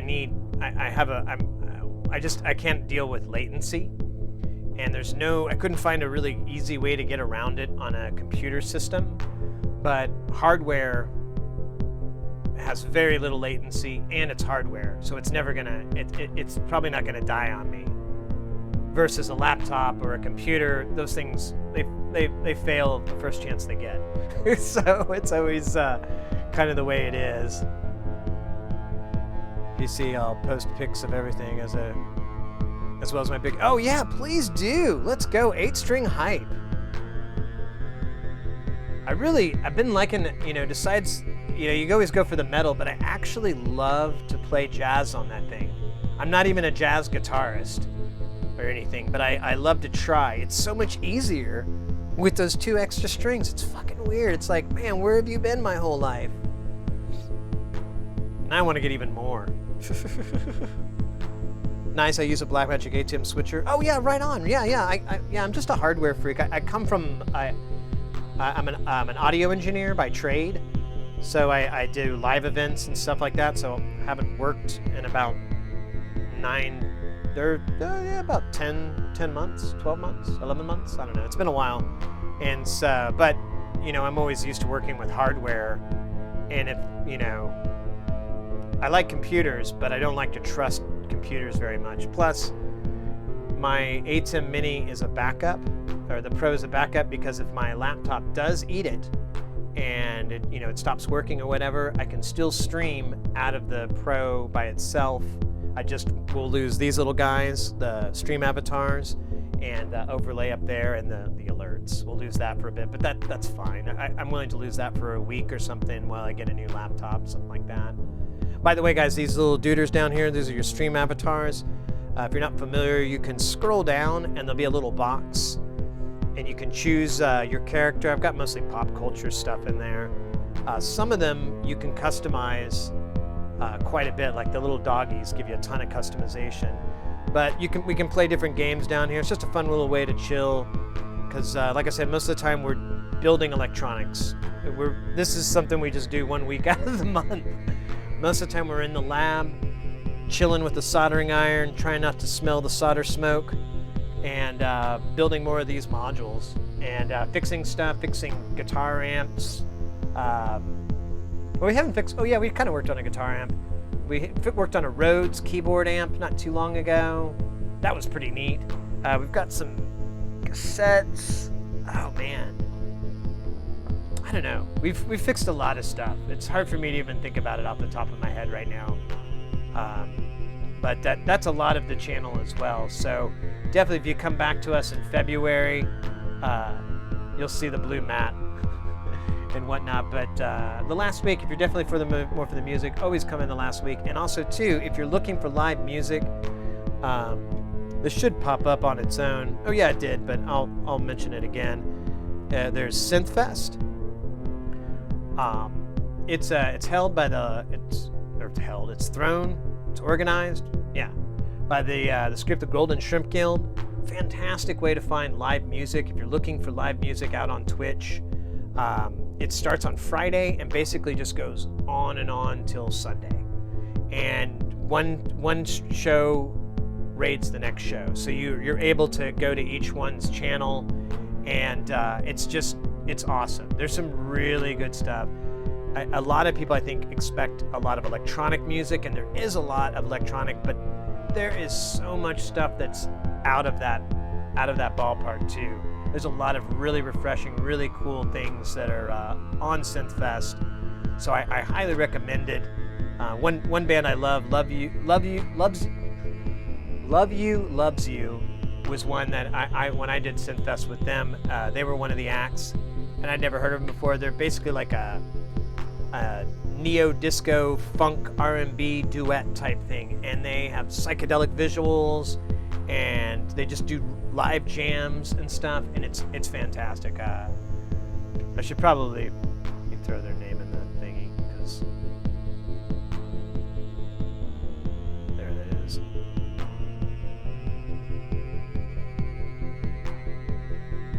All right, let's get some more jamming going.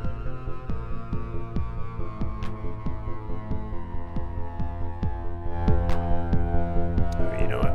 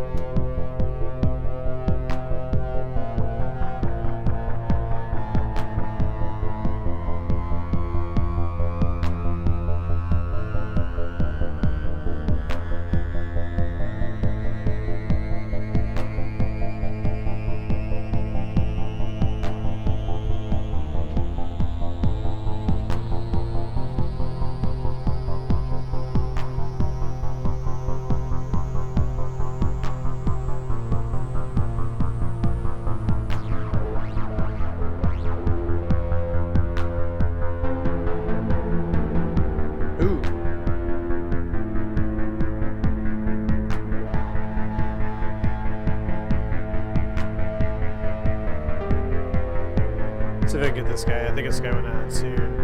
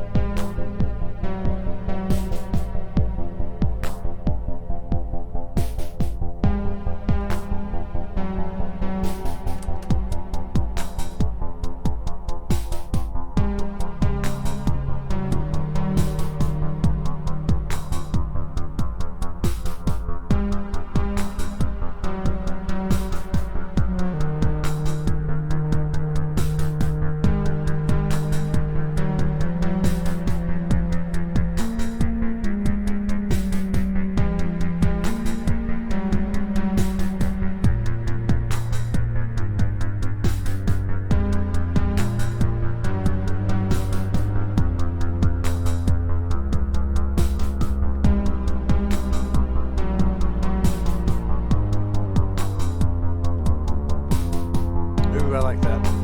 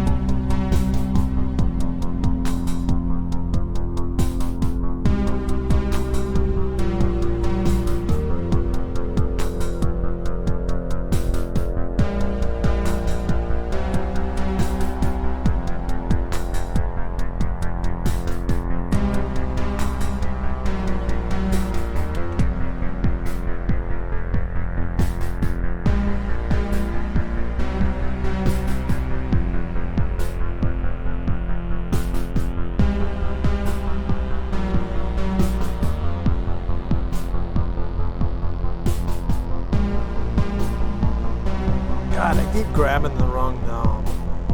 It's a tune.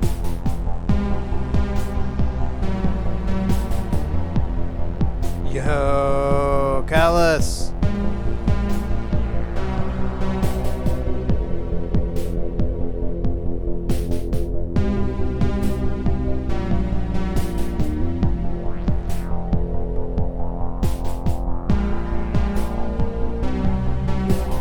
Gotta love watching it. Hey, thank you very much. That package should have gotten there? Yeah, I saw it tracked there. I haven't gotten the notification from my PO box. Not my parole officer.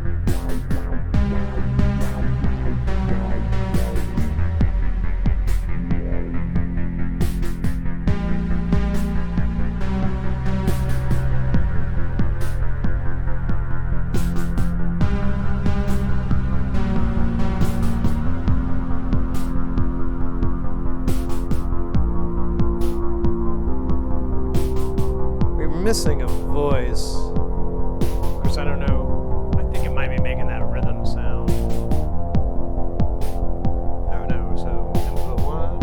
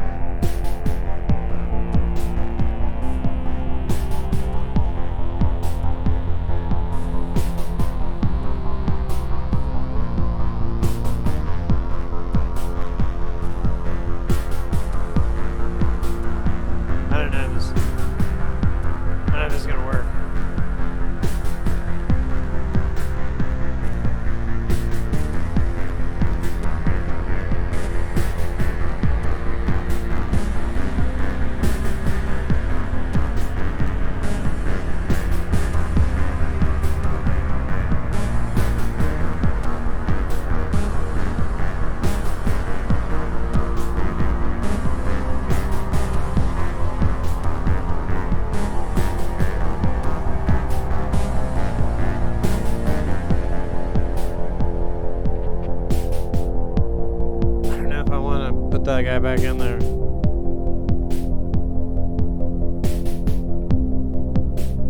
You're playing around with the Overtones series. Shoot, I don't know what you mean.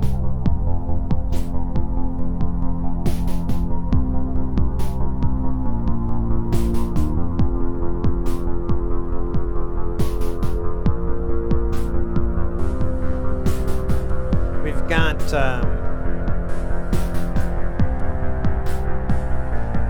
basically like 4 voices going. We've got the D, which we're not listening to, but it'll be this.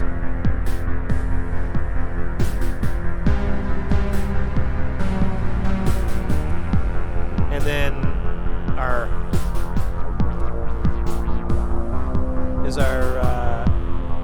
neutron. And then if you take those guys both out.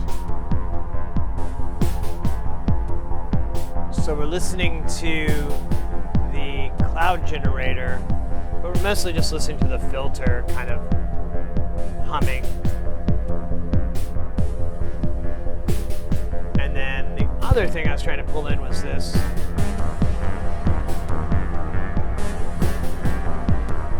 But it's just like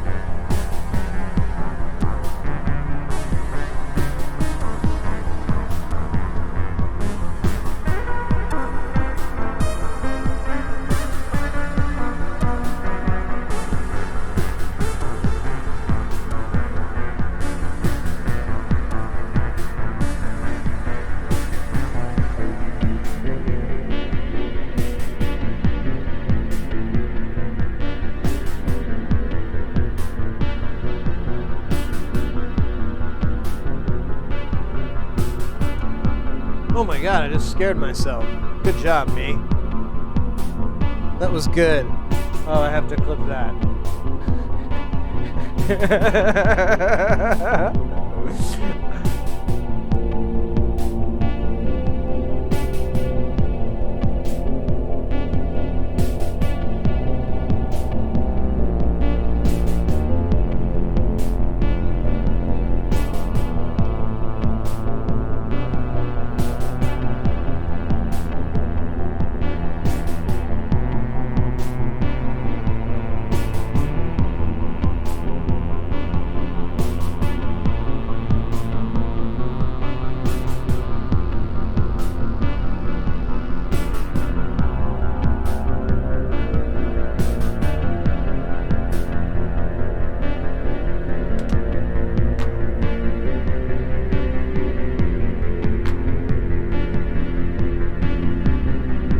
Shit, I did it again. Alright, I think I got it back.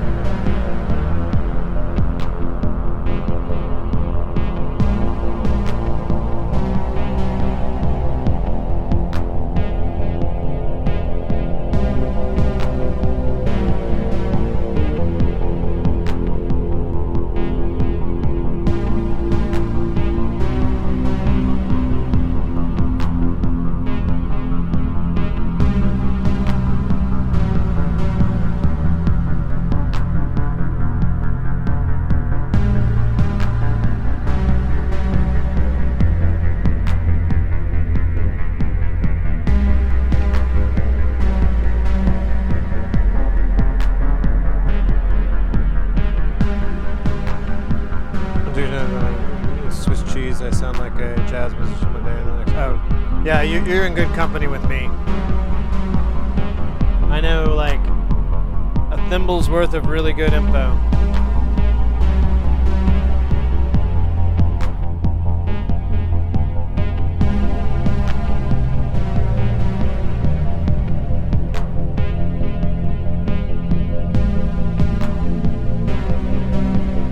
Hey, FDHRD with the follow. Thank you so much. Thank you to all the new follows today, guys.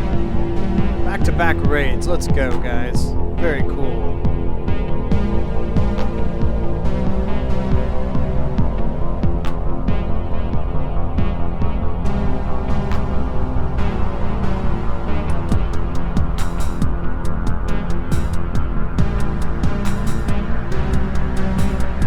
Draga.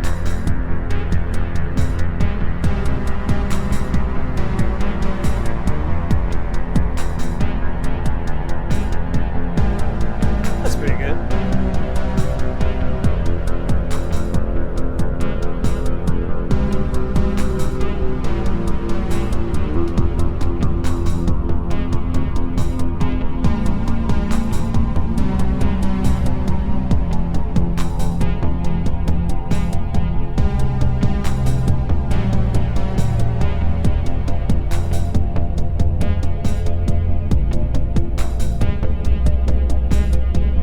Dig on this.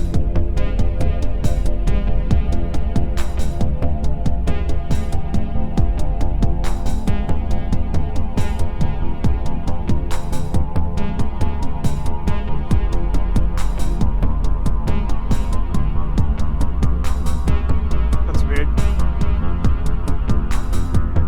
Why is it not changing notes? Did it come loose?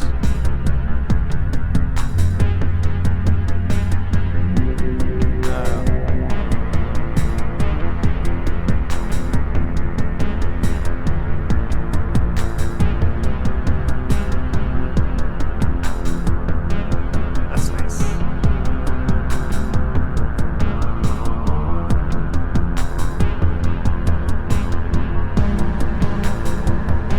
Yo solo hablo español, pero I don't speak Spanish, Portuguese. I only know English and German, and I don't know German very well. I know even less of that. But hola, welcome, nonetheless.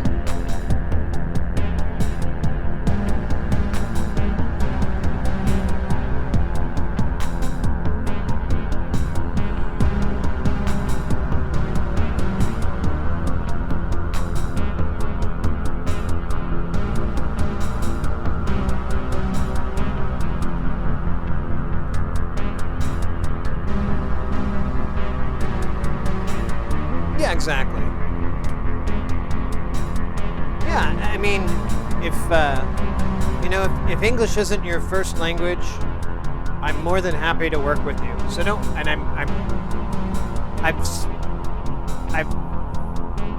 spoken with enough people where English wasn't their first language, and I've gotten pretty good at figuring out like common mistakes that are really confused me before when I'm like, oh yeah, because verbs and objects and things like that. But please make the effort if you feel you can, and I'll do my best to understand you. I have no problem with that. But yeah, no Spanish for me, I'm afraid.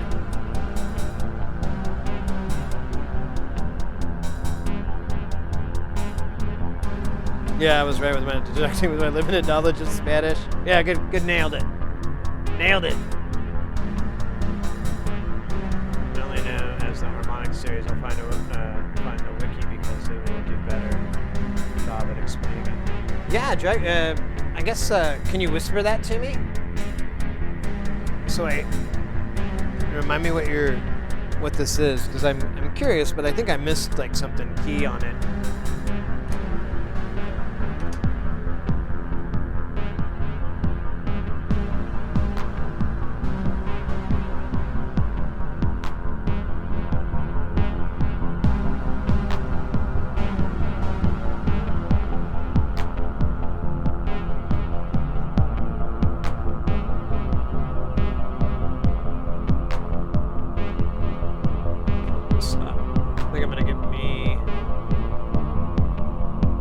beverage here. Just a beverage, man.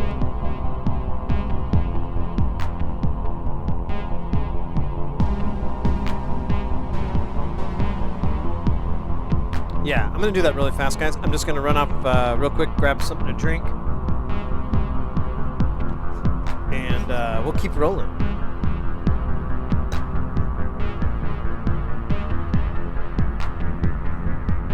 Message just.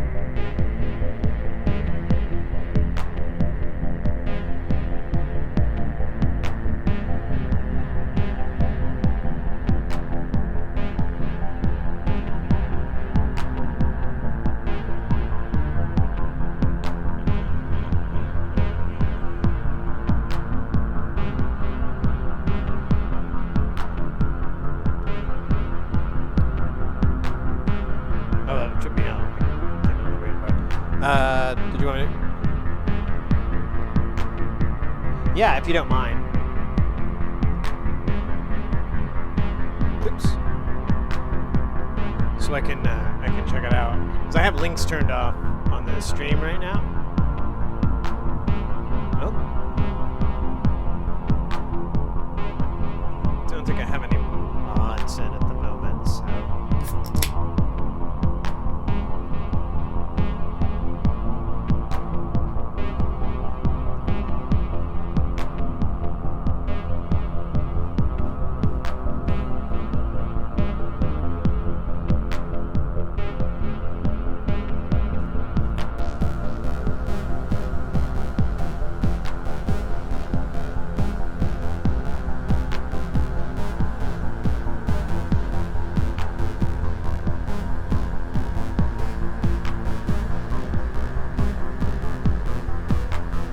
Sounds shitty.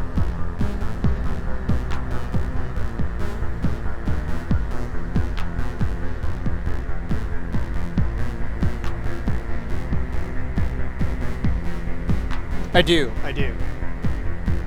I use the Soundcraft for everything to mix into, and then out of the Soundcraft are my are the left and right from this into the Behringer, and then I have my microphone. And then I have the computer audio plugged into there. It sounds like way out of key.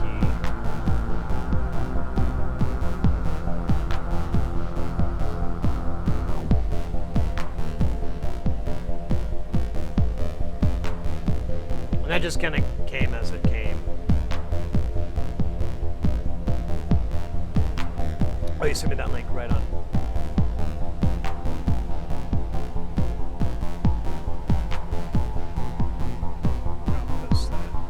Plugger.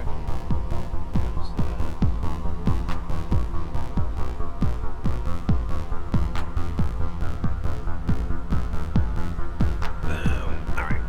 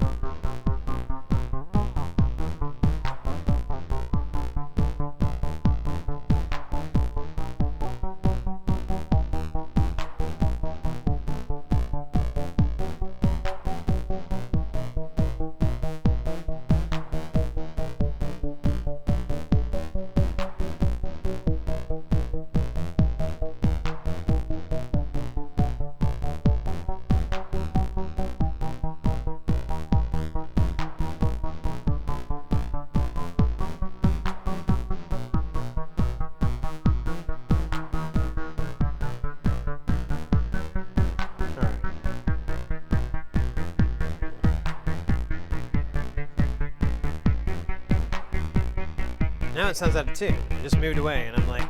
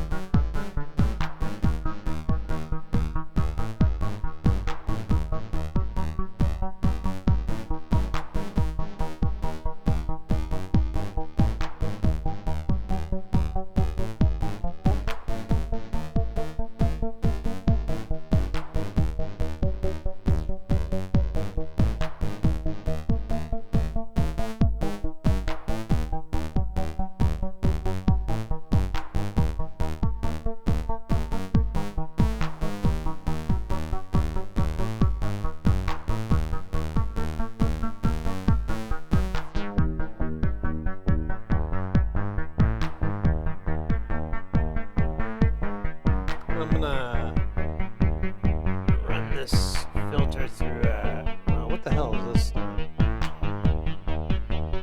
this is dumb.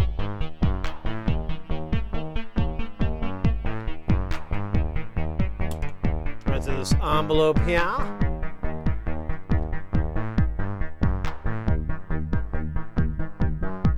Alright, I got on the other one.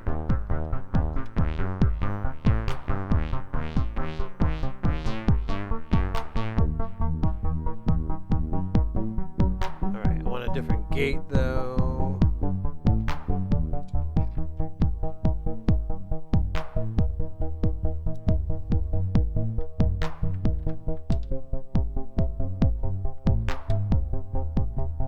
Oh, I hit the wrong.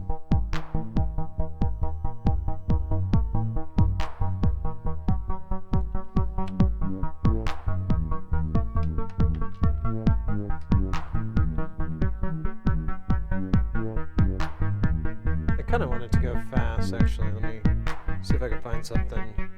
Ooh, got an idea. Oh yeah, it doesn't work that way. I don't know what that's about. Let's see if I can cheat here.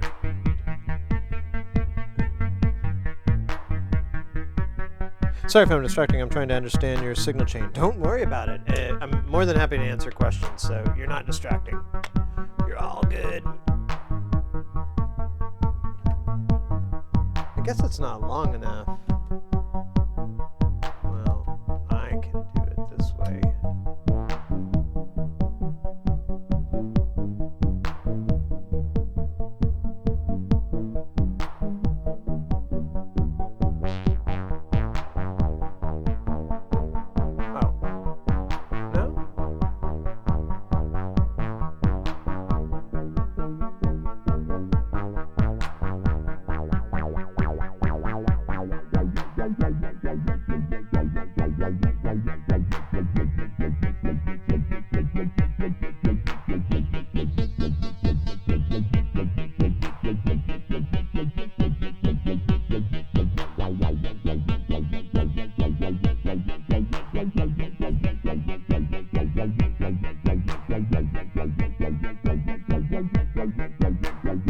Yeah, absolutely. Absolutely, record. Please do. I'll take a look at it when I can. I'm curious. It sounds raw. It sounds pretty rough.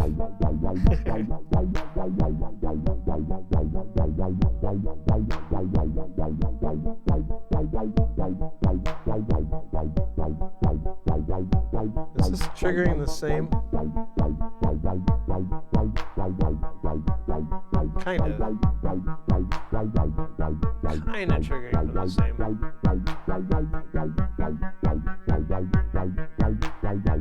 I'm okay with it though.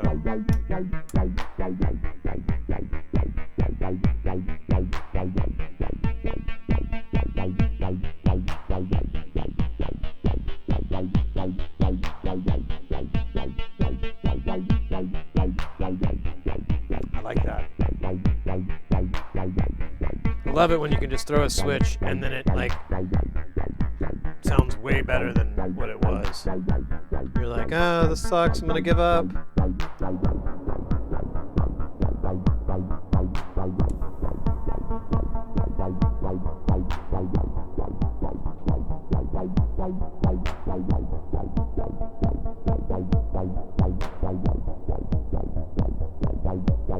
Oh, I'm sorry. So both mixers are connected to the Blackmagic 8M, and the 8M connects to the laptop. So my signal chain is all this mixed into this Soundcraft mixer. The outputs of the Soundcraft go into the Behringer mixer. My microphone goes to the Behringer. Computer audio goes to the Behringer. The output of the Behringer goes into the analog input on the ATEM. Hopefully that helps.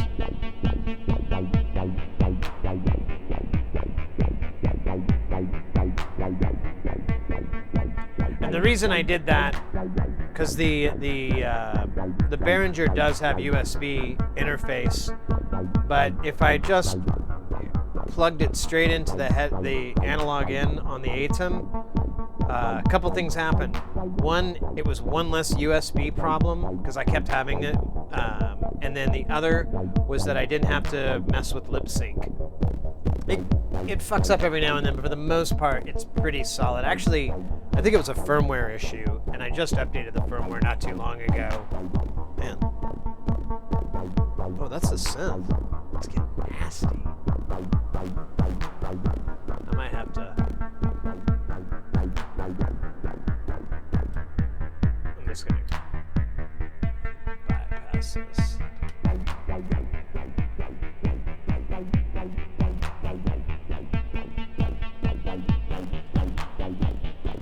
I wonder what that is.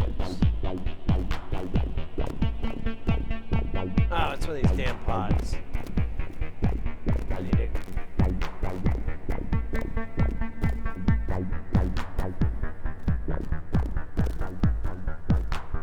Maybe not.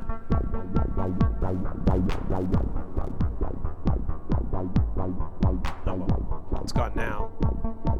Is the Behringer outputting to the laptop, or is the laptop inputting to the Behringer, or both? So the laptop is inputting into the Behringer. The Behringer is solely outputting to the ATEM.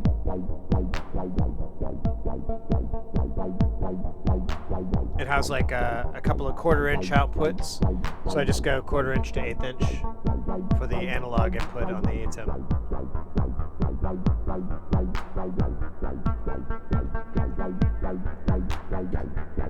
Let's try a different beat.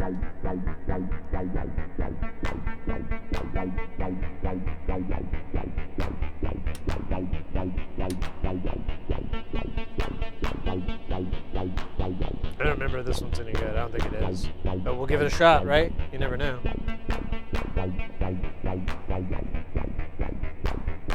Because normally when I'm streaming, I don't have this. Normally it's just my microphone and some background music. So the Behringer is usually what I'm just using, and then that outputs to the ATEM. The same setup. Just adding this in, I just go into there. Through the Blackmagic ATEM Mini Pro. It has an analog input, and it's treated as a separate, it's treated as an audio track, but the audio track is in sync with the video, for the most part. I keep noticing it sometimes on VODs where it looks like it's off, but I don't know, that could be my computer. Well, does that answer your question? Via USB, via the ATEM.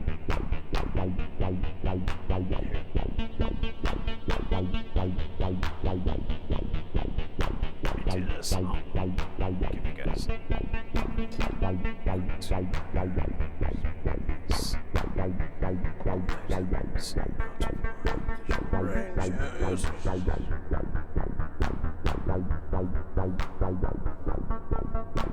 Oh, hey, you know what? That's not a bad idea. Take a little stretch here.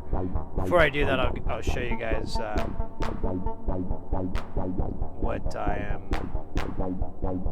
dealing with here. So here it is. So here's my laptop. There's my streaming computer. That's my multi-view for the ATEM, and that's the ATEM. You can kind of see in there the green light. That's a hyperdeck, and then my mixer is right there. Everybody going into it.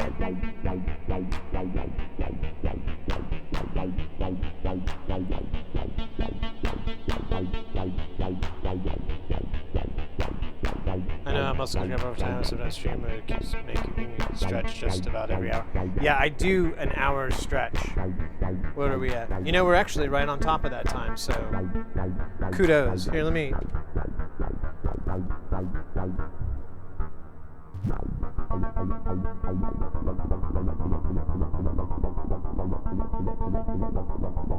kind of like that without the wobble wobble.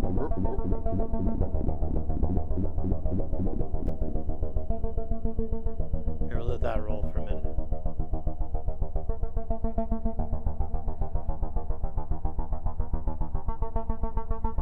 Oh, that's that guy. Oh, I get it.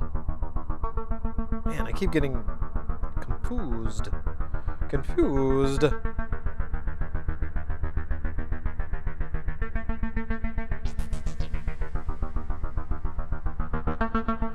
There we go, got some volume. Yeah, I'm just going to do a quick stretch here. Yeah, I've actually had a lot of complaints with my back and my shoulders lately, and I've been trying to.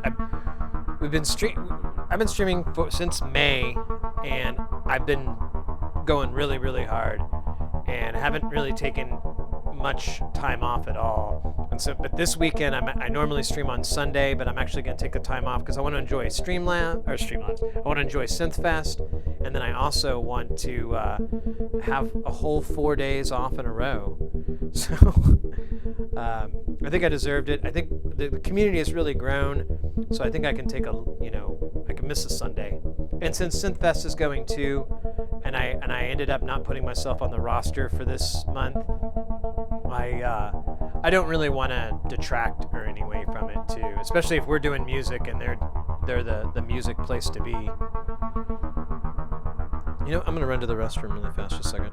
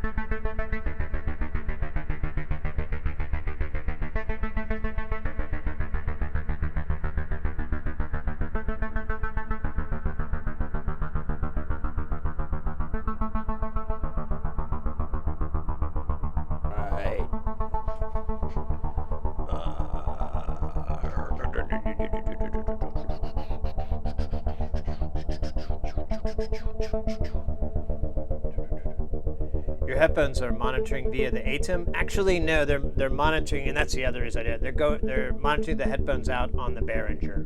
The ATEM doesn't have any headphone monitoring out. There is the possibility that through the multi-view, I could plug my headphones in, and I've been meaning to test it out, because then I could hear everything, including like HDMI audio being put through, which would be really nice. But I think there's going to be a delay, and I cannot monitor myself with a delay. It's too distracting. Whoa, act detect with that beat. Let's go. Get them guys dancing.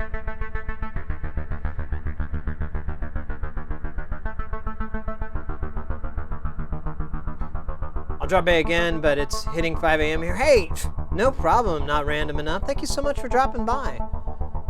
Appreciate it. With them 99! That compliments your one very nicely. Thanks so much, mate. I appreciate that.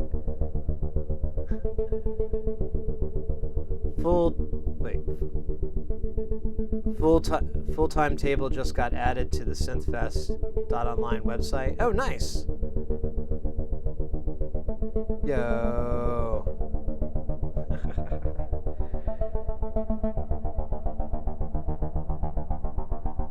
Yeah, you just missed it here. I'll just show it again.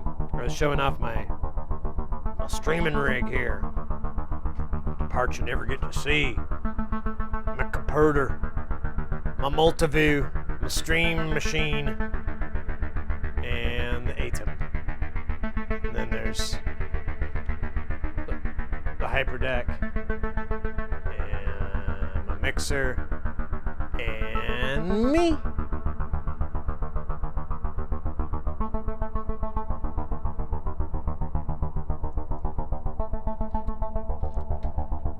I know we were talking about it earlier, but I like to use that. I use my multi-view, and I use that monitor a lot. And that's kind of why I'm all hardware, because there's there's very little latency. I wouldn't say there's none, but it's pretty acceptable for,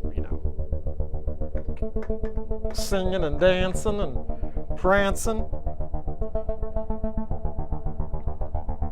Thanks so much again, Act Tech.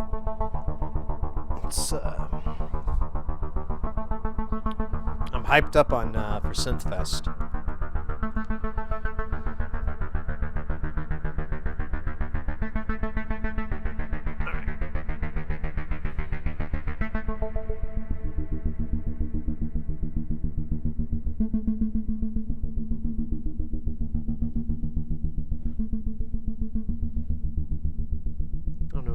I don't know what this does.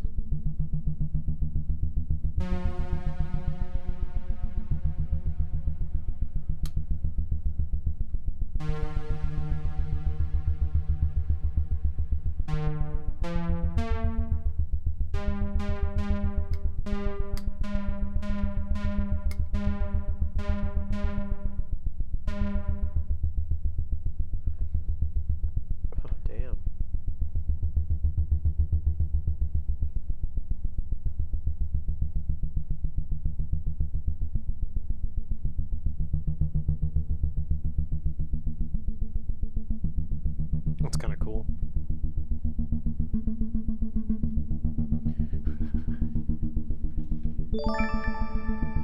Yeah, Moonboy Alex with that follow. Thank you so much. Here, I gotta show you this. This is what we're listening to right now. Unfortunately, my scope is digital, so its refresh rate isn't gonna be pretty good, but still, you get the gist of like. Yeah, that one's too slow. Let me see if I can get it a little smaller. Like, I mean, that filter is taking off all. It's making it all nice and smooth, and there's no. Hey, whoa! Moonboy with the hydrate request. I love it. Love it.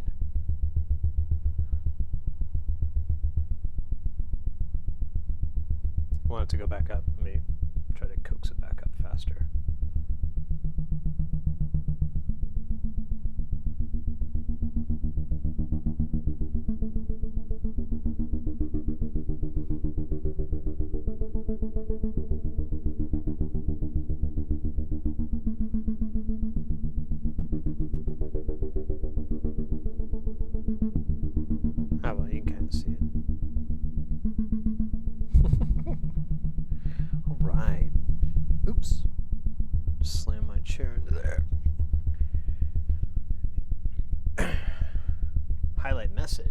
go. Hey, just passing here to remember you to take care of yourself, buddy. Hey! Thank you.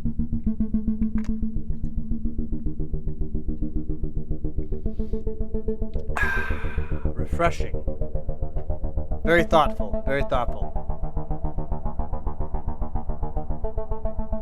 It was a word for people like you. I believe they called them heroes. Yes. Or heroines. Which is a very weird word.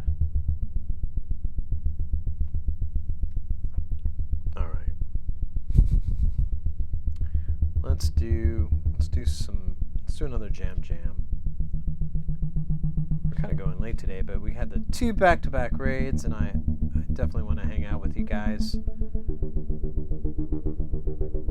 Show you guys around and all that.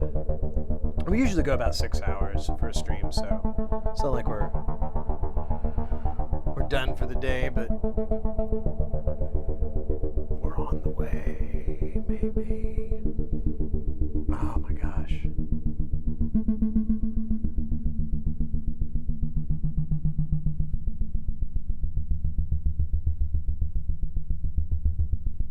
Put this up.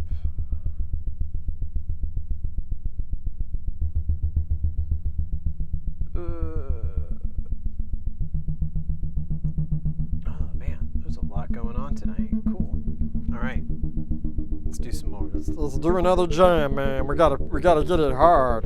What about that jungle sound? Man. So all I have is like the 909 doing a step tech beat. I have some break beats in here, but they're so hard to sync. They like kind of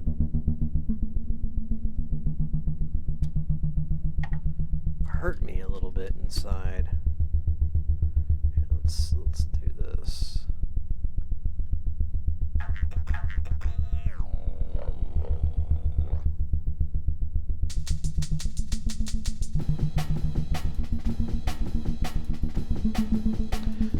Yes, Synthfest is it's basically a monthly music show that's handled. It's done on Twitch. It's not sponsored by Twitch or anything like that. It's just done on there, and yeah, great way to find live music if you're looking for anybody. And it starts on Friday and goes on the website synthfest.online, or you can type !synthfest if you want to click on the link. You seem like a very nice person. Hey, thank you very much, Alex. I appreciate that. If I wasn't from Brazil. Hear ya. I'd really invite you to barbecue. Oh, I love barbecue. We were just talking about that earlier.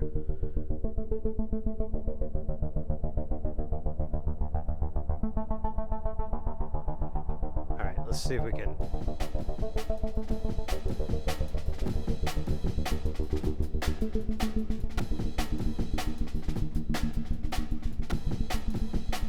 You know, I think the easiest thing was to trigger it from the beat step, and then that way I had better timing control and I could do double hits. The other way would be to try to get it from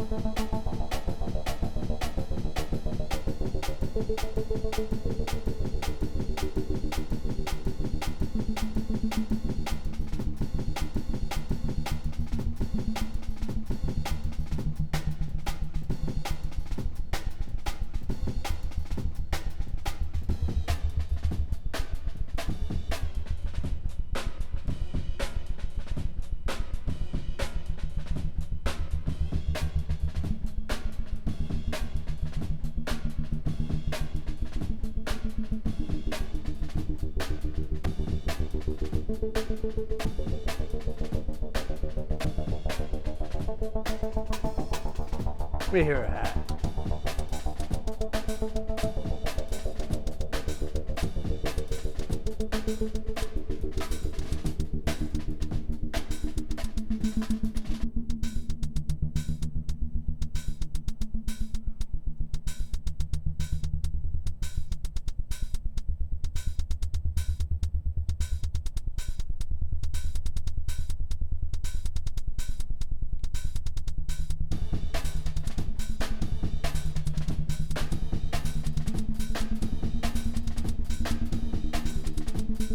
I had it like the first try and it went screwed up.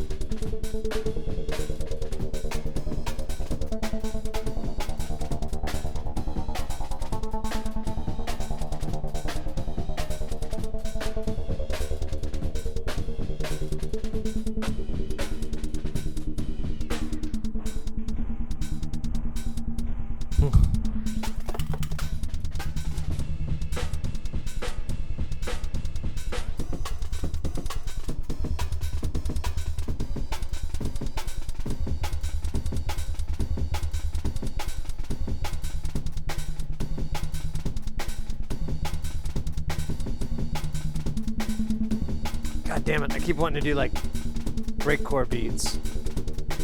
I cannot.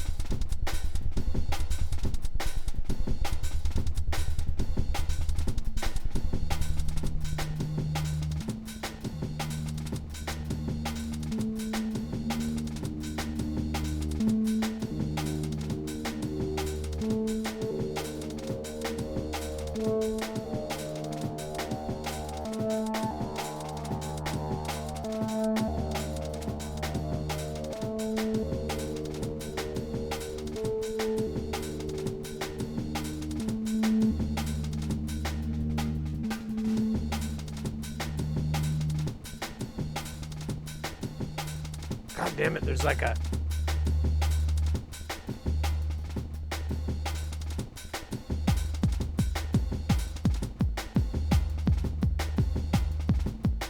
Yeah, I think it's that stupid hat was throwing me off.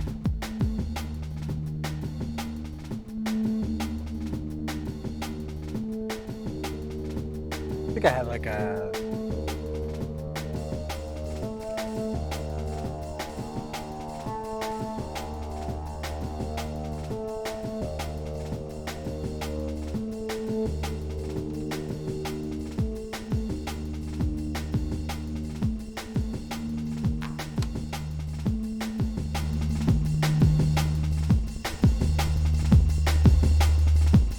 My painting service done. Hey, thank you so much. I'll take it out.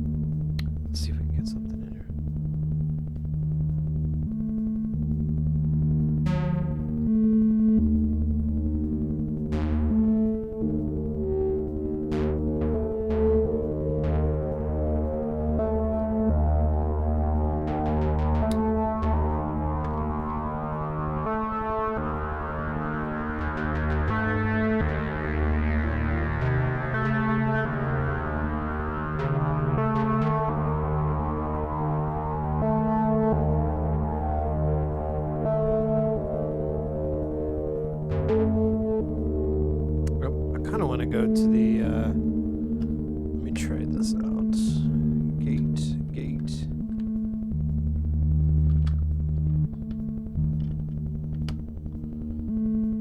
Filter sweep is, I know, right? I could just do it all day.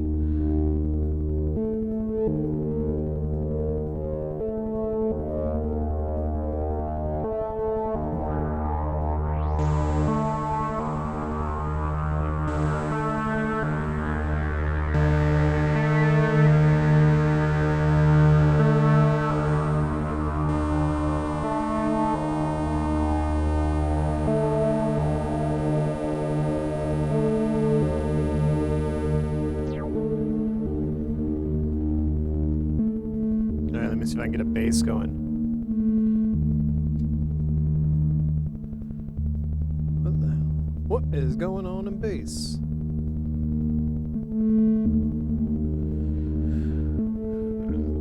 What?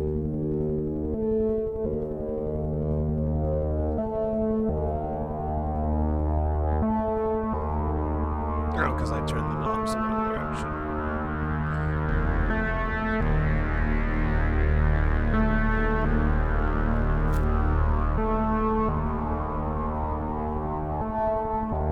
See if I can get like an envelope sweep.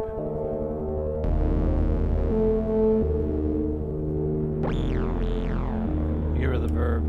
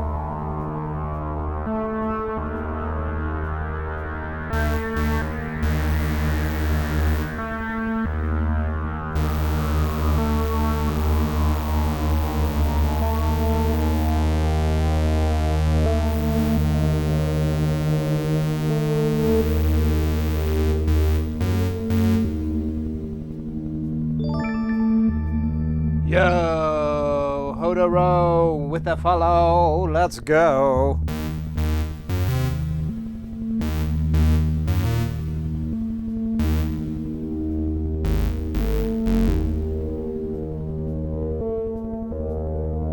Let me kill that filter sweep for a second.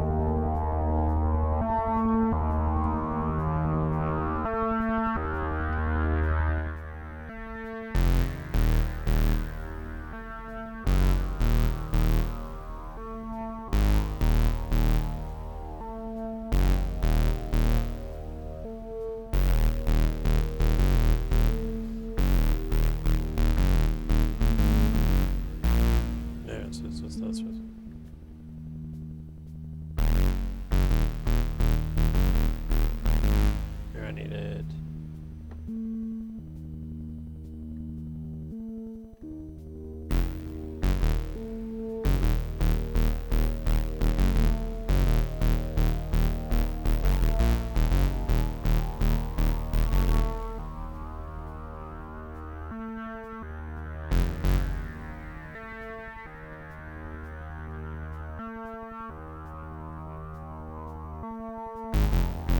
God damn it.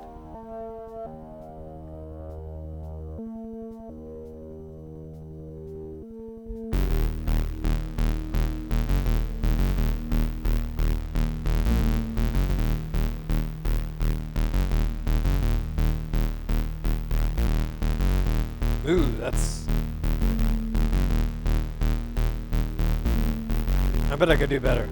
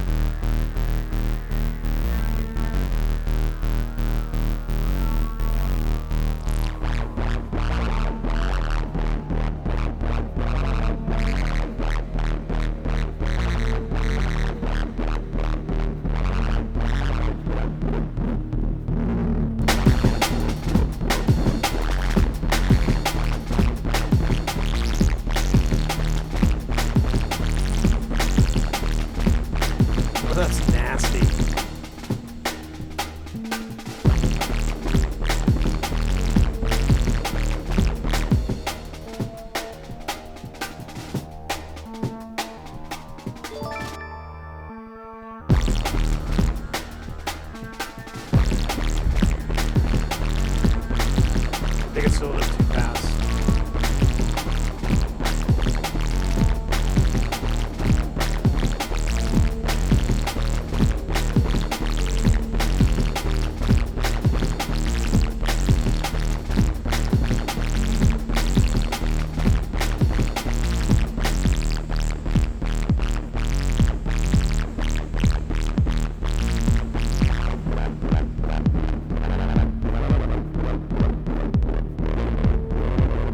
Try cutting it in half.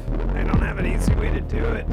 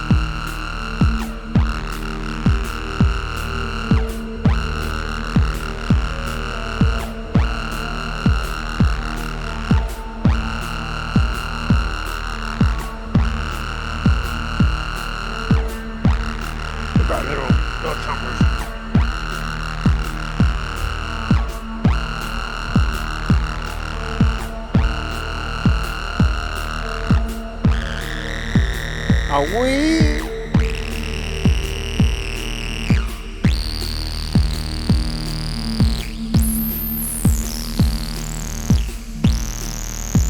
He writes all the jams.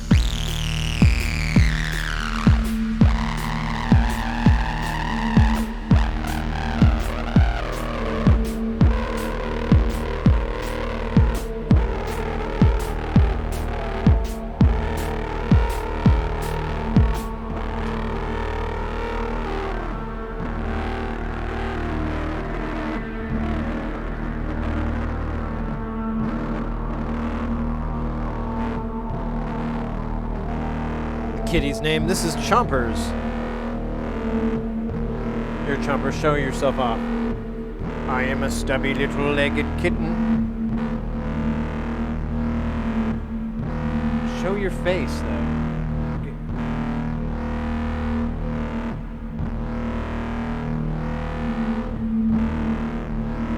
Yes, we have 2 cats.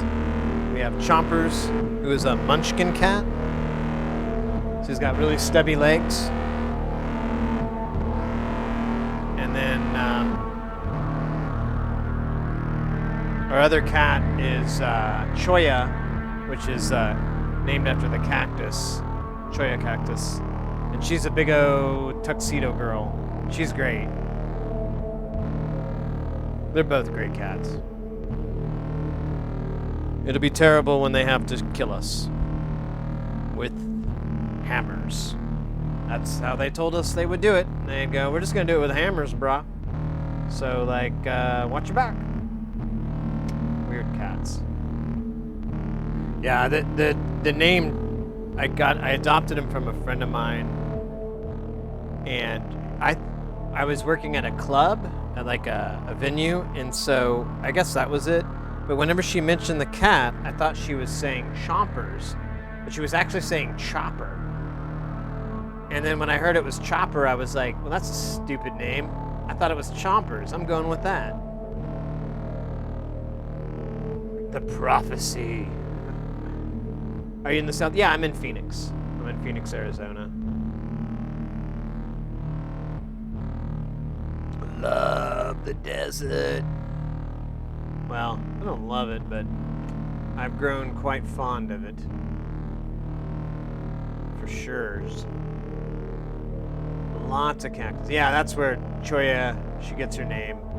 Good old Choya cactus here. I wonder if I can put this. There we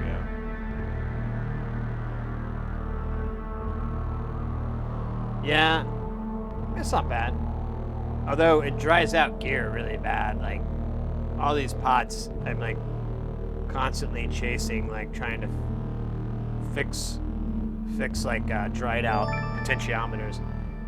Hey, Binksy B. Is that right? Am I doing that right? Binksy B. Hey, thank you so much. Binksy Beat. I think that 7 was a T. They're all elite-like. Let's go. Thank you so much for that follow. Welcome into the channel. Did I get another hydrate request there? Am I looking at an old thing? I did. From Hacky53, thank you so much. I'm out of water, so I'm gonna have to hydrate with Dr. Pepper. You understand, right?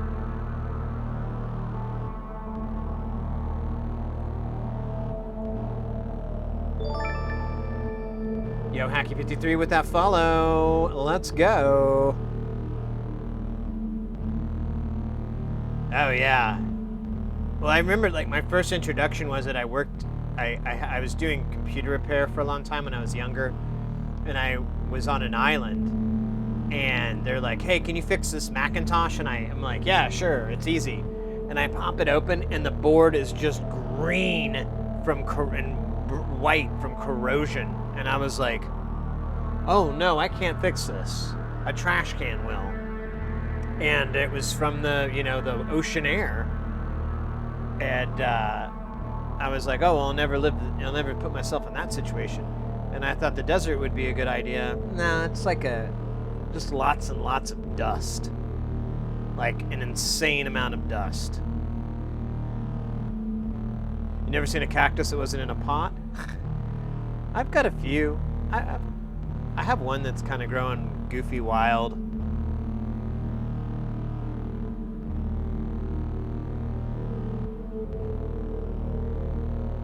Yeah, they would rot in a few months. Yeah,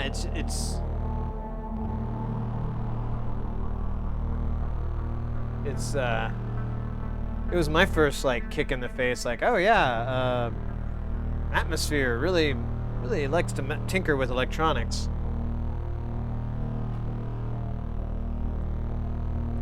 All right. Well, welcome in the new kites that just came in and followed. Oh man, it's weird. It feels like I keep missing stuff. Binksy B is Binksy B. I use a bunch of nicknames. Oh, okay. All right, Binksy B. I'm in. Welcome in. Thank you so much. Yeah, welcome in, guys. So, what's your electric bill, right? Yeah, you know, it's odd. Since I've started streaming, the bill is higher, but it's not that bad. I'll show you guys. I actually, so we have, let me think here. We've got all this on. We don't have those guys on and those top ones on. We do have some speakers on, but I can't turn them off easily, so it is what it is. So let me switch over. Oops. Oh man, how did that happen? Ugh, what a jerk. So yeah, here we go. So this is everything coming in, and then I have a little kilowatt, and then it goes to the rest of it. So this is our current amp pull right now, 2.44. Well, yeah, almost 2.5 amps. I don't know if I could. I bet I could do a change. Let me. Let's see. We got 2.44. Let me go ahead and switch the. Oh shit! What am I doing here?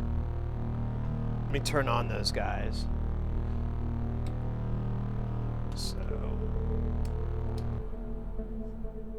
Okay, so that's basically everybody. The other stuff, it wouldn't draw enough current to even show. Yeah. And there we are. At about 2.9.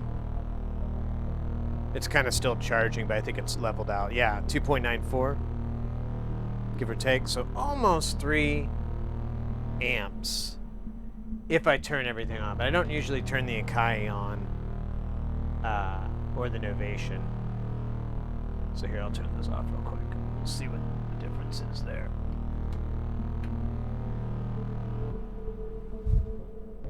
Yeah, those guys are fucking jerks. Look at that. That's like a half an amp for both of those guys. The two Payas, the two Fat Men really don't use up hardly anything, obviously. But yeah, that's the power draw for the most part. And it's surprisingly low. I can get it up to a little over 3 amps if I have the speakers going and I gain it up really hard.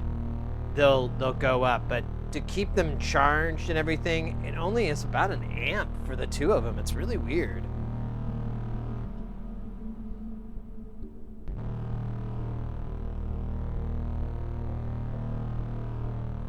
What about something chicken with a beat, a little beepy thing? Oh, like what we're listening to right now? It's all the modular. It's just the same thing we were listening to before, but I slowed it way the hell down.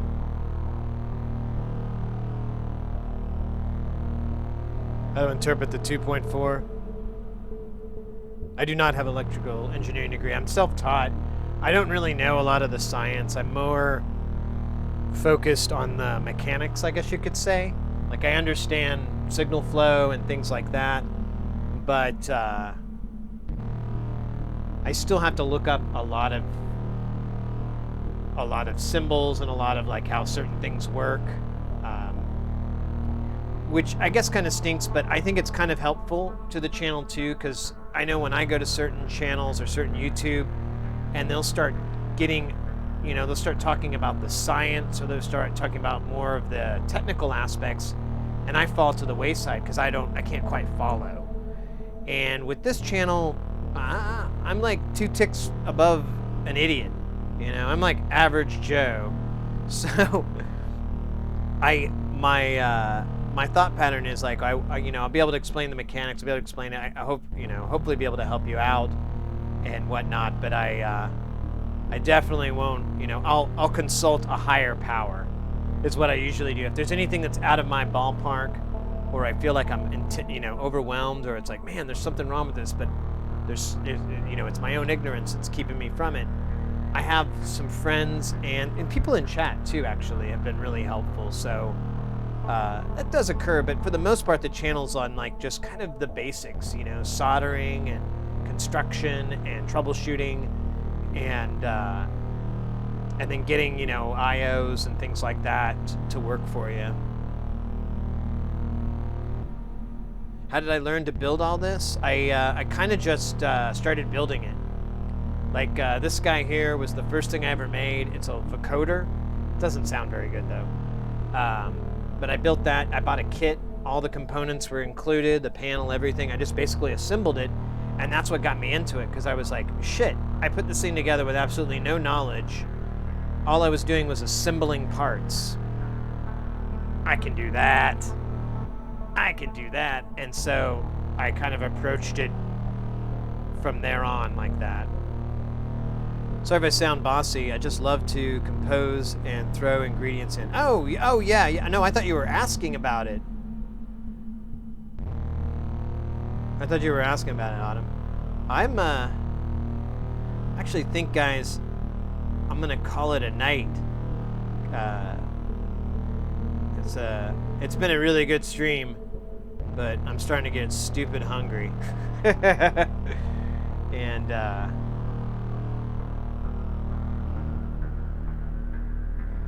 I wanna, you know, eat food. Yeah, almost 7 hours, and that's pretty long. Like the build streams when we're in the lab, they usually, I average about 6 hours there.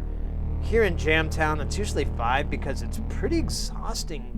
I don't know why, but it's kind of exhausting to write music all the time. My hat's off to the people that do that all the time. I'm just like, you're a freaking madman, madwoman. I love it. So let's see. Let's take you guys to something cool. Okay. Oh, we got so many awesome choices here. Let me see. Let me go for my first choice here. First choice. Let me make sure he didn't load the fucking page. It didn't load the whole page. There it is. Oh, I hope. It doesn't look like he's jamming. It looks like he's wrapping up.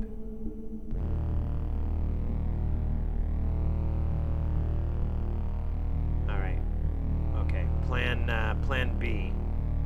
Then I was gonna go to this fantastic streamer, Sylvanian. I'm probably mispronouncing his name, but it looks like he's about to head out too. So I don't want to hit that. Ooh. Oh, yo, let's do this. This is a really cool channel, and it's live music. Let me make sure they're not towards the end. No, we're good here. Yeah, this is perfect. So, do that.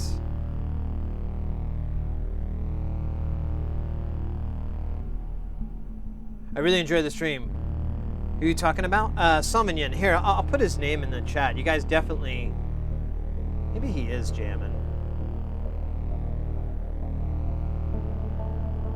I can't tell.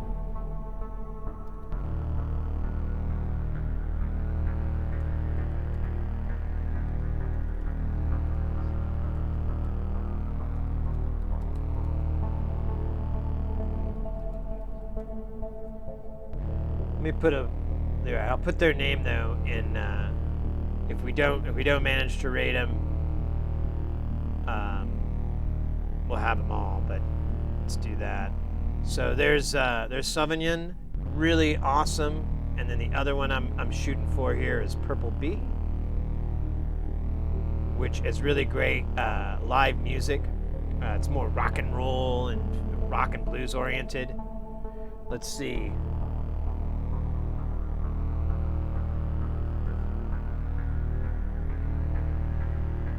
Oh wait, looks like he might be raided.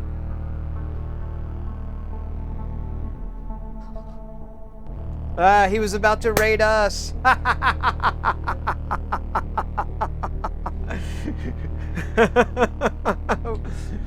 That would have opened a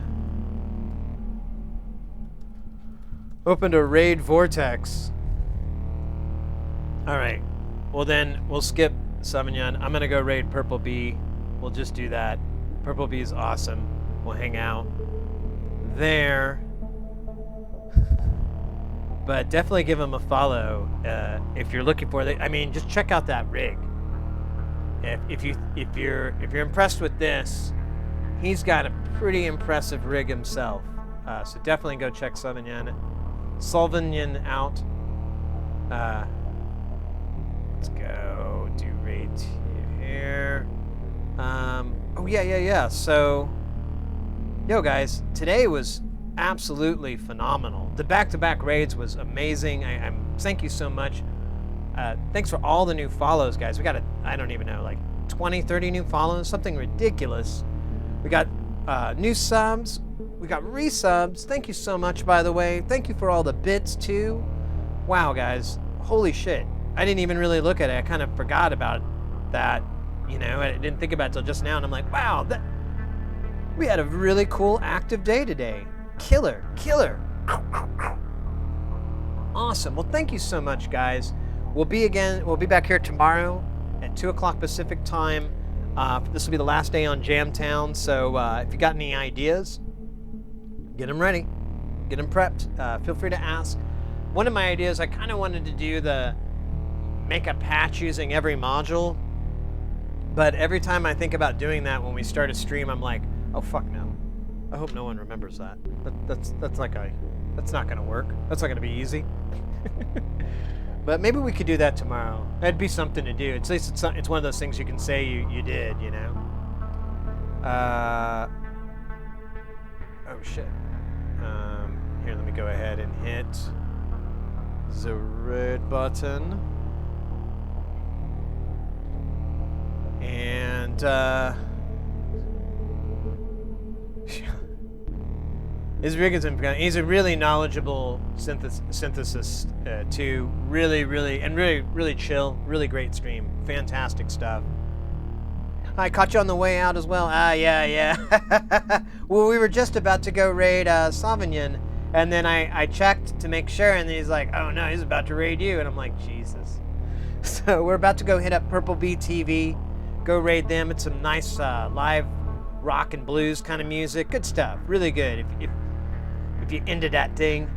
And we'll do that. Thanks again, everybody, for hanging out today. I really appreciate it. I can't wait to see you guys again soon. Take care of yourselves. Take care of your loved ones. Make your loved ones take care of you. All that good stuff. All right, guys. Take it easy.